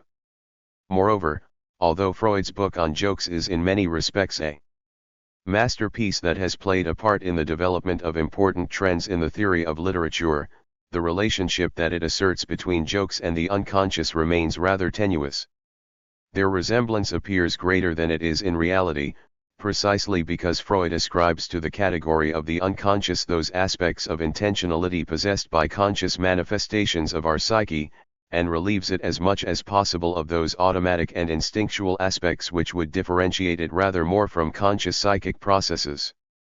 Freud never consented, as Grodek would have liked him to do, to a straightforward reduction of the ego to the id, but he did tend to make the id the truer aspect of human reality. We shall say something more of that in our last chapter.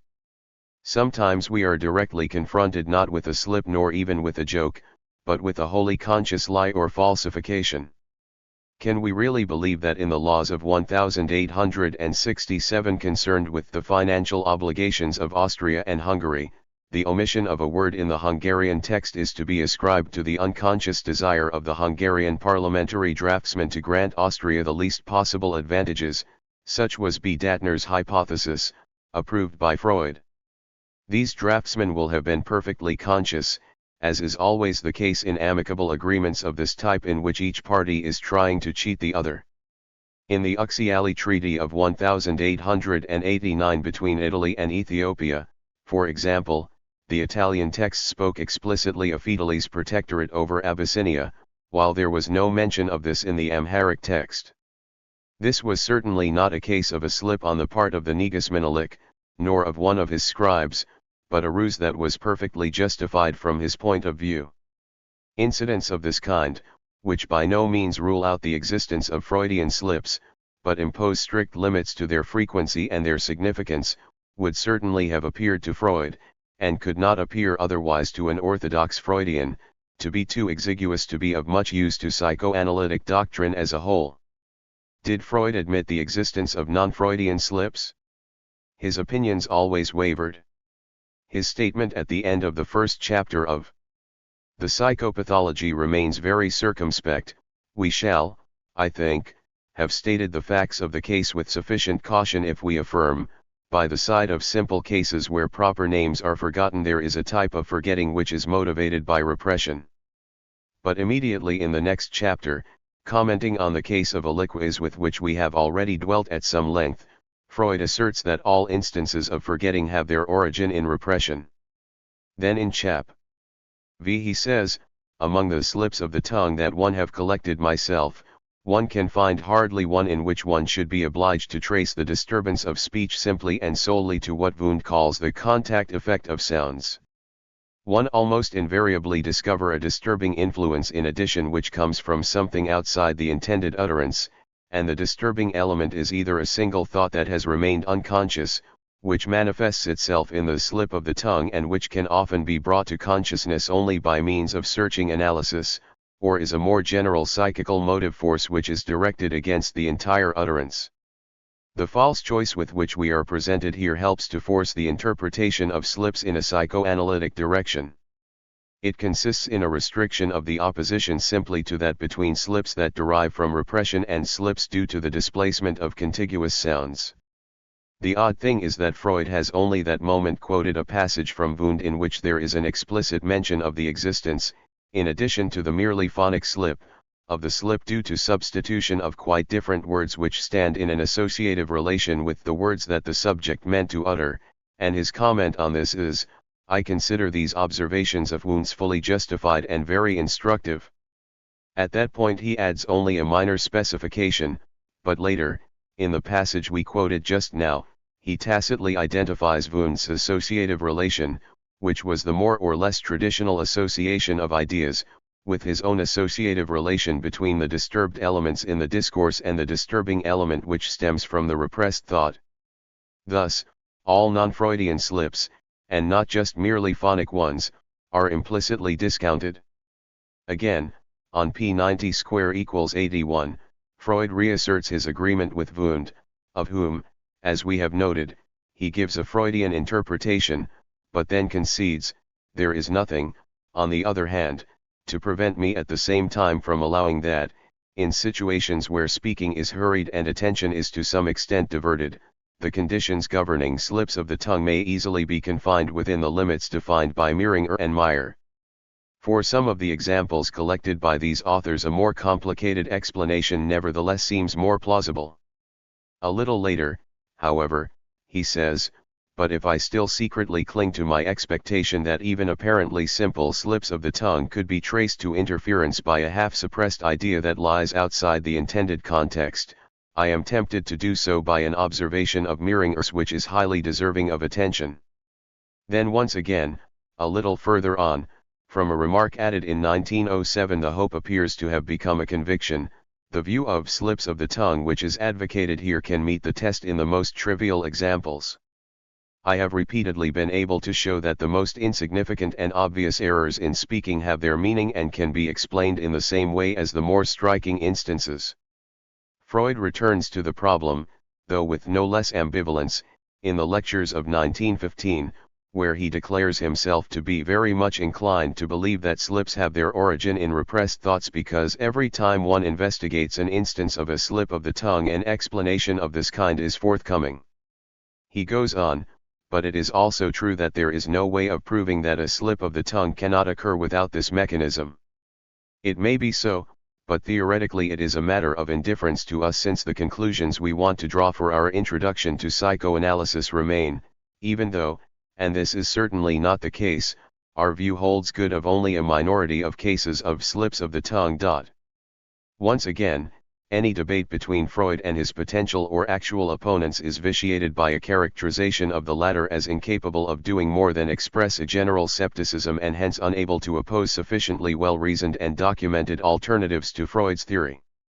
That Freud, however, was not so indifferent to the possibility that a greater or lesser number of slips were not subject to his type of explanation may be seen in a passage from the following lecture. Here he actually posits a Freudian explanation even of those slips which are too slight and irrelevant for the explanation to appear to be demonstrable even to him. It is to be assumed that a purpose of disturbing the intention of the speech is present in these cases but that it can only announce its presence and not what it itself has in view.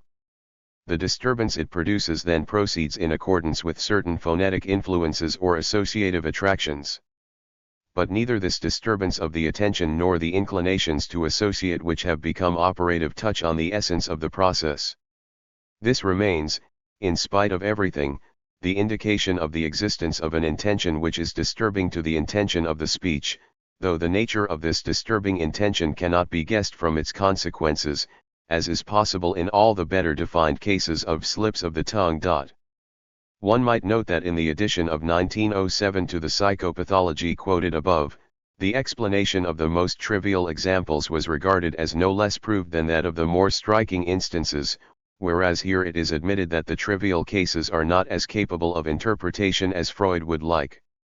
All the same, he by no means renounces the claim to general validity of his theory of the slip, which alone accounts for its essence, even if this, at any rate temporarily, remains to be specified. What is chronologically perhaps the last evidence of Freud's views on the subject is given by Smiley Blanton, My Analysis with Freud. There Freud admits that parapraxis, such as breaking a teacup, or even possibly typing errors, can occur purely by chance, but not the slip. The distinction is hard to sustain.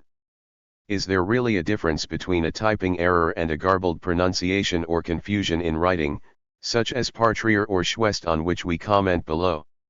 How can one admit to the chance nature of the former while asserting the unconscious determination of the latter?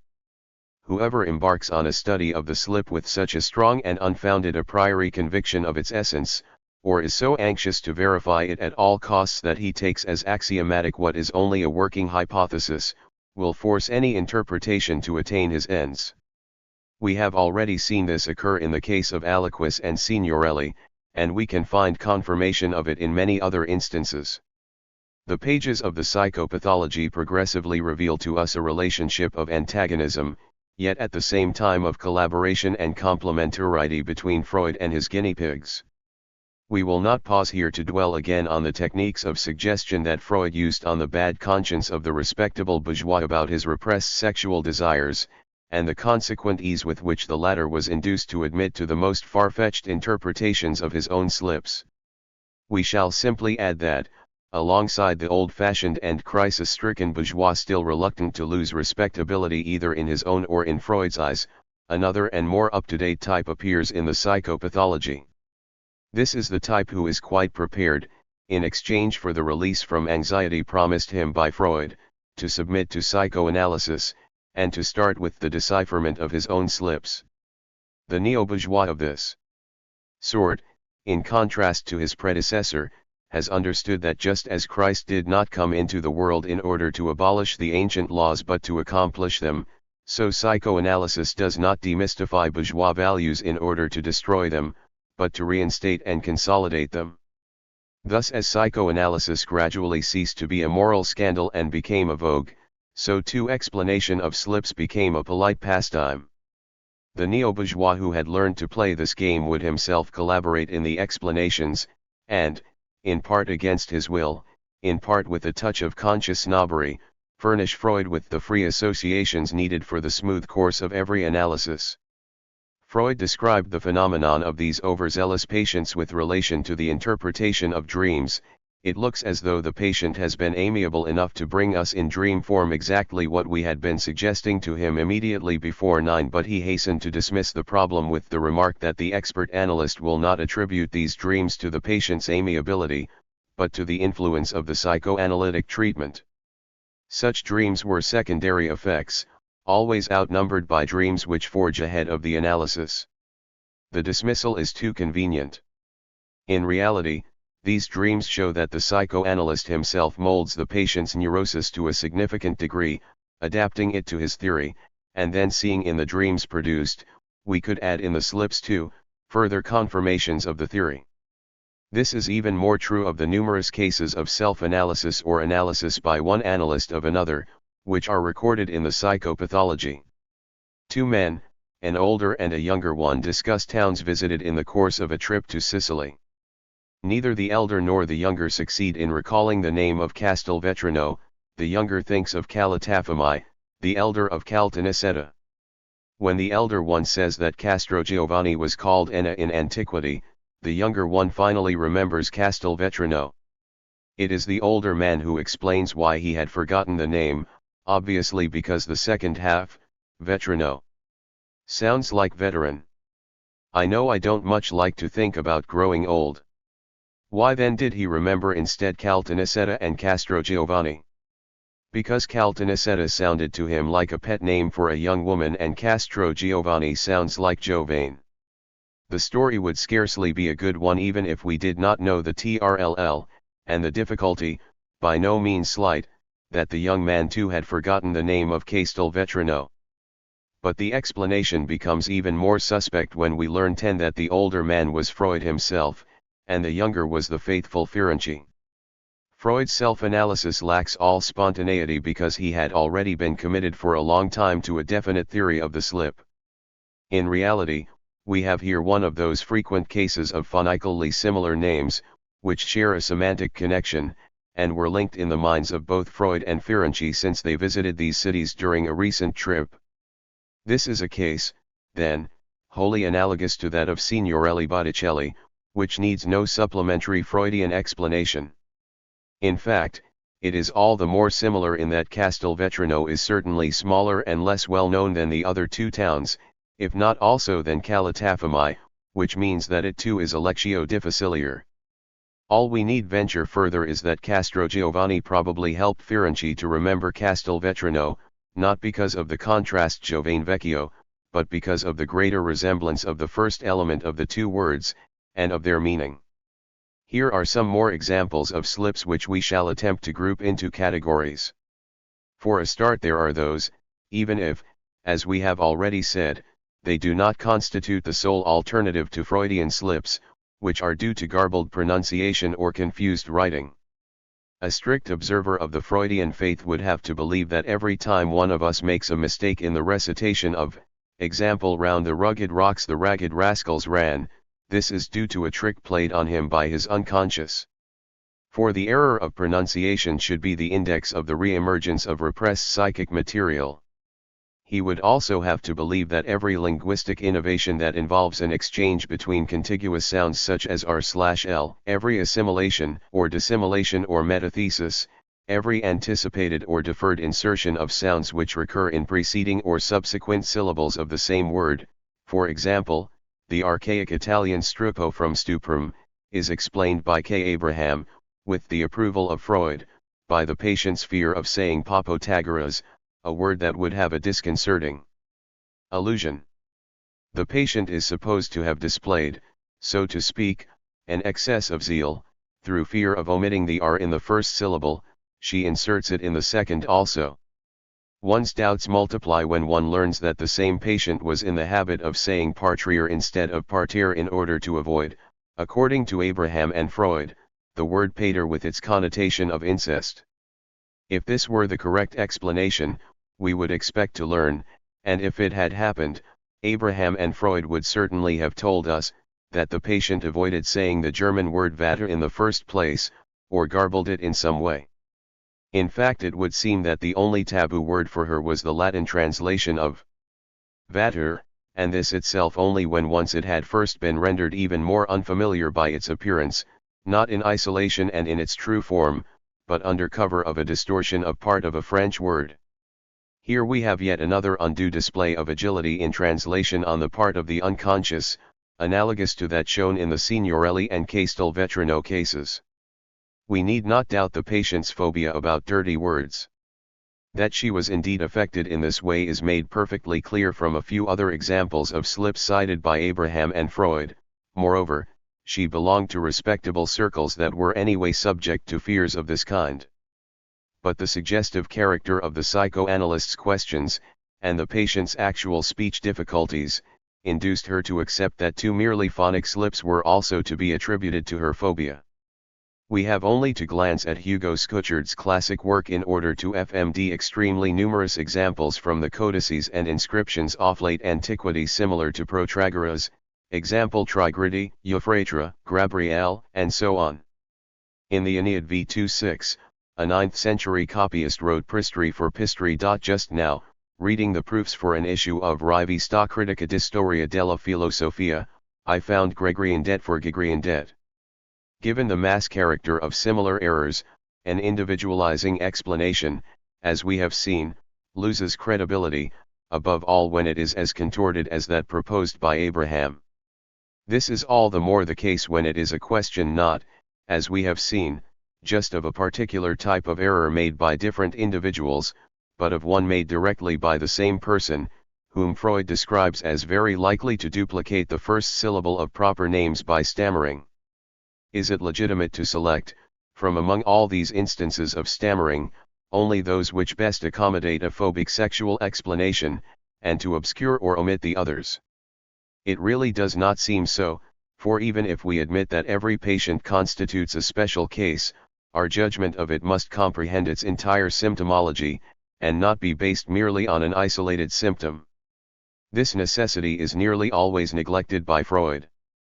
Apart from some very rare exceptions, the psychopathology is a study of single parapraxes, not of individual personalities taken as a whole. Such a procedure is bound to give rise to falsification. Here I want to cite another example from my experience as a proofreader. In the proofs of a work on ancient history I found the misprint Ani for Annie. A splendid example for a Freudian. Who will hasten to ascribe to the printer repressed homosexual tendencies or something of that sort? But note that 2 pages further on I found literary for literary. This alters the situation. What is indicated is a tendency on the part of the printer to conflate double consonants, which is either the result of his dialect pronunciation or represents an instance of the kind of overhastiness which leads to so-called haplography. So the notorious Ani loses any particular significance here. The case I shall now quote seems to me to constitute a particularly instructive warning against the individualizing explanation of such slips. In Italy, in the early 19th century, when Barthold George Niebuhr was beginning to acquire some fame for his audacious talent as a historian of ancient Rome, for his sojourn at Rome as Prussian ambassador, and for his friendships and enmities with various local scholars, Italian intellectuals suddenly fell prey to a collective error, and wrote his name as Niebuhr. The error displayed a remarkable capacity for survival, and examples of it can still be found today. 1 L. Louis de Sinner, the friend of Leopardi, who saw that even Prospero Viani had committed the slip in the first edition of Leopardi's letters, jokingly advised Guillaume Pietro Vaucerques to correct this shocking spelling, or otherwise people would be saying que jamais Niebuhr n'a été un putain, ni belle her. 12. What for Sinner was a joke, a psychoanalyst might have taken in all seriousness as a perfect example of Freudian negation. The garbled version of Niebuhr's name would have indicated that the writer had said to himself without his realizing it, "Never with a whore," and would thus have revealed his repressed desire to consort with one at the earliest opportunity. But, Unfortunately for this ingenious interpretation, those who for a century and a half have continued to commit this spelling mistake, have not been Germans but rather Italians, the vast majority of whom, beginning with Vianney, were wholly ignorant of the German language, including the meaning of Hure. Consequently, unless the current vogue for the innate should persuade one to claim that a person's ID can know German even if his ego has never learned it, we shall have to resign ourselves to accepting one of those banal explanations of Mehringer and Meyer which Freud found so displeasing. Precisely because the H, except in special cases, is foreign to Italian spelling, and never occurs as a phoneme in spoken Italian, an Italian writer is likely to be apprehensive, whenever he starts to write the name Niebuhr, that he will miss out the H, and will thus be led to anticipate it. Even this anticipation can, if you like, be seen as a manifestation of anxiety, but it is an anxiety that is entirely concerned with the fear of committing a spelling mistake, and not connected to a deep psychic force. Moreover, it is cured, for the most part, by an improvement in one's knowledge of German, even if this, unfortunately, is not accompanied by any amelioration of one's neuroses.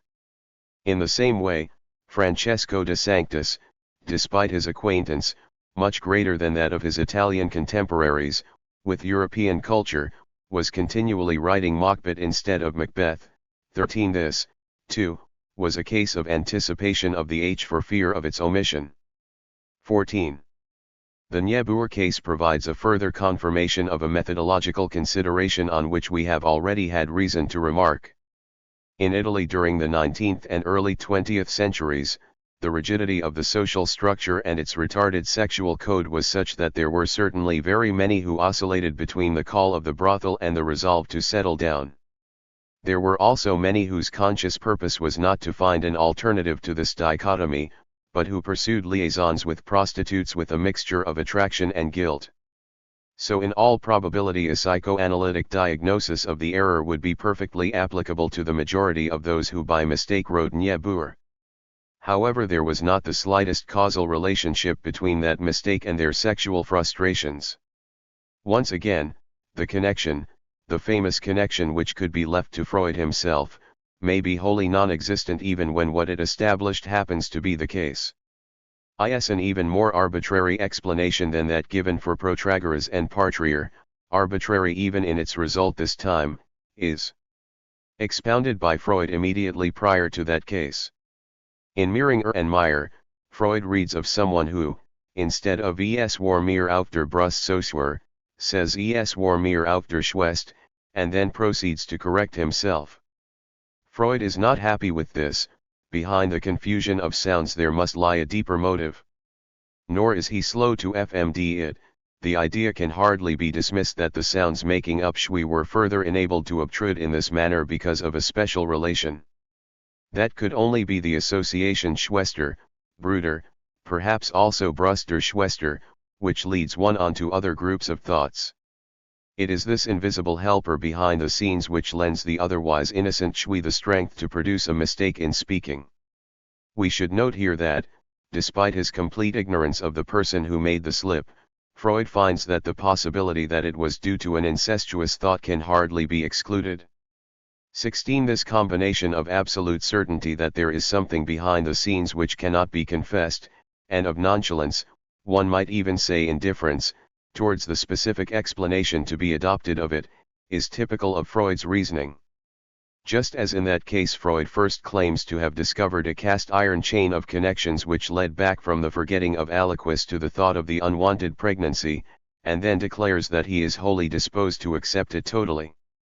Different root whose point of departure is no longer the omission of aliquis but the association exoriare/exortismus, so in this case we read, on consecutive lines, first that the special relation could only be, and then, quite calmly, that perhaps also. The important thing is to retain the idea of the incestuous thought. It matters little thereafter whether Brust remains Brust in the language of the unconscious or decomposes into Bruder and Schwester. 17. To give another example, a doctor had examined a child and was making out a prescription for it, which included the word alcohol.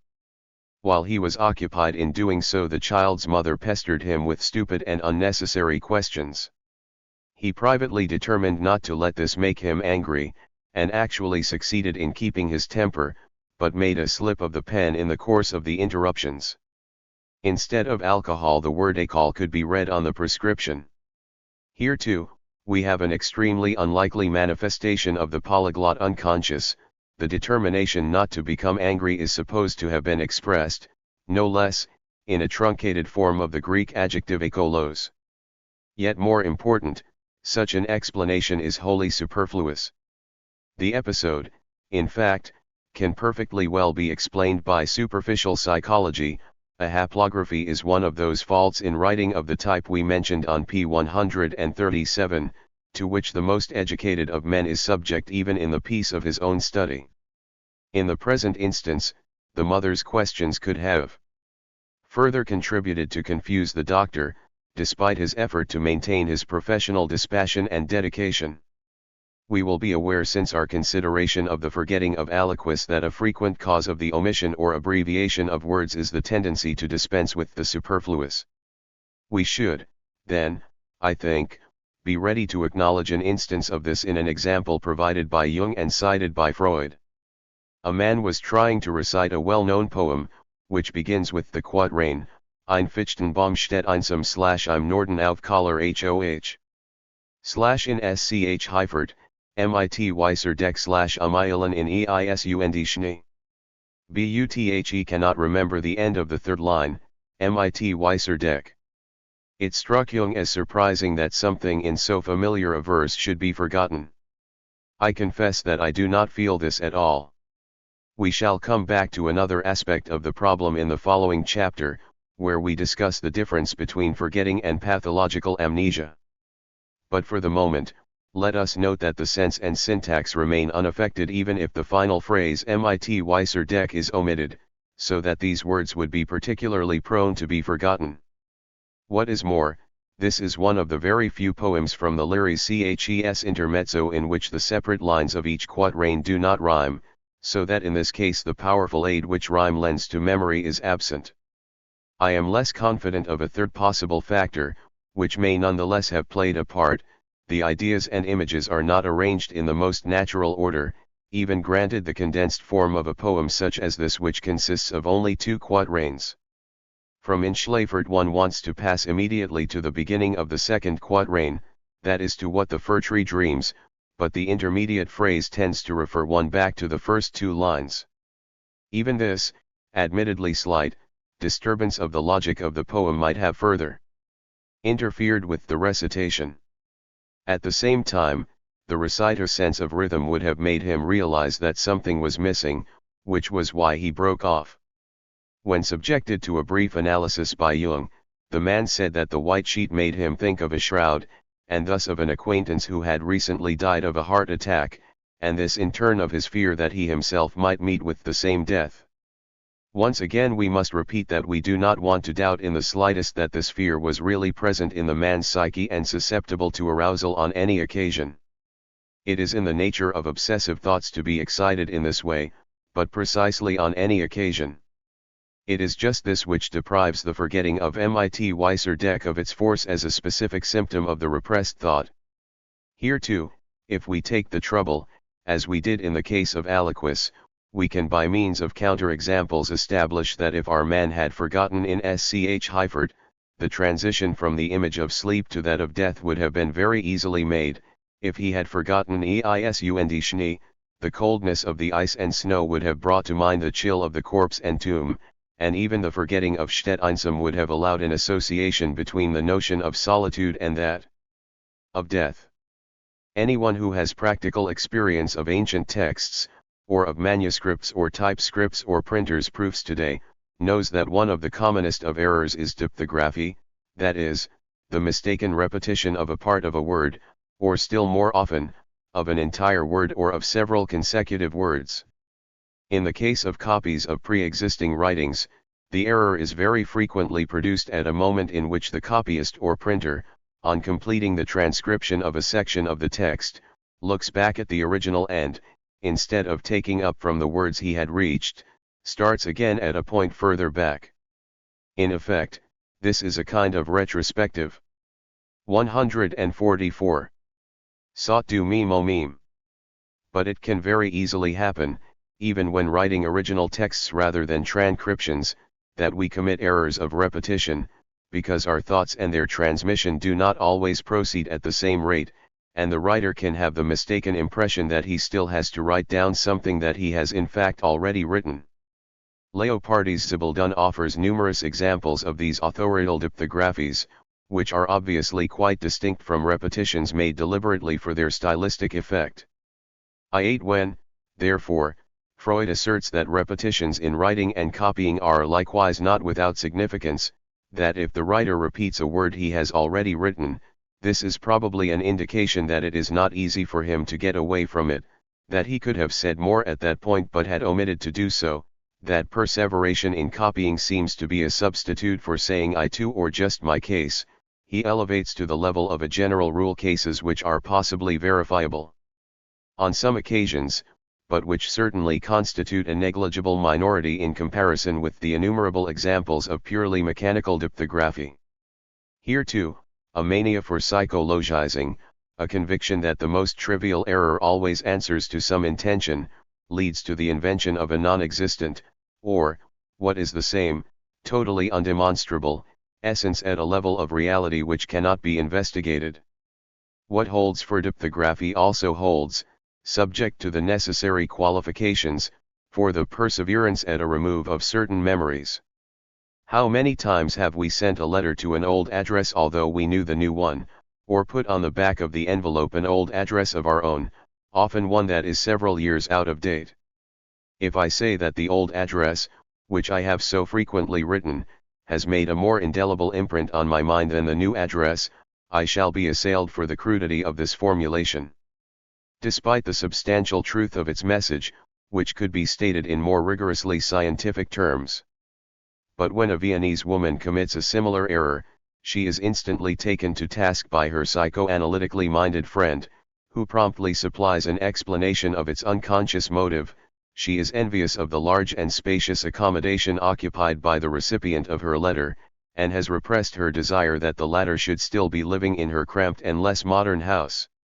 The woman who wrote the wrong address readily admits to the envy she feels for the recipient of the latter, who is in fact her sister. Here is a typical case of that phenomenon on which we commented before, whereby psychoanalysis functions as a pastime for members of a neo-bourgeoisie who have come to accept it as a modern surrogate for an earlier confession of sins. The sins, for all that, are real enough. The woman will very probably have been jealous of her sister, because, particularly in certain social circles, such envy is the rule rather than the exception. But if the sister had moved, not from a cramped to a spacious house, but because of financial straits from a palace to a hovel, and had the writer nonetheless addressed the letter incorrectly, this salon psychoanalysis would still have had its explanation ready. That she had written the old address instead of the new one would have been interpreted as an unconscious attempt to relieve herself of a guilt complex at no great expense, to reaccommodate her sister ideally in the splendid surroundings of her happier days, and thereby find a justification for not lifting a finger to help her escape in reality from her present impoverished condition. The traditional bourgeoisie which was hostile to Freud disdained to accept even the confessio oris. The new bourgeoisie willingly submits not only to the confessio oris but even to a measure of contritio cordis. What a pity one's always so petty in such things, exclaims the Viennese lady jealous of her sister, since it has understood that Freud is not asking for a satisfactio operis which would be an actual negation of its own bourgeois existence and of the meanness which inevitably derives from it. Again, one encounters from the third chapter of the Psychopathology onwards, errors of the Signorelli Botticelli type, example Hartmann for Hirschman, and Lusitania for Mauritania. In these two cases, the slip was facilitated by banalization in addition to phonic and conceptual similarity. Hirschman was unknown to J. Sterfer, whom Freud cites as the author of the slip, whereas Hartmann was a well-known philosopher who had also written a book on the unconscious. The transatlantic steamer Lusitania, which was sunk in the war by a German submarine and thus became the subject of much emotion and hostility, was much better known than her sister ship the Mauretania, all the more so in the case of the slip cited by Freud, whose author was an American, since it was for the most part Americans who had perished in the disaster of the Lusitania. The lengthy investigation which we have already made of errors of this type allows us, I think, to dispense with detailed refutations of Freud's psychologistic explanations. Once again, however, their ethical and social interest is not cancelled by their scientific lack of substance. The environment which produced these slips was one in which the man of science was so obsessed by the need to justify his superiority over his own colleagues 19 and the model husband was so little enamored of his wife, that even the most trivial of slips immediately issued in a trial of underlying intentions. Would that you might drown like the passengers of the Lusitania, was apparently the affectionate thought that the husband's unconscious directed at his wife. A very strong argument against the explanation of slips by the association of ideas seemed to Freud to be the existence of what in textual criticism are termed polar errors, those which consist of the substitution of what would have been the correct word by its precise opposite. In the lectures of 1915-16 he lends particular emphasis to this type of error, which he regards as a special confirmation of the Freudian theory of the slip, in its exposure of thoughts and feelings which are the opposite of those we want to display. The ID takes revenge on the ego's lack of sincerity. 20 In certain rare cases, this explanation is indeed probable. When the president of the Austrian parliament solemnly announced at the beginning of a debate that since there was a quorum of members present, he herewith declared the sitting closed, it must really have been a case of a vendetta on the part of his unconscious, since we know that he secretly wished he was already in a position to close the sitting, from which little good was to be expected. It is significant that this example, which Freud considered particularly instructive and quoted again several times in the lectures, had first been pointed out, and already interpreted in a pre-Freudian sense, by the much abused Miringer. This shows that even traditional psychology, for all its inadequacies, was not in fact so averse to invoking suppressed desire when an explanation in terms of it seemed reasonably probable. But to look, as Freud does, for a repressed thought behind every polar slip involves a failure to realize the commonest genesis of such errors. It appears that Freud could conceive of the notorious association of ideas only in terms of similarity and not in terms of contrast as well. 2. In order to demonstrate, in fact, how easily any term evokes its opposite, we need not trouble Heraclitus or Hegel. It is enough to reflect on the fact that polarity is included in the wider category of complementarity of images and concepts. Let us take one of the most trivial of examples. The mythical brothers Castor and Pollux are renowned for their friendship. Eteocles and Polynices are brothers whose hatred of each other is no less legendary and proverbial. But from the point of view of complementarity, i.e. of the difficulty involved in speaking of the one without thinking, and even often speaking, of the other, the two pairs of names are identically situated. If, then, we want to be somewhat more precise, we must distinguish between two types of polar slip, neither of them Freudian. In the first, the influence of context is a determinant, or at least an auxiliary factor. If I speak or write about the contrast between Stalin and Trotsky in a context where I have already named each of them on several occasions, nothing is easier than to say or write the name of one instead of the other at a certain moment. Two factors combine to facilitate the error in this and other similar cases. One is conceptual complementarity. It goes without saying that the acoustic factor is reinforced whenever, as often happens, the antithetical words are phonically similar.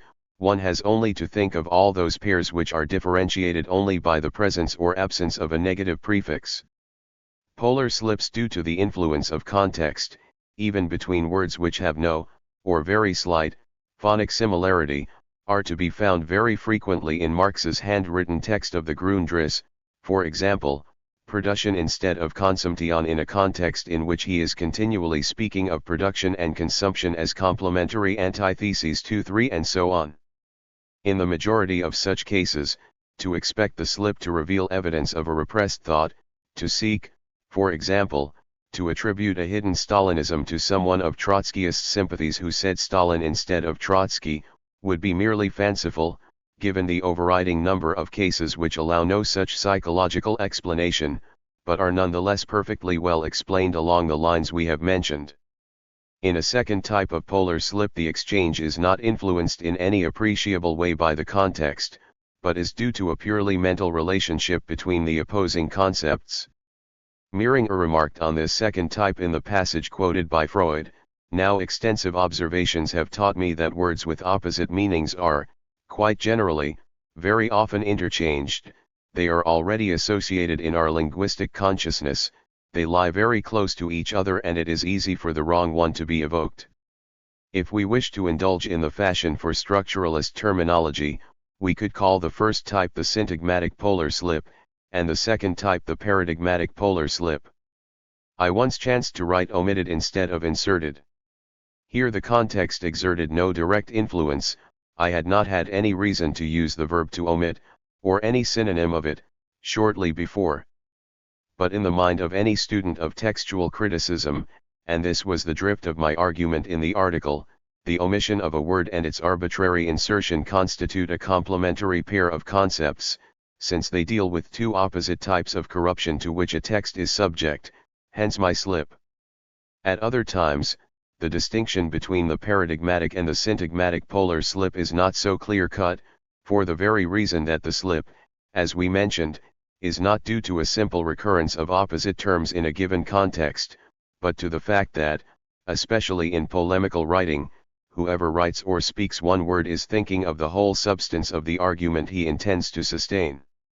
In the underground newspaper of the Committee for National Liberation of Tuscany, An Combattant, December 7, 1943, in an article entitled Atticismo, we read, "One hears it said quite frequently, even within our own ranks, that the struggle against the partisans is not effective, in that for every German or fascist killed the enemy can shoot several hostages. It is not difficult to expose the error of this position. One has only to think of the political and military importance absurd by the struggle of the heroic partisans of Yugoslavia and the other Balkan states, for there is no doubt that the phrase against the partisans is a polar slip for against the Germans or against the Nazi fascists." The author of the article was thinking of its dominant theme, the partisan war, and the necessity of its extension. The slip resulted more from this basic thought than from the simple correlation between the two antithetical terms partisans, fascists. The other error, asserta for asserta, is not a polar error. It could be a mistake of dictation, facilitated by the relatively high-flown and non-colloquial nature of the verb assergery. But here too, it is probable that while the comrade was engaged in the writing or typesetting of that word, he was thinking of the idea which inspired the article as a whole. It is absurd of anyone to refuse to be committed to the struggle for fear of reprisals. Here, it is clear, we are indeed committed to a psychological textual criticism, but the psychologism of which we do not feel the need in cases such as this, is precisely the Freudian type, which is bound up with the concept of repression. That counterposition, for that matter, is nothing more than a particular case of complementarity, is shown by those slips which one can still call polar in a wide sense, though they relate to terms which are not genuinely opposites. Such is Pasquale's oversight, lettere for autor, which he himself recalls in Storia della Tradizione, 485, as pointed out to him by Carlo Ferdinando Russo. To anyone who keeps in mind the various forms which complementarity can assume, even the case which Freud narrates of the young doctor who had timidly and reverently introduced himself to the famous Virchow as Dr. Virchow, will not seem strange.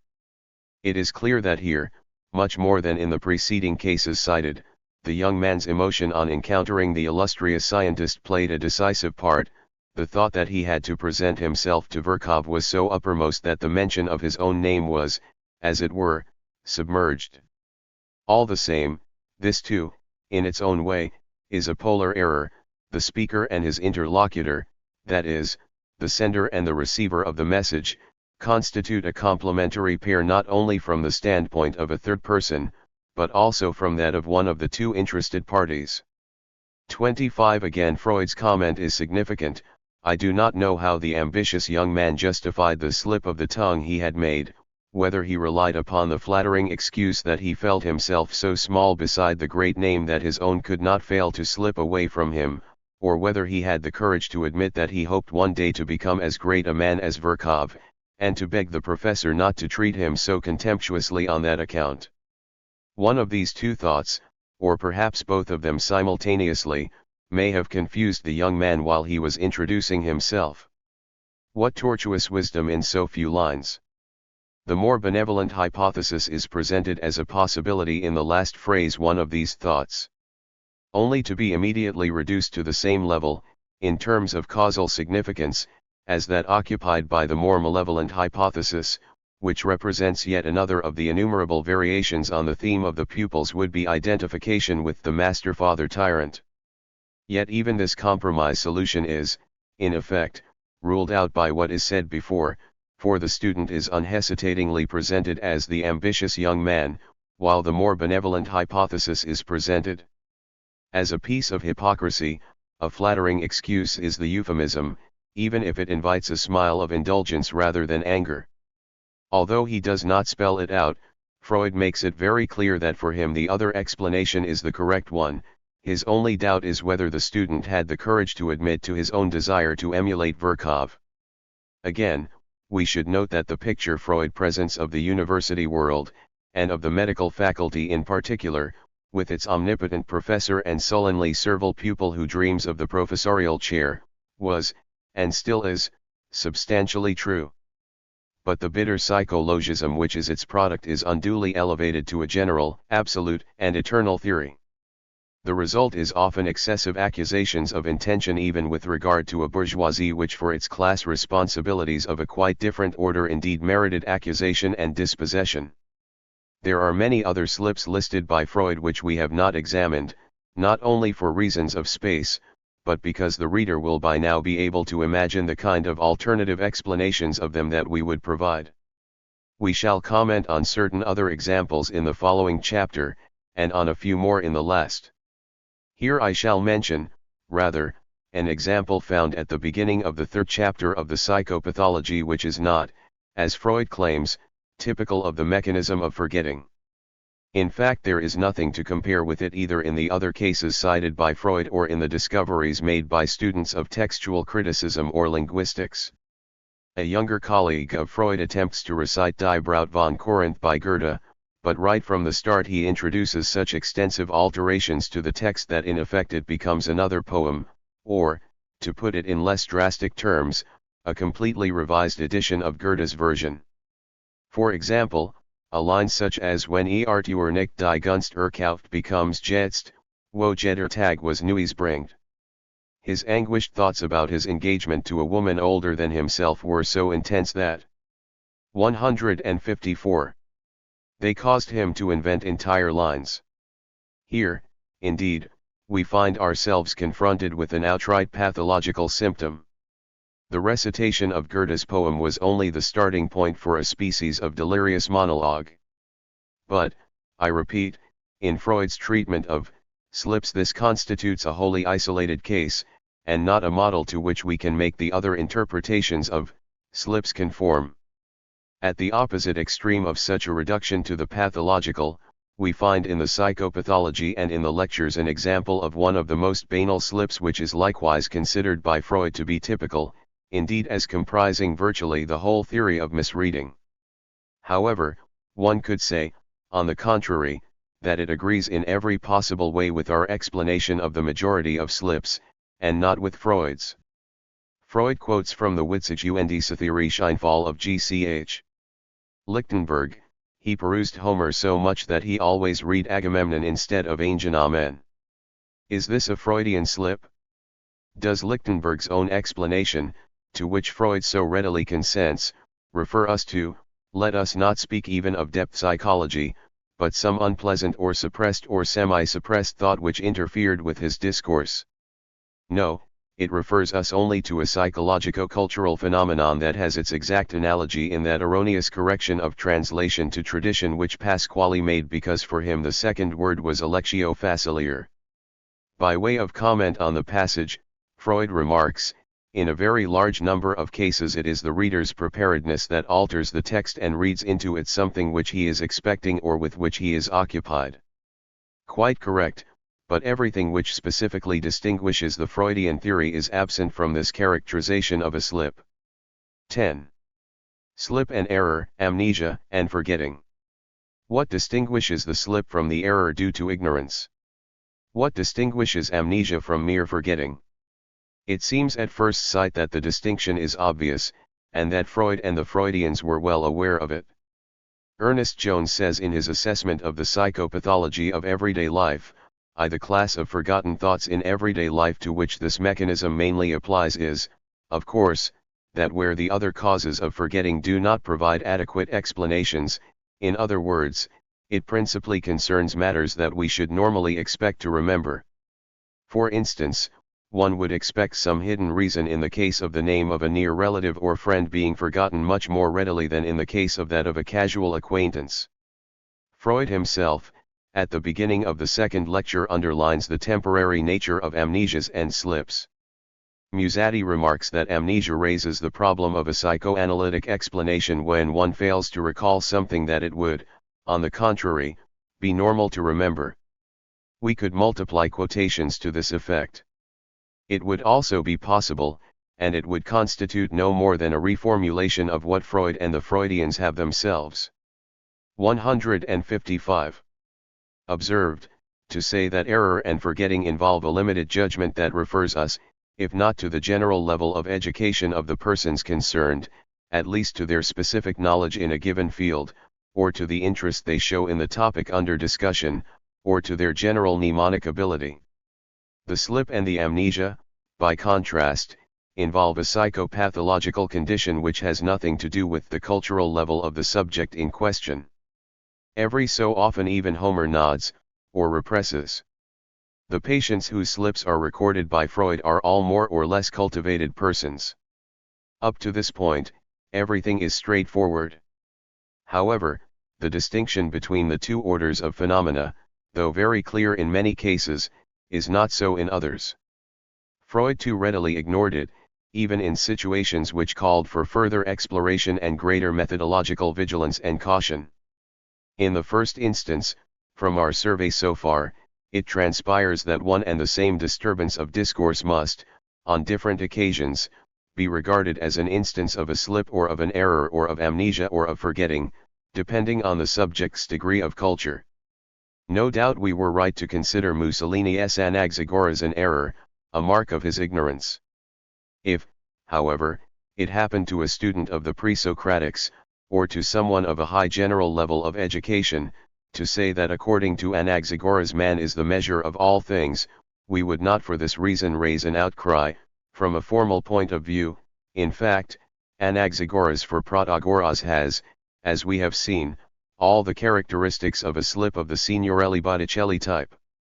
We would be rather more puzzled if the pre-Socratic scholar attributed the saying to Thales, for example, or to Diogenes of Apollonia, because here the phonic difference between the two names is too extreme, and the conceptual affinity between the philosophers in question too slight. The fact that it is impossible to explain the substitution of Protagoras by Thales, or even more so, by Diogenes of Apollonia, in terms of banalization and so on, would confront us with one of two alternatives, either to make a drastic revision of our judgment of the presumed expert, or to postulate the forcible interference of another thought that preoccupied the subject's mind at that moment. The interference would have to be forcible because the error would have been produced, quite untypically, without any enabling agency in the form of phonic similarity or banalization. The slip could further be distinguished from the error on the basis of its temporary nature, on which we have just commented. This would constitute a different criterion from that based simply on a personal evaluation of the subject's degree of culture. We would then judge it to be a slip when whoever had committed it went on to correct himself, or at least if, despite his failure to recover the correct word, he demonstrated his realization that the one he had uttered was incorrect. On the other hand, we would judge it an error when the subject displays no doubts about what he has said, and accepts the correction communicated to him by others as something new in comparison to what he had up to that point believed, and not as an appeal to what he already knew. The distinction between amnesia and simple forgetting would be a little more complex. We shall have to take at least 3 cases into consideration, where the subject, often to his own vexation, fails to remember at that moment something which he maintains he knows, of which the memory will in fact come back to him shortly. 2. Where the subject, in his quotation of a text, omits one or more words, and does not realize the mistake because the overall sense is conveyed equally, or at least tolerably, well. 3. Where what is forgotten is not one element in the context remembered as a whole, but entire sets of ideas or branches of knowledge, or else events in our own life, or more or less extended phases of it. Here we are referring to personal knowledge or experience whose loss is inclined for the most part to arouse a general sense of regret, rather than any particular disappointment, in so far as such forgetting is rightly or wrongly considered natural, a kind of fading due either to the length of time elapsed or to the loss of interest, or to a combination of both. All the same, there are still difficulties. If we proceed on the basis of the distinction we have just formulated approximately, we see that many cases which we ought to count as errors were initially cases of slips. Anyone who declares that Anaxagoras considered man to be the measure of all things, and claims to be truly convinced of that, and even accuses anyone who hazards a correction of being ignorant, is guilty of an error rather than a slip. There must have been a moment, however, even if all of a decade beforehand, when he learned, either from a teacher, or from a history of philosophy, or from some other piece of writing, whatever its subject matter, of the correct name Protagoras. There must have also occurred another moment at which, as the result of one of the commonest non-Freudian slips, Protagoras was substituted in his mind by Anaxagoras. Up to this point, the mental response of the uneducated or befuddled has been no different from that of the educated. The difference between them is revealed in what follows.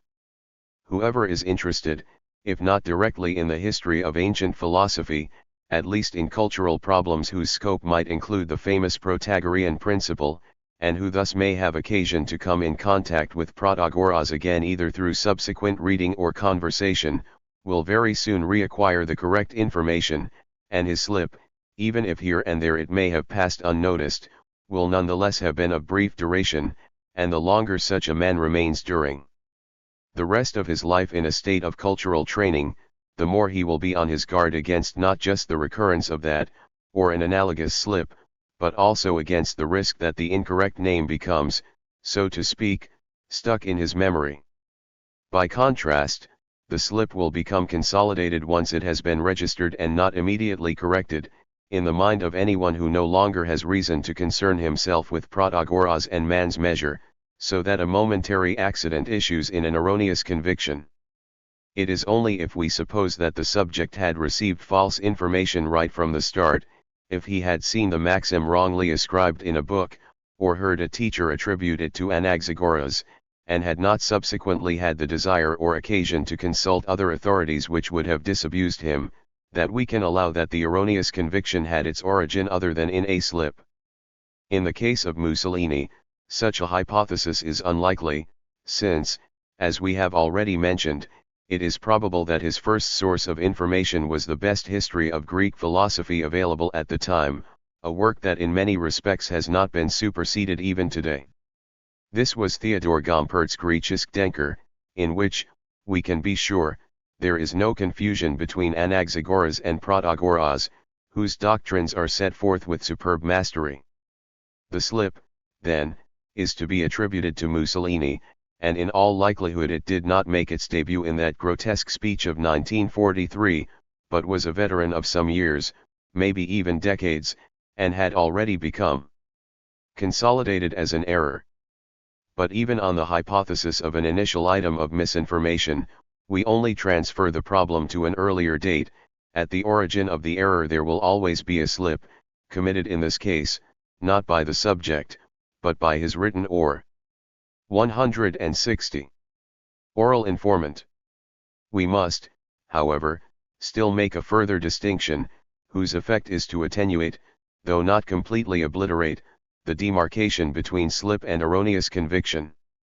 What we described as a consolidation of the slip, whereby it is transformed into an erroneous conviction, is not a dubious privilege only of such cultural slatterns as Mussolini. One also encounters it in persons of wide education and high intelligence, if their gifts are accompanied, as often happens, by a certain nonchalance and excessive trust in their own memory. This type of person will certainly not fall victim to the consolidation as error of a slip of the Anaxagoras type, from which he is likely to be preserved by the breadth of his acquaintance with the development of ancient Greek thought, and also by later reading and conversation, as we mentioned before. But the position is not so secure in the case of texts, for the most part poetry, quoted from memory. Where this is involved, even a literary critic of the utmost merit may chance, as a result of an early slip, to encumber himself for years and years with mistaken quotations. We have already remarked on the very numerous inexact quotations that one encounters in the essays and lectures of Francesco de Sanctis, for which he has been reproved by scholarly pedants. In the Sagio sui Petrarca, instead of Petrarch's phrase set e set anni de Sanctis writes quaterdici anni, the sum represents a banalization. Instead of dopo ie nati vaneggiando spes, dopo ie nati vanament spes, this too is a kind of banalization, since the word possessed of greater power and pathos has been substituted by one that is more insipid and prosaic, and the whole line has taken on a more sing-song rhythm as a result, and so on. Point 4 in the Sagio sui Leopardi, Burchet's line, equal solgli rifulge pil bello is banalized by De Sanctis tu equal solgli aper pil bello j.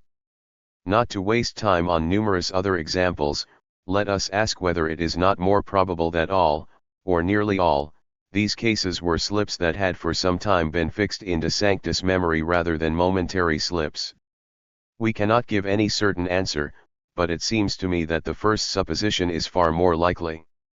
Whoever has been involved in education, either as a student or as a teacher, and whose experience covers that period when it was the custom to set poems to be learned by heart, is well aware that usually the slip is produced in the process of learning itself, or very shortly afterwards, and once it has got a grip on one's memory, it is difficult to eradicate the incorrect version. This equally happens in the case of poems or passages of poetry which we have never had to learn by heart, but which we remember on the basis of frequent reading.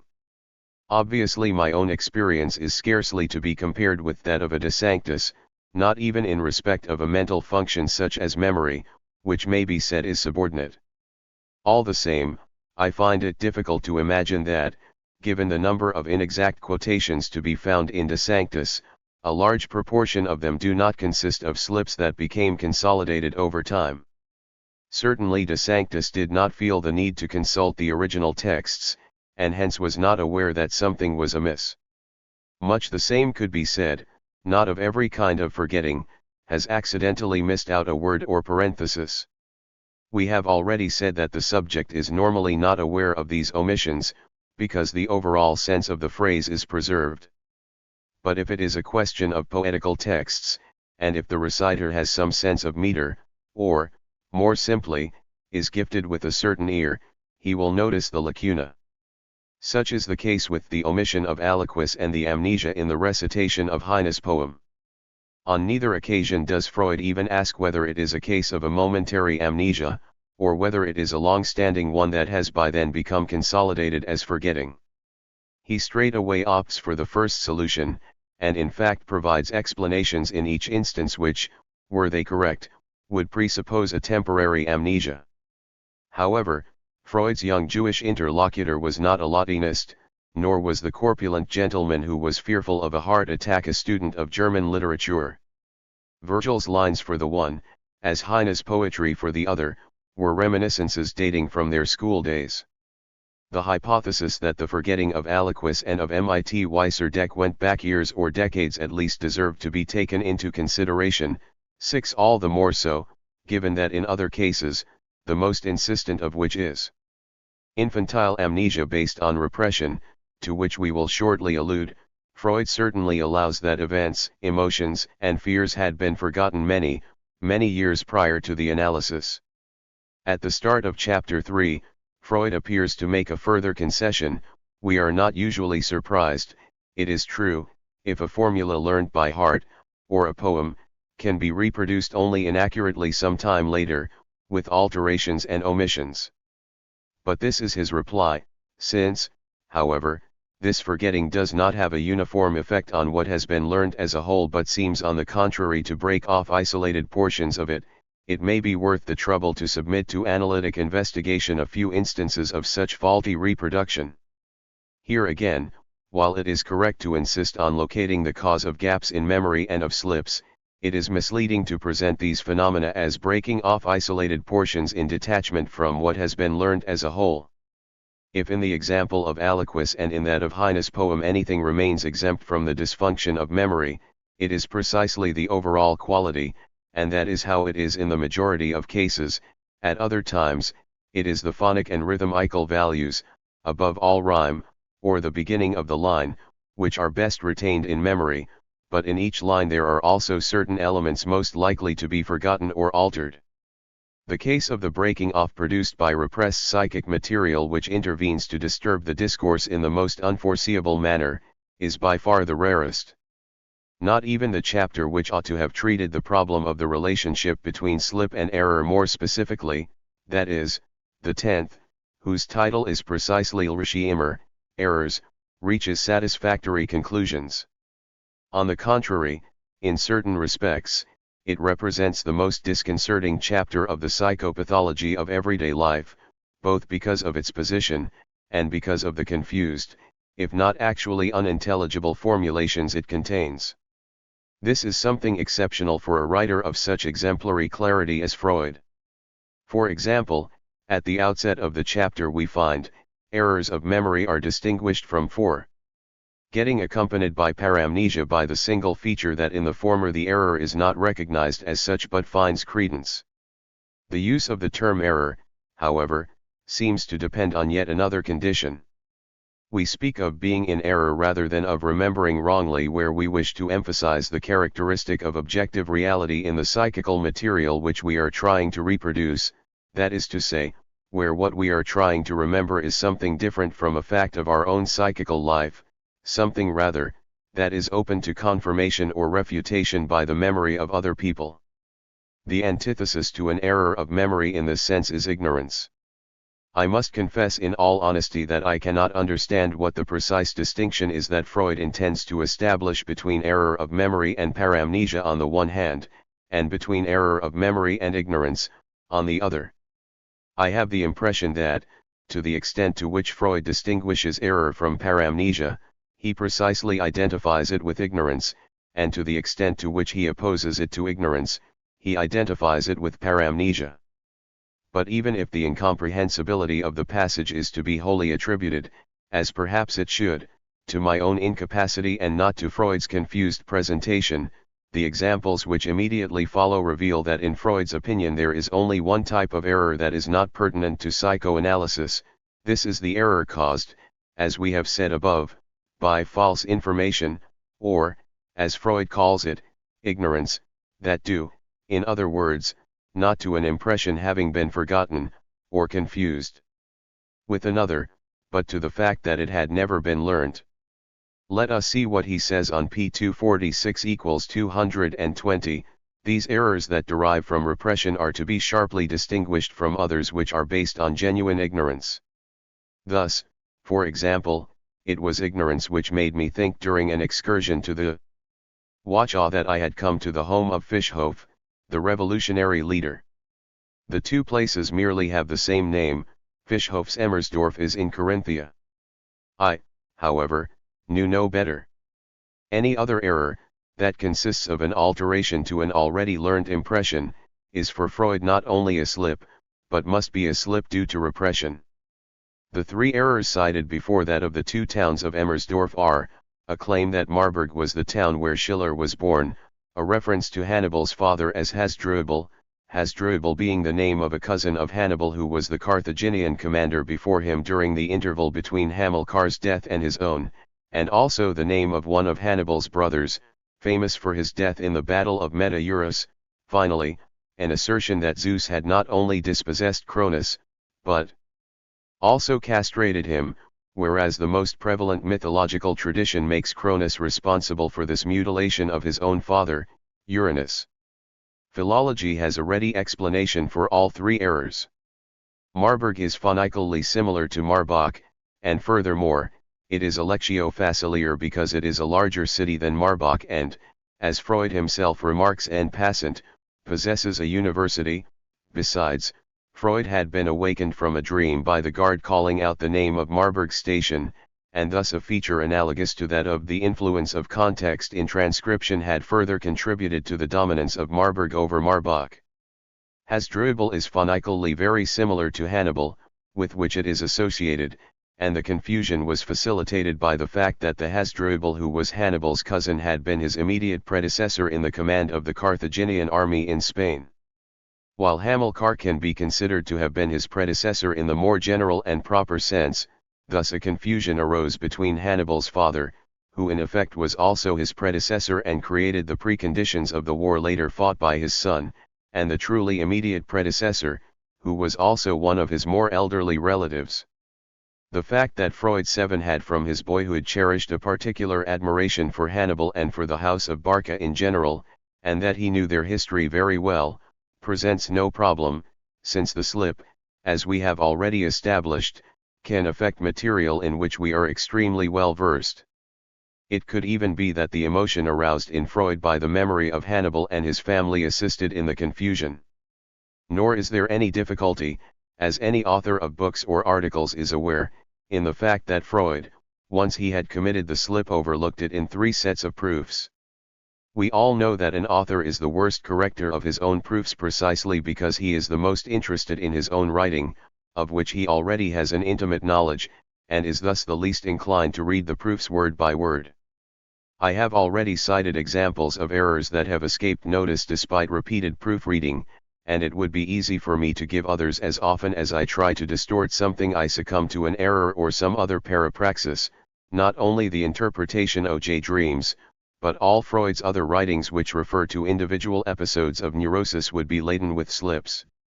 But the limitations of Freud's doctrine are even more visible in his theory of forgetting than in his theory of slips, with which, for that matter, it is strictly connected.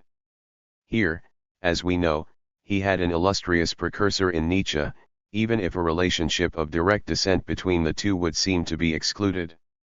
Nietzsche, in fact, lacks any truly specific theory of forgetting in terms of repression.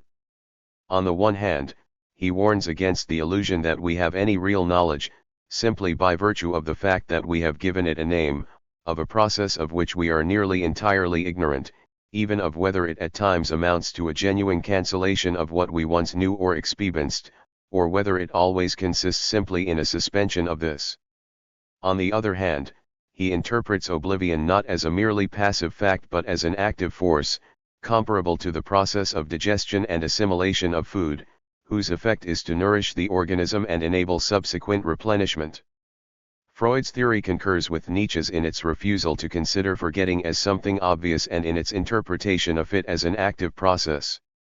But in addition, Freud develops a specific theory of forgetting as a mechanism of repression, which now and then allows for the existence, as we have seen, of another type of forgetting due to inattention, but whose overall tendency is to reduce to the minimum, or directly deny, the importance of the latter.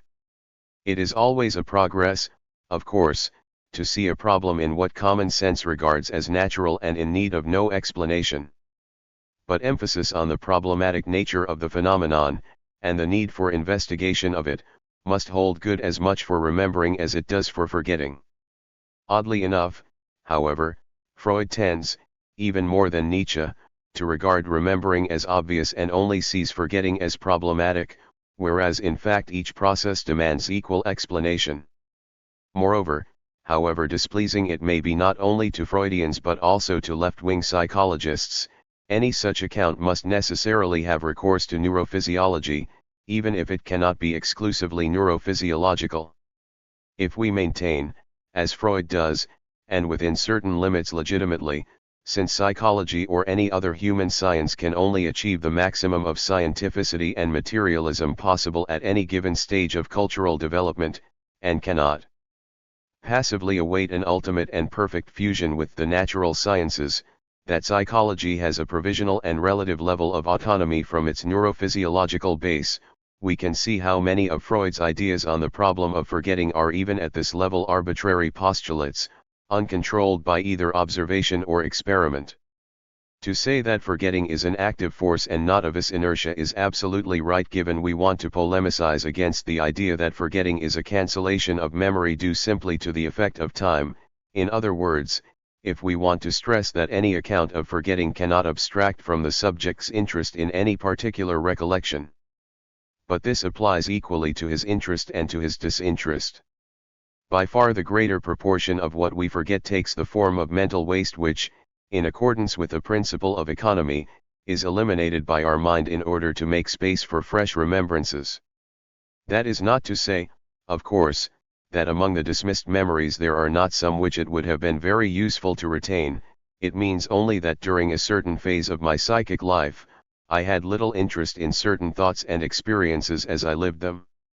If the active force of forgetting also, and above all, designates this capacity to eliminate the superfluous, we would accept it.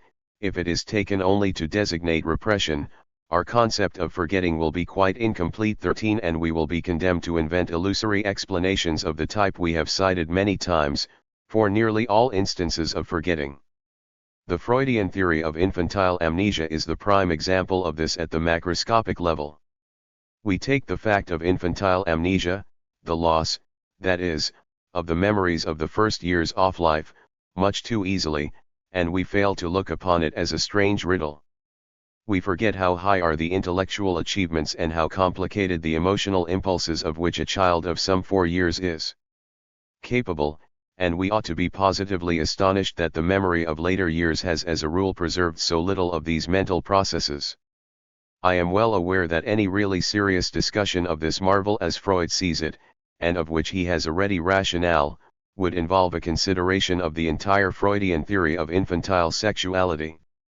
But in the meantime, we may legitimately ourselves marvel at the confidence with which Freud postulates a synchronic development of all the child's mental and psychical faculties, and excludes, for no plausible motive, the possibility that the development of intelligence, affectivity, and memory could proceed at significantly different rates, as is the case with the various faculties which are broadly grouped together under the title of intelligence, sets on his doctorate, and for how many other things it has to serve as a substitute cuts two ways. It might help us to understand the reason for the exaggerated importance the student attached to his guilt for a success that had been merely fortuitous. This is Freud's interpretation. But it might also make us suspect that the student was given to self-torture of a kind that would induce him to see his relatively innocent amnesia as a guilt complex. From time immemorial, items of information which we hardly can be said to know, but which stick in the mind under the impulse of examination conditions, are forgotten overnight. For that matter, we tend to forget even what we have learned voluntarily, once this ceases to be an object of constant or recurrent interest. Freud is so bent on enlarging the field of application of a very specialized type of forgetting that he minimizes, on the one hand, this physiological forgetting, and, on the other hand, the pathological forgetting which is due to organic illnesses such as arteriosclerosis. 2. Some provisional conclusions. What may well most irk readers of this little book, not only more or less orthodox Freudians, but also opponents of Freud, is its insistence on the sophistry with which Freud accommodates his explanations to the facts. Of the 3 objections to psychoanalysis which I outlined in the first chapter, could I not have chosen to develop the first, which was most directly concerned with the political and social limits of Freudianism? The second objection, that psychoanalysis is insufficiently materialist and unduly removed from neurophysiology, is certain to incite the reserve of readers on the left, for whom this book is primarily intended. Yet I fear the third order of objections on which we have just remarked may leave them even more indifferent or hostile. Many will see it as no more than a farade behind which we have pursued a petty hunt for errors of the sort that we solemnly declared at the outset of this work we precisely wanted to avoid. Above all, they will detect here the ideal of a neutral and objectively true science, which they consider to be one of the most dangerous mystifications of bourgeois culture. Now, a critique of Freudianism as an ideology has been essayed in the course of this work, above all in Chapter 8. It has been directed, not so much at Freud's work as a whole, as in particular at the psychopathology of everyday life, which hitherto has been too little examined from this standpoint. I shall have something more to say on it in these last pages. But at the outset of the first chapter, I declared my commitment, and have later re-emphasized it, to that small number of Western Marxists or 173. 174. Aspirant Marxists who refuse to make a gift of scientific objectivity to the bourgeois and the reformist, and to identify knowledge simply with practice, thereby abandoning materialism and unwittingly regressing to 19th-century trends of bourgeois activism or pre-Marxist utopian socialism, instead of developing the scientific socialism which Marx and Engels wanted and hoped to found. Scientific socialism involves at once dissociation from utopian socialism, and rejection of a bourgeois science which functions merely as an apology for the established order.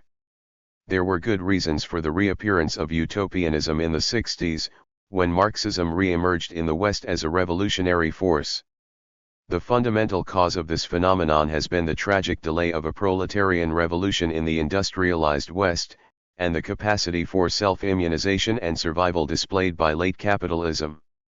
Disillusion with the various socialisms in one country has been another, related determinant. No Marxist today can limit himself to a mere perusal of the sacred texts. Nor is an attempt to recover the work of Marx alone, from the supposed falsifications of Engels and Lenin, an adequate political solution, even if it were not historiographically invalid. The truth is that there is a need for a profound revision of the kind of which Lenin spoke, which has nothing to do with revisionism in the sense in which that word is commonly used. But this revision should be a refoundation of revolutionary scientific communism. We cannot dispense with either of these two terms. The first is essential because capitalism cannot be reformed except in keeping with its own laws of development, which lead to the ever greater alienation of man, and ultimately to the barbarization and annihilation of all humanity. The second is imperative because a polemic against science is a counsel of despair. A scientific communism also signifies a non-simplistic relationship to bourgeois science. The latter is not totally ideological, but has a genuinely scientific content which reveals an objective reality, that as such is in a certain sense always neutral, even if the practical need which motivates any given program of research is anything but neutral, as is not only the use made of scientific knowledge, but also the organization of scientific research itself, and the participation or exclusion of non-specialists in it. Nor can we even say that the relationship between science and ideology has remained, or is destined to remain, invariant within bourgeois culture.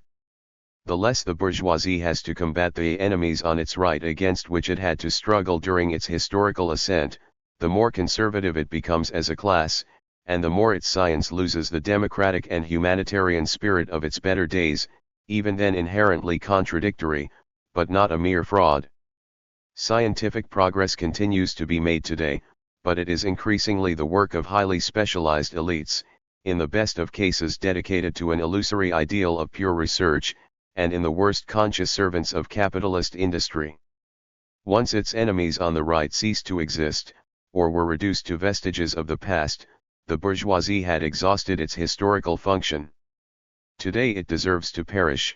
It survives only because its loss of any progressive function has not been accompanied by a sufficient maturation of the working class in the advanced industrial countries, of a proletariat capable of resisting the alternative of reformism or fascism, and of forging its own antagonistic vision of society as a whole, with an entirely distinct system of needs and values.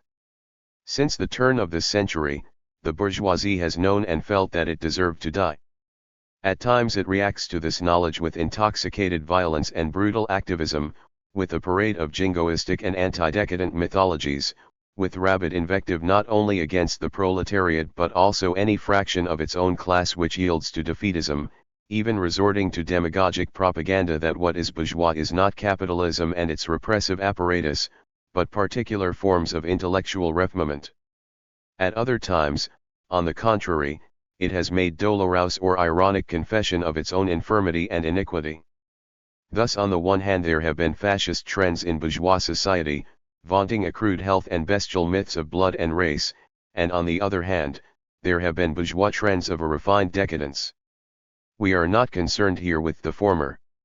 It may, however, be said that Stalinism, although it played an essential role in the political and military defeat of fascism, nevertheless promoted a culture that was not entirely antagonistic to that of the latter, but in part competitive with it.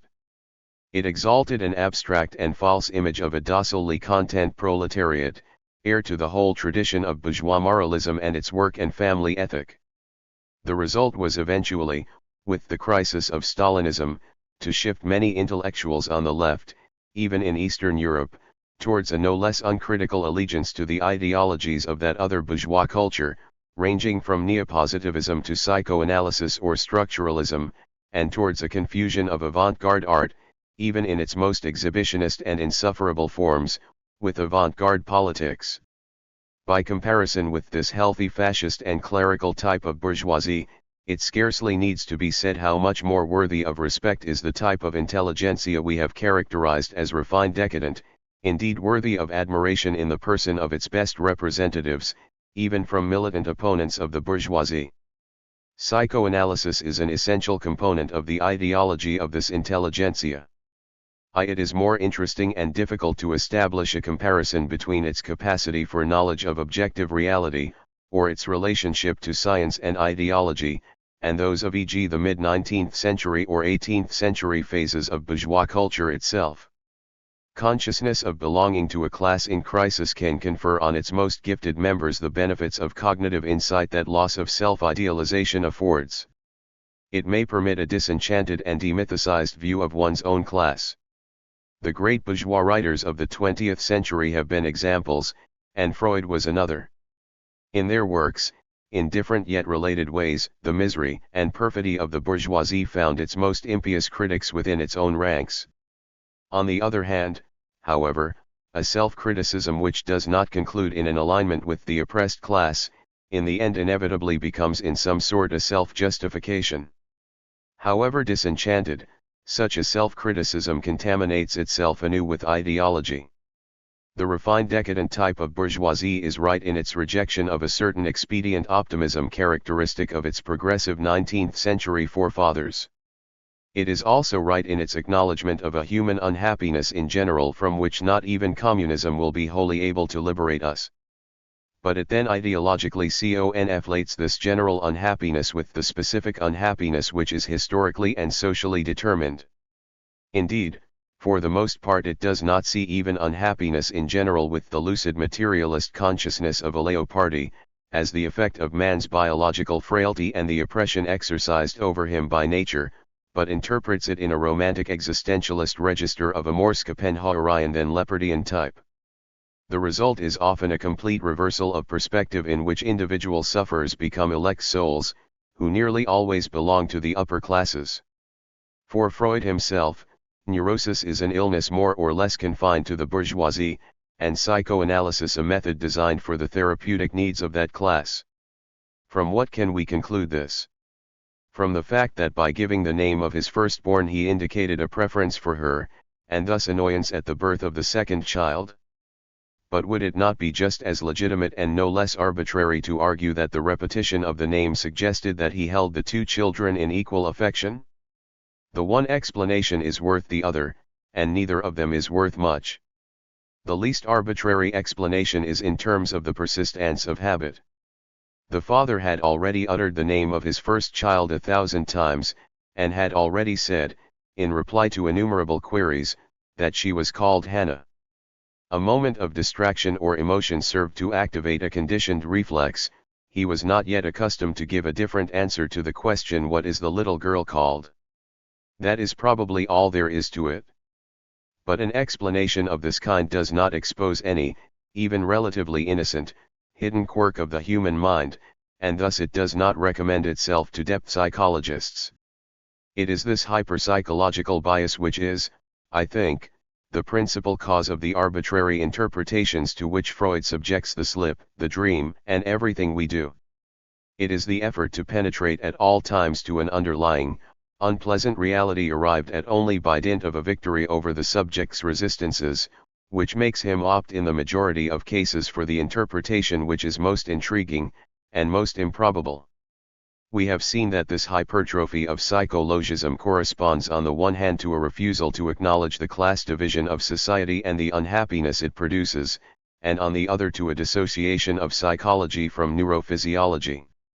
We may now conclude that the sophisms and forced interpretations which we initially characterized as generically anti-scientific, can themselves be said to form the ideological limit of psychoanalysis. If scientists like Darwin and Pavlov did not feel any tormenting pressure to load the dice, this cannot simply be attributed to their greater scientific honesty. Subjectively, Freud was equally honest. 5. The cause is rather to be sought in the fact that Darwin still shared the faith of a bourgeoisie that saw its mission as the progress and advancement of knowledge. In Pavlov's case, the transition from a traditional bourgeois background to the new reality of the Soviet Union had no major impact.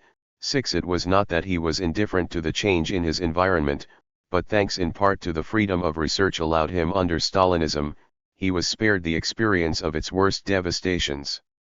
It was not a question of any difference in temperament, therefore, of a more or less tranquil or neurotic individual disposition. Pavlov and Darwin experienced neurosis, and paid the price in terms of diminished personal happiness.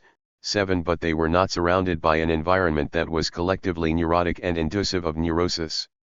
They were yet further removed from the peculiarly intensive neurotic atmosphere of the micro-society experienced by Freud, who lived through the late 19th and early 20th century crisis of Central Europe, a bourgeois in a bourgeois society which discriminated against him as a Jew, and a denizen of the hallucinating ambience of the psychoanalytic society. There is no doubt as to the major relevance, one that many Freudians admit was on the whole retrogressive, of the change in direction that was marked by the foundation of the journal Imago and became accentuated in the war, after the war and during the period of Freud's illness, when a predominant interest in the theory of sexuality and the cure of neurosis gave way to an increasing bias towards theories of civilization in general and the death instinct was introduced to accompany eros. However, we do not subscribe to the common view that it was only in this later phase that Freud abandoned scientificity for a priorism. On the contrary, there are already very strong anti-scientific tendencies in Freud's early work. The difference lies in the fact that these do not assume the form of the great collective myths which first appear in Totem and Taboo and achieve their final development in Moses and monotheism, but rather of arbitrary and forced interpretations of dreams, slips and neurotic symptoms. It is Freud the interpreter who must first of all be criticized. To judge from the title, we might have expected that Paul Ricoeur would have made this topic his priority in L interpretation.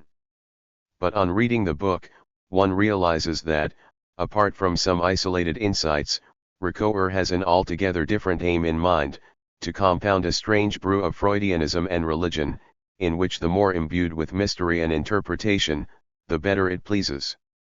It is certainly commendable that Ricoeur opts for Freud rather than Jung. 8. However, one has the impression that this choice is often the product of a misunderstanding and that Ricoeur approves of Freud precisely to the extent that his work anticipates or emulates that of Jung. We too prefer the early Freud. But for his scientific papers, not for his books of interpretation. His masterpiece remains the 3 essays on the theory of sexuality. Even in the lectures of 1915-16 the best pages are those in which he takes up and summarizes the themes of the 3 essays. Can one legitimately distinguish these works from the interpretation of dreams and the psychopathology of everyday life? Certainly not in any absolute way. Freud would have replied that without the royal road provided by the interpretation of dreams, and in a lesser way by that of slips and other parapraxes, it would not have been possible either for him to have made the discoveries expounded in the 3 essays, or for others to have accepted these. 9. All the same, such a claim is really only relevant to the weakest and most contestable aspects of the 3 essays, whereas the essential nucleus of the work, which is sufficient alone to guarantee Freud's greatness, consists of the distinction between sexuality in the wide sense and genitality, and hence the explanation of the so-called perversions as infantile erotic tendencies and the theorization of the child as polymorphously perverse. All of this is wholly acceptable or can be taken as the basis for further discussion and development even by someone who has grave reservations about the analytic method and its all-purpose symbolism. It is also significant that in the 3 essays Freud reveals an exceptional sensitivity to the problematic nature of his material, and an intense awareness of the insufficiency of a theory of sexuality that was as yet without an adequate basis in physiology and biochemistry. The ostentatious confidence and dogmatism of the works of interpretation, on the other hand, although these for the most part predate the 3 essays, directly reflect the weakness of their solutions.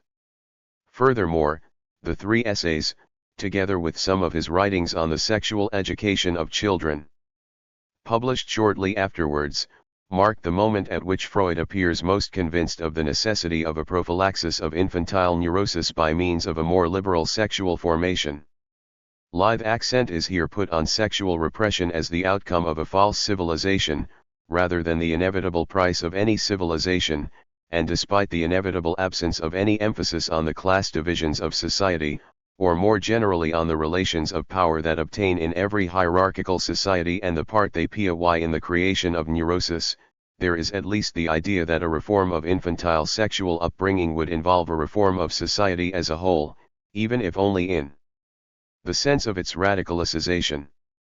12. It was from the 3 essays, and related writings of the same period, that Reich later took his inspiration. He was right to give priority to these studies, though he was careful to point out what he considered to be their limitations. 13. One of the fundamental contrasts to be noted in Freud's work, as soon as he abandoned his very early neurophysiological studies, is between a materialist scientific formation, which may be traced primarily if indirectly back to Helmholtz, and a general cultural formation in the humanities, in which literature and the visual arts feature largely, and powerful anti-materialist and anti-enlightenment impulses predominate. A contrast of this kind already existed, and still persists in the culture of very many scientists, especially doctors, who are materialist, often vulgar materialist, in what relates directly to their science, yet humanist or even fideist in their overall vision of reality. Lenin was acutely aware of this contradiction, and predicted that the anti-materialist shift within European bourgeois culture towards the end of the 19th century would ultimately exacerbate this dichotomy within the culture of scientists as well. In a man possessed of Freud's exceptional breadth of culture and interests, this tension would obviously assume a much more subtle form than in many of his contemporaries, however celebrated as scientists. We must never forget his determinism, which no debate on the concept of causality ever managed to shake, nor his atheism. These aspects of his cultural personality, which go well beyond his specialist work, preclude any definition of Freud as a guilty materialist, or as an idealist who more or less unconsciously adopted a materialist method for pragmatic purposes within the confines of his own science. The contradiction, rather, is internal to all these aspects of Freud's thought. What we have termed his general cultural humanism is not just a characteristic, as with other scientists, of extra-scientific or vulgarly popular writings, but affects the core of psychoanalysis itself, which is simultaneously a doctrine that never entirely abandons certain materialist principles, and a metaphysical and even mythological construction. The contradiction is rendered more complex by the fact that Freud combined what can only be termed a philosophical vocation with a strange and ambivalent hostility towards philosophy. 14. It might be thought from many of his pronouncements that the latter was simply a case of the largely justified distrust of a man involved in experimental science for the grand speculative systems, the Weltanschauungen with all their a priorism and immunity to proof. However, the philosophies to which he was most attracted, as he became more or less directly familiar with them, were precisely those which were most poetical, and richest in myth and fantasy, in short, the most anti-scientific. It is no accident that he was to acknowledge Nietzsche and later Schopenhauer as the thinkers who were most akin to him, his precursors, even if he always scrupulously insisted that he had arrived at conclusions similar to theirs before he had read their works, and by purely scientific means. For its part, the literature of European decadence could scarcely have found so much inspiration in psychoanalysis, if this had really been a doctrine of materialist enlightenment. Students of Freud, especially those who, with the best intention, argued for the materialist and enlightened nature of his work, do not seem to have paid sufficient attention to this paradox. It is certainly true that if we liberate the genuine Nietzsche from ultra-irrationalist and even pre-fascist interpretations of his work, we find a potent critic, even if an internal critic, of the hypocrisy and false moralism of the bourgeois Christian ethic, and in his vitalism there are undoubtedly materialist and hedonist elements.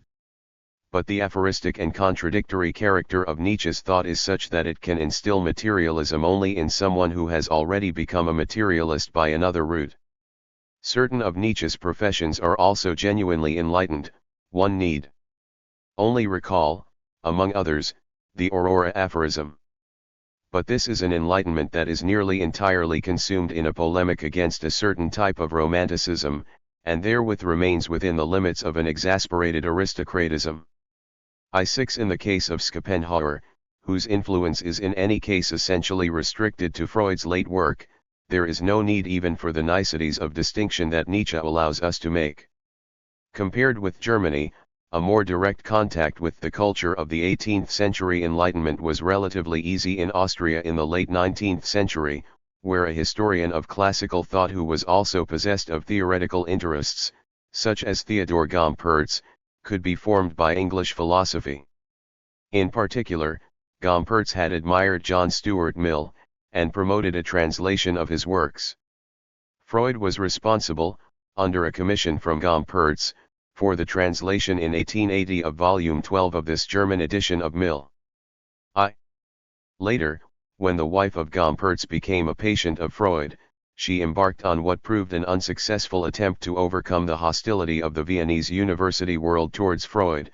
I8 And in 1907, in answer to a query as to the 10 best books he had read, Freud included Gompertz's Griechisch Denker. I9 However, neither Gompertz, whose works contain a vindication of naturalism, hedonism, and of the sophist school, in contrast with the Platonocentric interpretation hitherto predominant in the study of Greek philosophy, nor his juvenile and perhaps somewhat indifferent and literal translation of Mill, left any visible traces on Freud's intellectual formation. Certainly he had his reasons to be distrustful of the agnostic aspects of empirio-criticism and later Viennese neopositivism, indeed in general of any revival of subjectivist idealism, but these were scarcely the hallmarks of the 18th century Enlightenment. Yet Freud showed no interest in either the materialist hedonism or the political and ethical amelierism of its greatest thinkers. It has been claimed that there are significant similarities between Freud's psychology and that of Herbart II, between the Freudian collective unconscious and the Kantian transcendental, between the superego and the categorical imperative. But these comparisons too do not appertain to the materialism of the Enlightenment, for such analogies certainly do not refer to the specifically enlightened dimension of Kant's philosophy. The apparent absence of any influence on Freud of such vulgar materialists as Buchner, Moleschott, or Voigt might be considered evidence of his scientific rigor. But even Ernest Jones, who is inclined to rationalize every aspect of Freud's life and ideas, and to justify his work as a correct and coherent whole, considers it a baffling problem in the study of the development of ideas, and also in that of his youthful personality, that Freud, despite his claim in an autobiographical study that he owed his first impulse towards scientific research to a reading of Darwin, always remained a convinced Lamarckian Z3, not a Darwinian, and uncritically believed in the hereditary nature of acquired characteristics. Among such inherited characteristics, he privileged psychic traits, indeed even specific thoughts, memories, and regrets, starting with the killing of the father by the primitive horde. The effect of this psychological Lamarckianism was to lend antiquated notions that had little to do with science, and a lot to do with the doctrine of original sin, an appearance of scientific respectability. The principle postulated by Haeckel, according to which the ontogenetic recapitulates the phylogenetic, becomes, especially from totem and taboo onwards, a device to enable Freud to attribute his speculative constructions to phylogenetic heredity. 24 Virtually any contemporary Freudian would be quick to pronounce the harshest judgment on the vulgar materialist Haeckel, with considerable reason. But he would also be prompt to minimize Freud's inheritance from Haeckel and to ignore the fact that it deteriorated yet further when Freud transposed it from the domain of biology to psychology and thence directly to society and culture. 2J But in the late 19th and early 20th centuries, to call oneself a materialist, in any but the narrowly confined pragmatic or scientistic sense, necessarily involved some kind of serious, even if polemical, contact with Marxism. Now, what is astonishing about Freud is not his opposition to communism, for which in a sense we should be prepared, but his total lack of interest in Marxism. The form of communism that took shape in Russia after Lenin's death, and later during the Stalinist epoch, was such as to justify many of Freud's reservations. For although it was his membership of the bourgeoisie that primarily accounted for these, this cannot, in all honesty, be said to have been their only motive.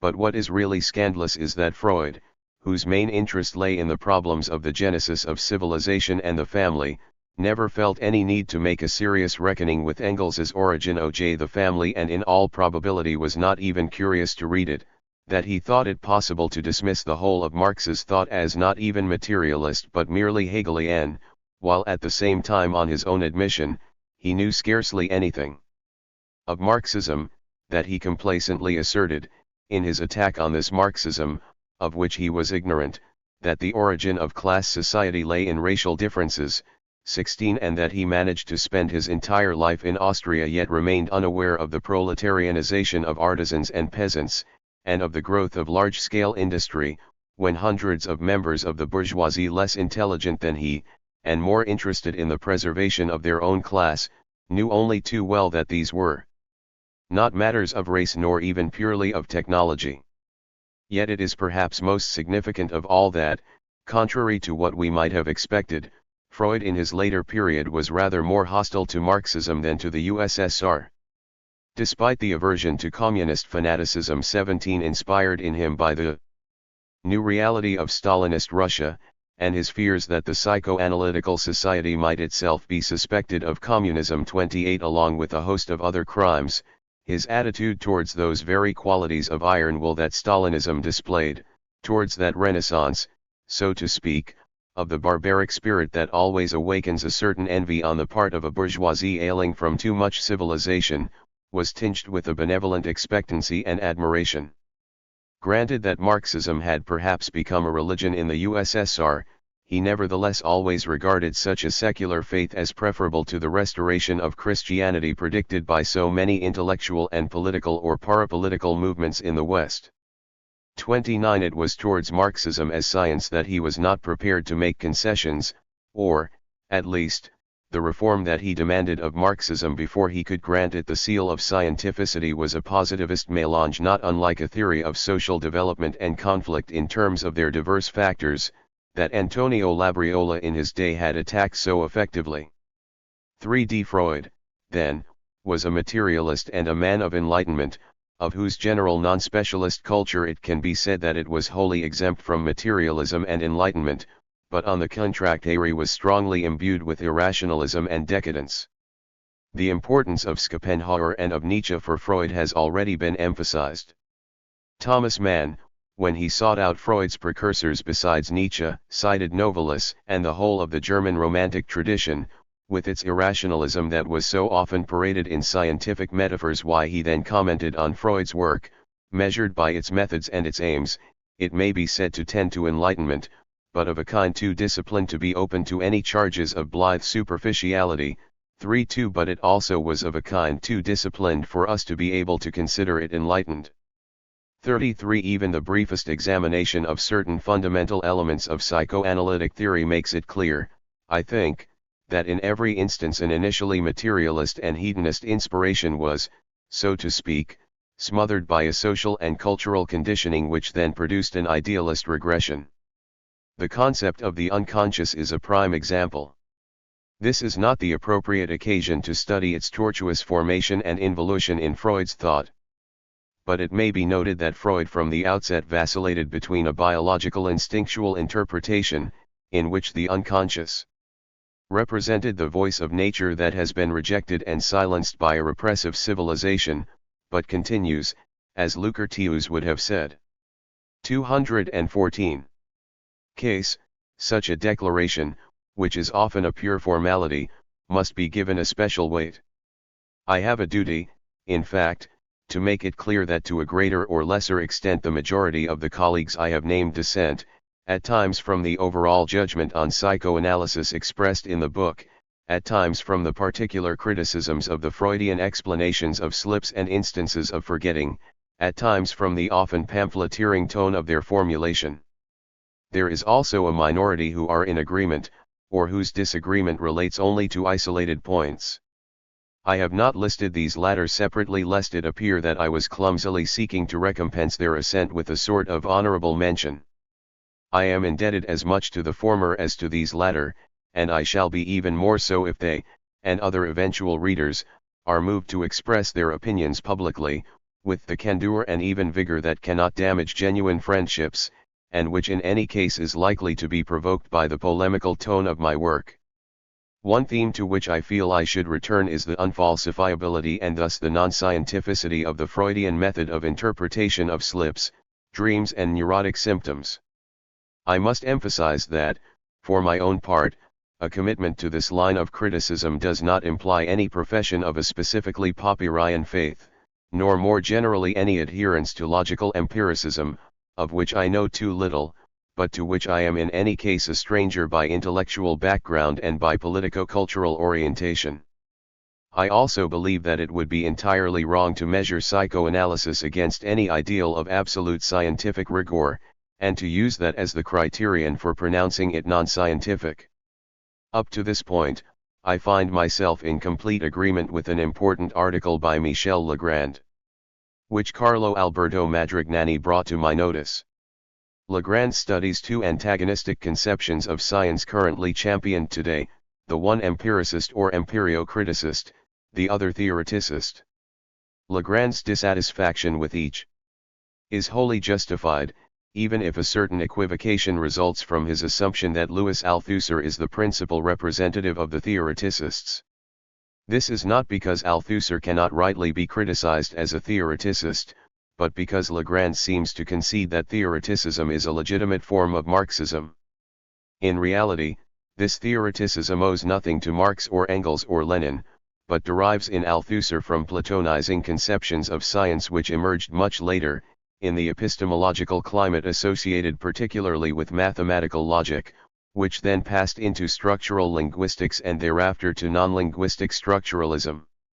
Althusser's merit lies in his reassertion, against erroneous interpretations of Marxism, of the distinction between science and ideology, but it is precisely his theoreticist conception of science which is responsible for his unqualified identification of ideology with the immediacy of common sense, with the empirical and lived, whereas for Marxism, it also includes metaphysics, religion, and Platonic idealism.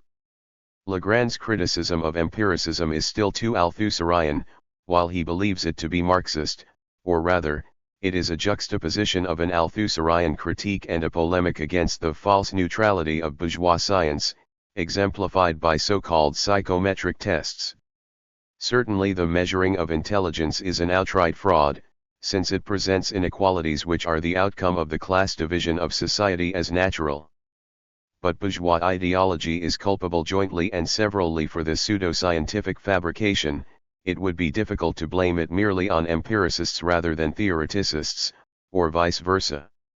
Legrand is absolutely right to seek a conception of science which could surpass the one-sidedness of empiricism on the one hand, and of theoreticism on the other. but it is doubtful whether this can be attained by any appeal to Bachelard, who was certainly a notable figure in French philosophy during the 30s, but remained trapped in a contradiction between theoreticism and odd intuitionist and aestheticist tendencies, and whose influence precisely on Levi-Strauss and Althusser was to be far from beneficial. I believe that to attain Legrand's proposed objective, the route signaled by Ludovic Guilleminot and pursued in his own work and that of his pupils has proved itself to be much more fruitful and much more authentically materialist and Marxist.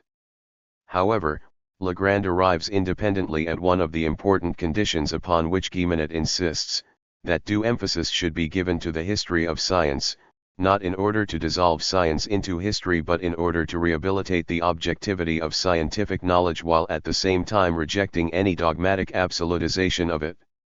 Here we reach the problem which interests us, and on which Legrand's article converges, the scientificity of psychoanalysis. Can a science dispense with even a minimum condition of falsifiability? Must it entertain the possibility that some experience might confound it? Is the objection of Nagel and Hooke against psychoanalysis, that it is precisely so contrived as to render it immune to any control, to be rejected along with Popper's ideas about the open society and his attack on what he calls historicism, or Hooke's arguments against Marxism? I think not. For one thing, it should be remembered that this minimum condition has a history that predates both Austro-British logical positivism and Dewey's pragmatism. It was present during the entire evolution of modern science, and biologists and students of medicine before Freud were keenly aware of it. One has only to think of Claude Bernard's masterpiece, which in many respects is yet to be surpassed, An Introduction to the Study of Experimental Medicine, or of the concept of differential diagnosis itself, which is essential to the scientific status of medicine and does not have its counterpart in psychoanalytic practice. Legrand's reply to Hooke and Nagel is, in my opinion, evasive and unconvincing. He is correct to remark, with an acute sense of history, that scientificity is not inherited by any science, fully formed, as its birthright, but is always a gradual conquest. All sciences are born inexact, by the labor of researchers whose first commitment is to science and not to epistemology for its own sake. Again, he is right to observe that when the systematization of concepts and their rigorous formulation becomes predominant, this is often the final phase of a science, a phase of completion. Also of senility, or at least of temporary sterility, in which there is a tendency to self-conservation of the theories rather than their creative advancement. Though I concur with this statement, it cannot but remind me of the risks now run by linguistics, despite an extraordinary success which would seem to create a mockery of them. Here is a subject, which is increasingly tending to contract into a philosophy of itself, to reformulate in a more rigorous manner the discoveries of the 19th and early 20th centuries, rather than to acquire new knowledge. I am also reminded of the analogous dangers which beset many sectors of Marxism today, and which include the risk of subordination to an imported epistemology derived from quite other currents of thought, from phenomenology, structuralism, or psychoanalysis itself. So far, so good, but Legrand's more specific argument against Hooke and Nagel seems to me to be primarily vitiated by a certain confusion between falsified and falsifiable. Science, says Legrand, in part reiterating comments in T.S. Kuhn's work, even in the course of its normal activity, is always concerned with problems which it is not in a position immediately to resolve. It is continually confronted by recalcitrant facts which cast it into doubt. To use a somewhat colloquial but apt expression, one could say that in science things are always somewhat out of joint. If we were obliged to abandon a theory every time the facts failed to fit it, we would have to abandon every theory all the time.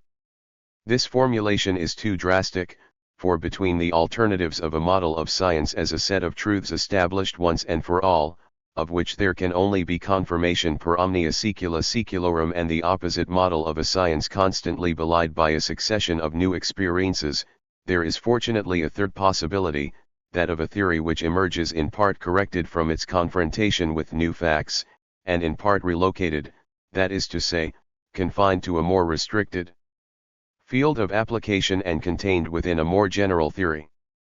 This indeed is the most normal pattern in the development of a science. However, if we discount its polemical extremism, Legrand's formulation can otherwise be accepted. If psychoanalysis had hitherto proceeded and were now proceeding. 218. In keeping with it, its scientificity would be guaranteed. But the flaw in the Freudian method of interpretation, and in the theories which Freud constructed from it, is not that these have in part been refuted by new experimental data which they have been able to accommodate only through modification of their initial postulates, but in something quite different, their immunity to falsifiability as such. Would that we had seen Freud forced more often to admit that a dream did not comply with his theory that all dreams are wish fulfillments. The theory would have lost its absolute claims, but would have remained an extremely important moment in the history of psychology, now limited but not annulled. By contrast, the actual non-scientificity of the theory resides precisely in its capacity to elude every possibility of falsification. Does someone have an anxiety dream about the death of a beloved person? Have no fear, this too is a wish fulfillment, for it represents a resurgence of archaic psychic material which reveals that at some point in the infantile life of the dreamer the death of that person was indeed desired. The anxiety dream is concerned with the dreamer's own death? Another case of a wish, this time for self-punishment because of a guilt complex. Thus, just as Hooke relates the futility of his search for a psychiatrist who could inform him what a child who had not been subject to the Oedipus complex would be like, we might ask with equal justification what characteristics a dream would have to possess in order not to be a wish fulfillment. I am aware that in the final stage of his thought Freud admitted certain exceptions to this theory, but these were only in extreme cases of persons who had undergone some very severe shock due, for example, to a train crash or grave injury suffered in war, and who regularly dreamed every night of a recurrence of the same accident. Moreover, more Freudian than Freud himself on this point, Jones attempts to maintain that even these dreams could be expressions of wishes. In fact, it is clear that on the contrary, the exceptions allowed for by Freud are too few and marginal, their number would be correspondingly greater and more notable were one to forego the sophistical procedures employed by Freud. The very notion of archaic dream material, of the kind brought to light by slips and neurotic symptoms, would assume a quite altered dimension. Further on, Legrand makes another objection to Hooke and Nagel. The facts that refute a theory, he says, cannot be thought up in the study, but reveal themselves spontaneously when the theory enters into crisis as the result of the inauguration of new experimental techniques and new epistemological principles. Here too there is a confusion between falsification and falsifiability, though transferred to a different level. Legrand's earlier objection presumed a theory in continuous process of reassessment and correction in confrontation with new experimental data. This objection, by contrast, presupposes a relatively epochal stability of a theory, which lasts until a revolution in science proclaims its death sentence. But even in the first formulation of a theory, its youth, the scientist cannot help but submit it to controls. It is not true that such controls cannot be constructed. Any scientific proposition, to the extent that it affirms a specific connection between events, excludes other connections and thereby declares certain phenomena forbidden or impossible. If, however, like the Freudian theory of dreams, it is devised in such a way that every possible refutation, given appropriate manipulation, is revealed as only apparent, then the theory is non-scientific from the moment of its conception. What may, however, be contested, is the admissibility of the counter-examples of the type that I employed on p. 44 square and on p. 143, in considering the free association that ensued from the forgetting of Aliquis or a passage from Heine's poem. One could argue that it is precisely the fact that these episodes form individual histories, comparable to the longer and more complex histories contributed by cases of real and actual neurosis and their treatment by the method of free association, that makes counter-examples irrelevant. The other associative chains that I have imagined would then only be abstract possibilities. Nothing would guarantee that if, instead of Aliquis, Freud's young interlocutor had forgotten Alter, he would have followed the sequence Alter-Eltern or one similar to it. Certainly the diachronic disciplines, in which 220. One cannot repeat the same experiments, or vary only one factor in them without alteration to any of the others, do not allow for absolutely rigorous counterexamples. Yet the associative chains, precisely because Freud considers them to be governed by the most stringent determinism, must indeed present some uniform typology. Be obedient to the same logic. If in truth the forgetting of aliquis had been the product of that particular unpleasant repressed thought, the associative chain which led back to it from aliquis, and which would be the only true one, should possess the privilege of a greater verisimilitude than the others I have imagined, which lead back to the same thought but start from some other word in Virgil's line. To argue the absolute invalidity of these counterexamples, one would have to pay a high price. One would have to assert the total individuality and non-repeatability of each history of every neurotic. This would be to make psychoanalysis a historicist doctrine in the pejorative, irrationalist, and intuitionist sense, which is incompatible with the very idea of a science. Today, especially since Lacan, there is much talk of the unconscious as a language. It is a matter for wonder that, for all the talk, so little, if any, progress has been made in the formulation of the rules which must then govern the logic, grammar, and lexis of the unconscious. It would obviously be absurd to expect a kind of standardized grammar of the unconscious of the Port Royal type, in which everything was rational and relied on a one-to-one correspondence between signifier and signified.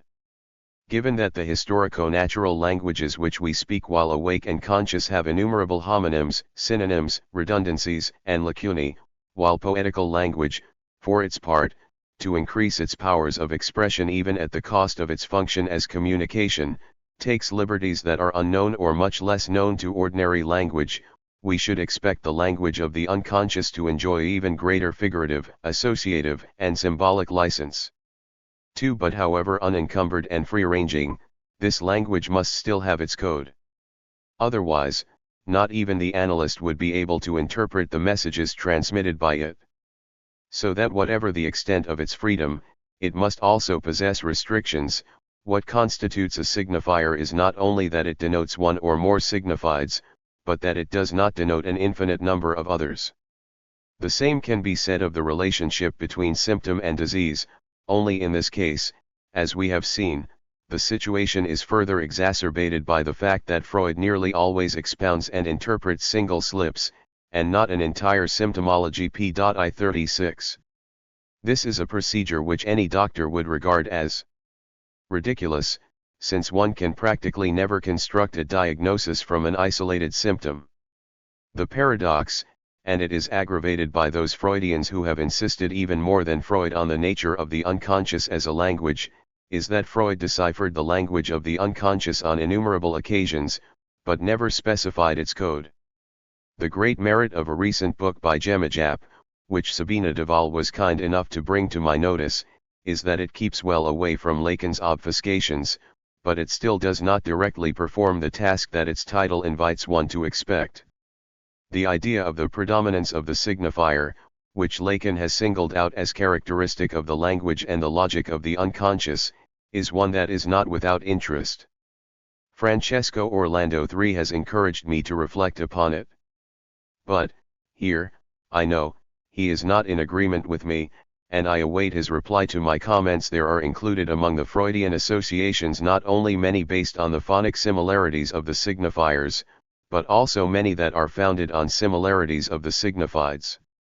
We need only think of all the associations based on the names of saints in the case of the aliquis episode, or of the association between Bosnia and Herzegovina in the Signorelli case, or of that between the white mantle and the shroud in the case of the gentleman analyzed by Jung, and the list could be greatly extended.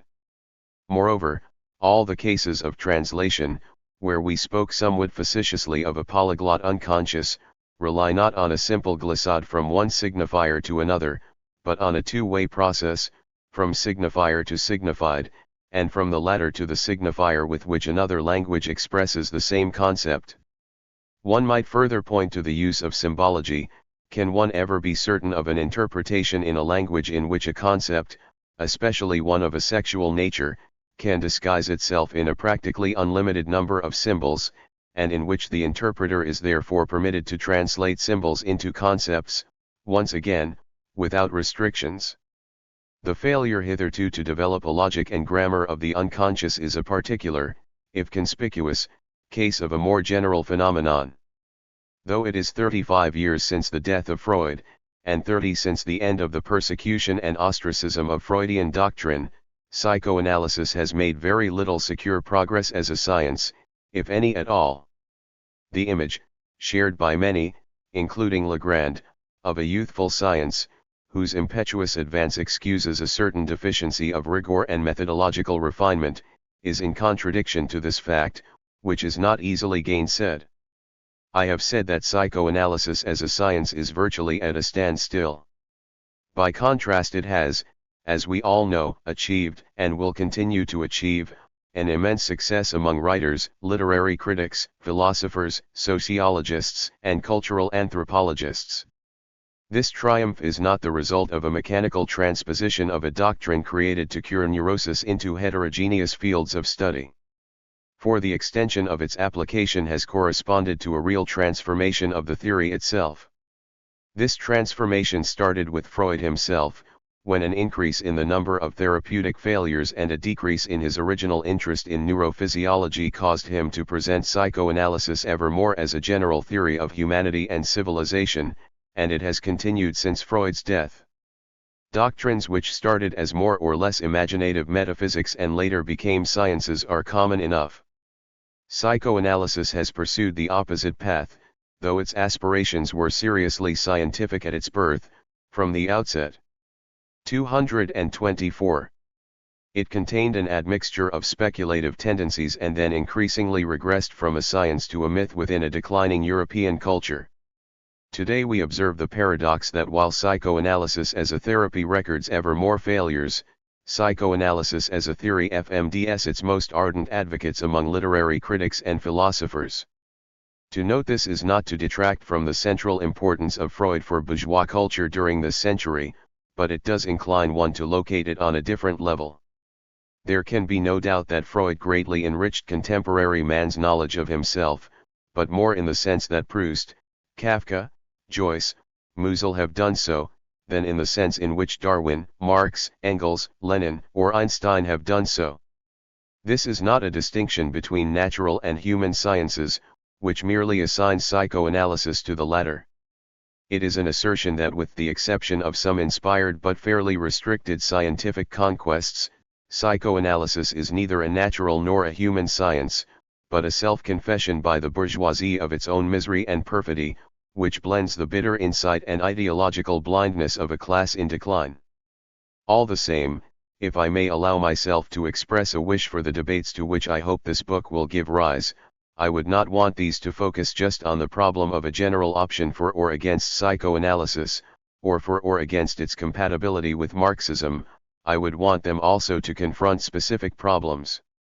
Is it legitimate, for example, to postulate a Freudian motive for all or nearly all slips and instances of forgetting, or are the majority of these psychic disturbances indeed related to unconscious factors, but to a much more mechanical instinctual unconscious, and thus one much less connected with the individual history of the person who committed the slip?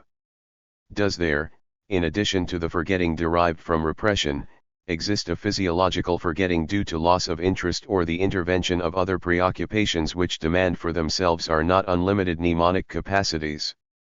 Must such processes as banalization, the influence of context, the polar error and so forth, content themselves with the subsidiary role allocated to them by Freud of Begünstigungen to the slip, or are they to be allowed in the majority of cases to be considered as causes of the slip itself? Before one attributes an instance of forgetting or a slip to a relatively recent repression, ought one not to ask whether the slip or the forgetting arose a long time before the actual or presumed repression? Finally, how is it that even among those slips that are due to repression, we do not encounter any that relate to class antagonism or to fear of physical harm? Is this the effect of a censorship of such menacing issues by Freud, or does it have some other plausible explanation? These I believe to be problems that merit discussion, even, indeed especially, by those who consider my solutions to them to be mistaken.